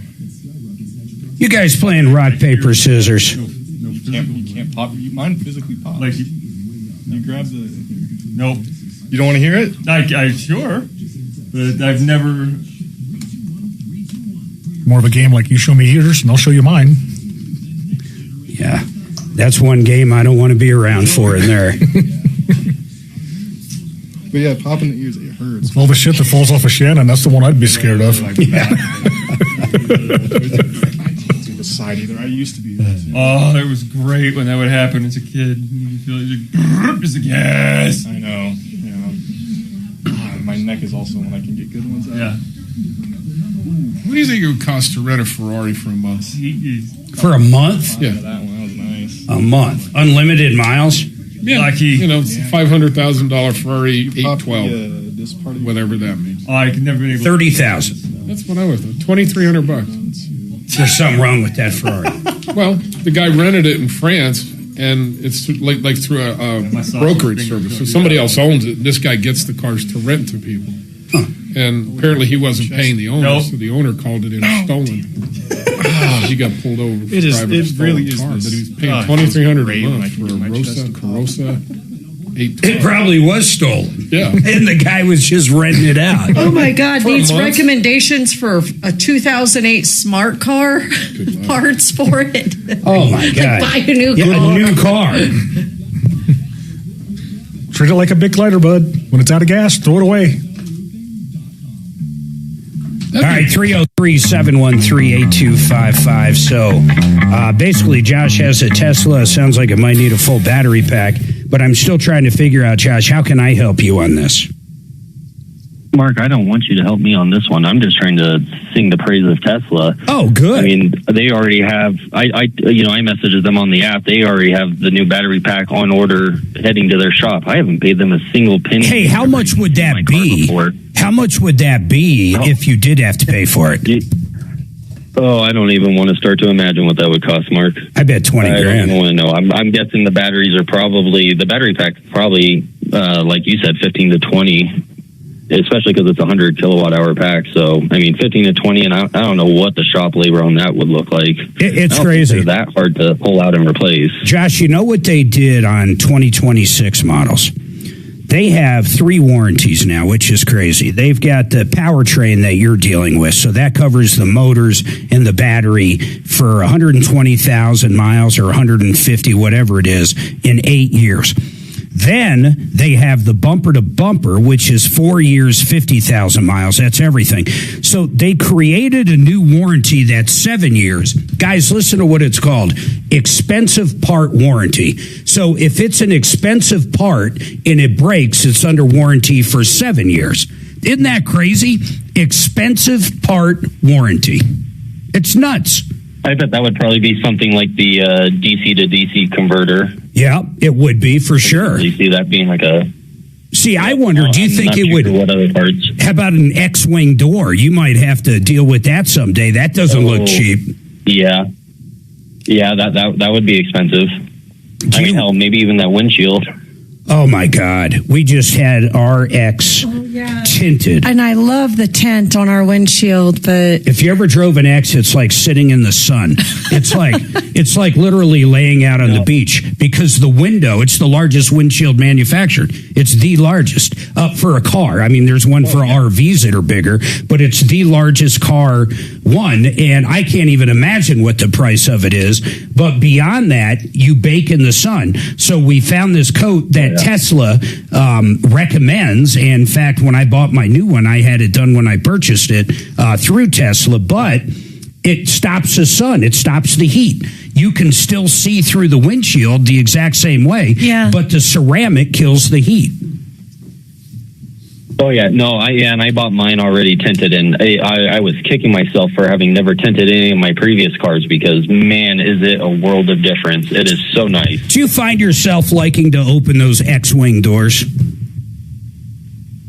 I do, very much. It's so easy with having kids. Yep. I mean, putting kids into the car seat right there is so easy. So I think... I'm mad when I have to put them in the van.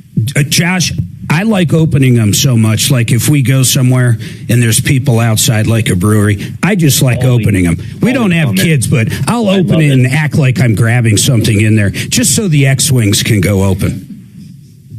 Yep. I love picking the kids up from school and opening up those doors, always hearing the kids yell and scream about it. I love it. It's great. And the adults, hey, man, I do appreciate that. And I'm glad Tesla is helping you out. That powertrain is transferable, which is great. Other manufacturers like Hyundai, everybody gets the 5-year 60, but only the original owner gets that 100,000-mile powertrain. Hey, Martin, what's going on with you? Hey, good day, sir. I'm calling you about an issue that I have with my car. I got a 21 Kia K5 GT line. Yep.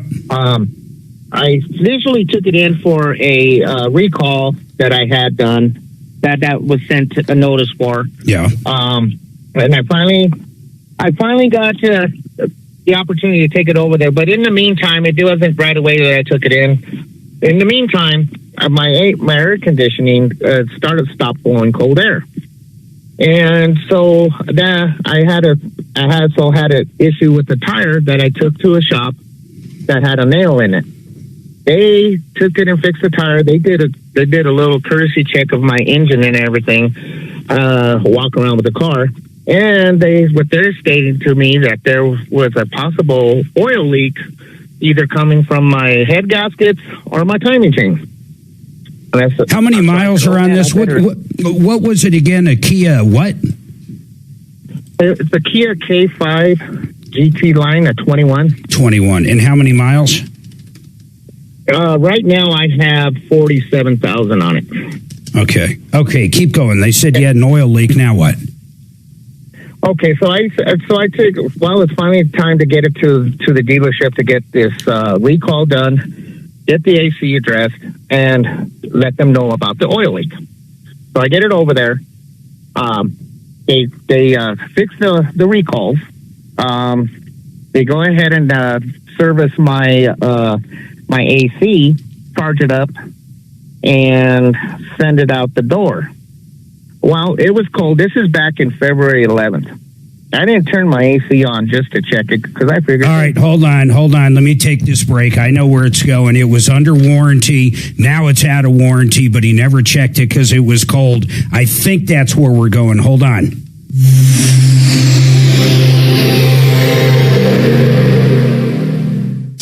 Now, that it needed to be recharged. They don't use Freon. It's got a leak. If you need your AC recharged, you have a leak. Make sure you jump in with that. Yep. Because that's what we get. How long do you guarantee the recharge for?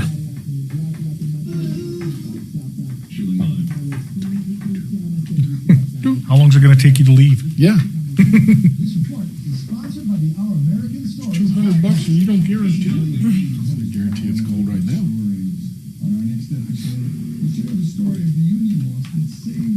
I still hate that new stuff.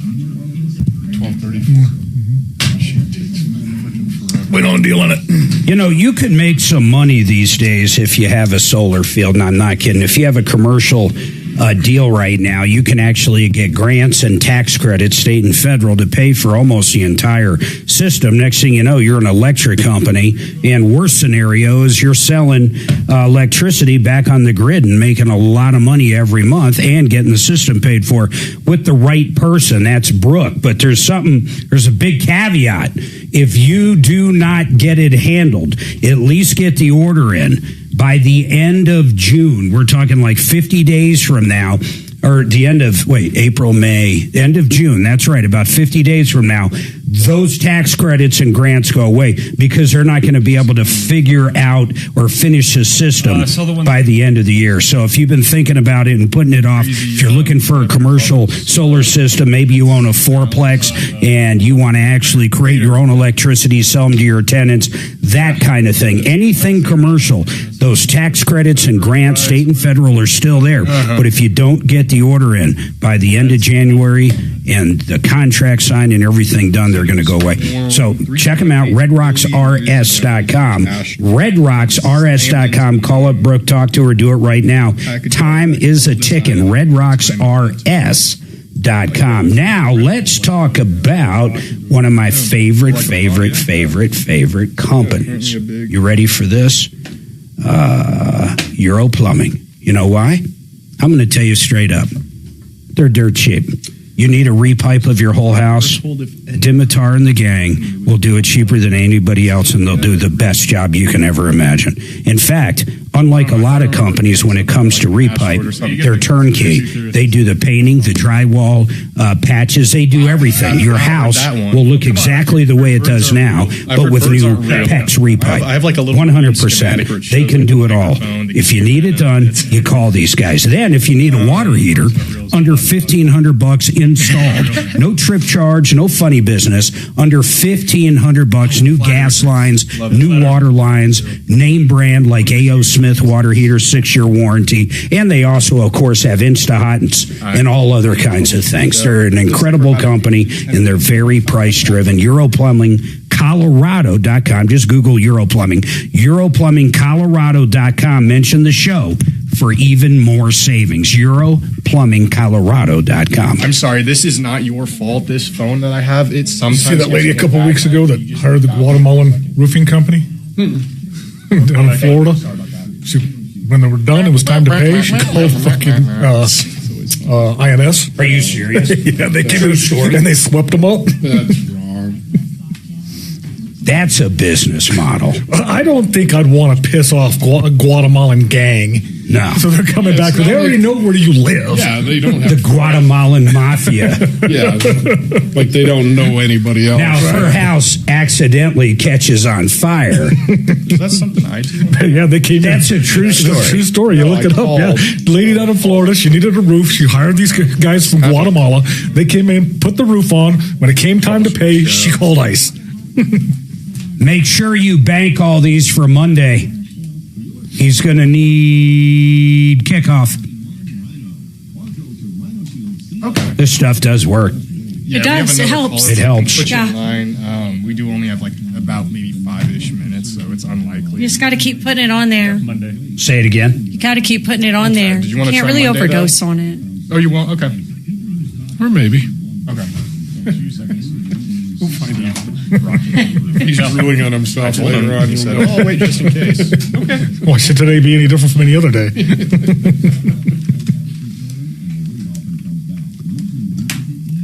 It's an anti-inflammatory, so I would put it on right before going to bed because you're not drinking anything. It's just sitting there all night. It's okay at night, though. When I'm but sleeping. It's still helping it heal. Oh, I see. You know, because you're moving your chops, it's hurting. Yeah. Rock and roll beer. Yeah, that's it.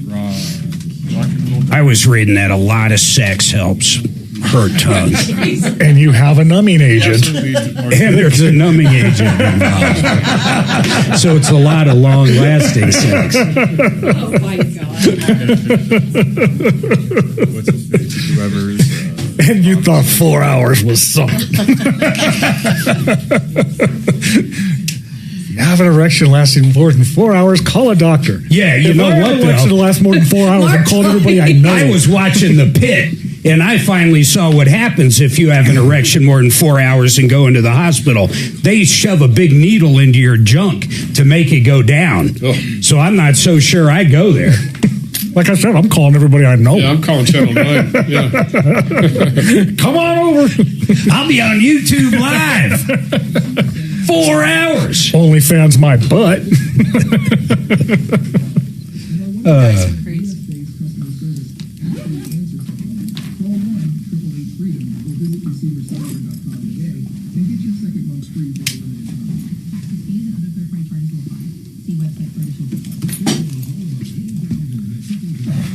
Yeah, I don't do it much anymore, but if we go up to like a brewery and there's a bunch of people outside, pull up in the X, I got to open those doors. I got to just invent a reason to. Because he was speaking with who?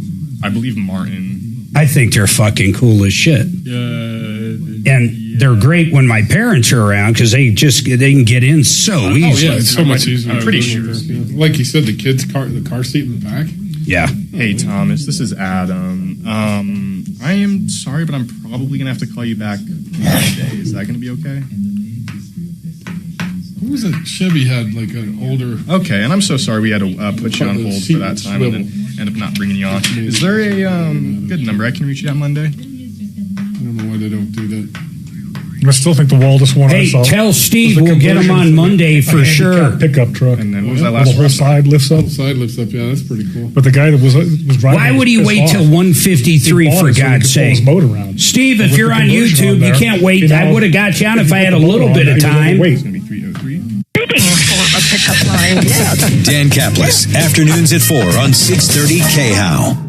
All right, 303-713-8255. Don't forget 303 Martino. Write it down right now. You have any questions over the weekend? Maybe you're out with some friends for dinner and there's an issue going on. Give them that number. They can call, leave a message over the weekend. Sometimes we answer when we're off air or during the weekends.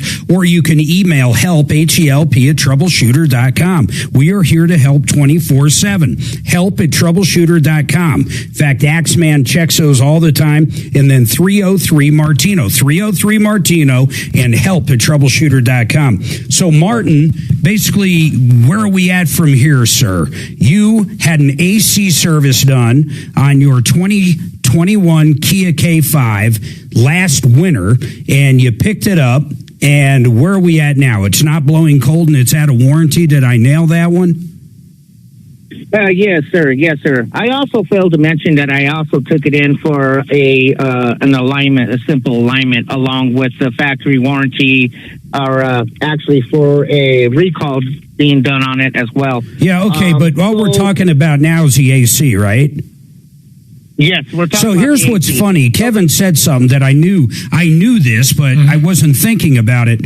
When it wasn't blowing cold last year and they did a service, did they do anything else?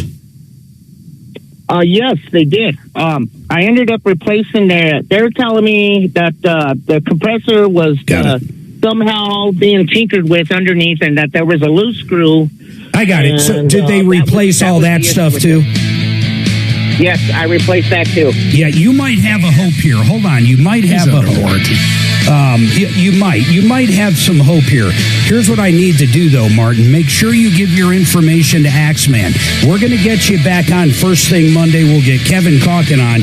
But if they're saying it's not in warranty now, you definitely have a hope, and I'm not kidding. Don't forget 303 Martino. Help at troubleshooter.com. This is Marc Mager. See you next week. Follow Tom Martino at Real Tom Martino and stay connected with all of us at 630 KHOW, KHOW.com, and on the iHeartRadio app. This is Denver's talk station, 630 KHOW. Getting your house ready to sell? Rely on the experience of Frank Duran, the realestateman.com. Does your home need repairs prior to selling? I have the experience and great local connections to help you determine which items are cost effective. We will detail which simple, easy steps you can make to enhance your home's appeal. I'm with you every step of the way. I'm consumer advocate Tom Martino, urging you to use Frank Duran, the realestateman.com with RE/MAX Alliance, 303-920-1622. Hi, Dan Cicchini. For custom kitchens or cabinetry facing done right, go to drhi.com. Great cash incentives or a special financing rate of 0% APR with 72 equal monthly payments with approved credit. Call for details, 800-362-8370. Get your give on with the Children's Hospital Colorado Mighty Millions raffle and win big, like the $3 million grand prize show home in Winter Park, where mountain views meet mountain living. Buy your tickets now at mightymillionsraffle.com. Joining the conversation is one thing. Thank you for taking my call. Taking my call. But when doing so gets difficult, there's the talkback feature on the iHeartRadio app. Oh, cool. How's that work? Just tap, record, and send all within the app. I was hoping maybe you'd listen listen to me for just a quick second? We the people will always find a way. Because everyone's voice counts. We are still going to make that attempt. We're going to get out there and be heard. On Denver's talk station, 630 KHOW. KRFX HD2 Denver. KHOW Denver. This is 630 KHOW. Denver's talk station and iHeart radio station. Guaranteed human. ABC News, I'm Chuck Sievertson. Coming home in just a few hours, the Artemis II moon mission astronauts scheduled to splash down off the coast of San Diego at 8:07 p.m. Eastern Time. President Trump is upset over the Strait of Hormuz. ABC's Tom Sufi-Burridge. We've just seen a trickle of vessels through that strait. And if you think before this war, there were about 140 vessels going through that narrow waterway on a daily basis. So we're nowhere near it being open in terms of the free flow under international maritime rules. Asking the White House physician in a letter to immediately conduct a comprehensive cognitive evaluation of President Trump. Congressman Jamie Raskin, Maryland Democrat, claiming the president's recent behavior has raised unsettling questions about his mental state. Agreeing with First Lady Melania Trump's call for a public hearing featuring testimony from Jeffrey Epstein's victims, House Oversight Committee Chairman James Comer. This is ABC News.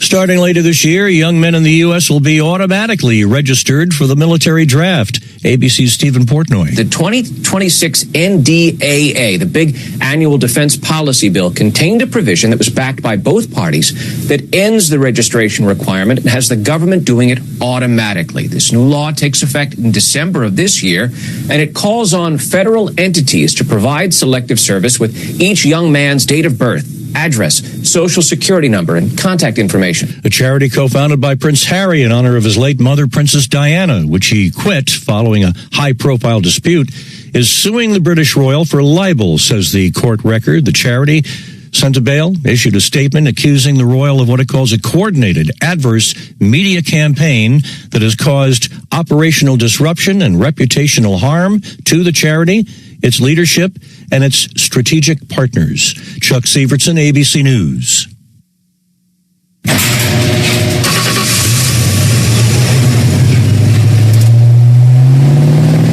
I spend a lot of time in the garage, but even more time in the rain, sleet, and mud. In 95, I helped tow your moving trailer. You know,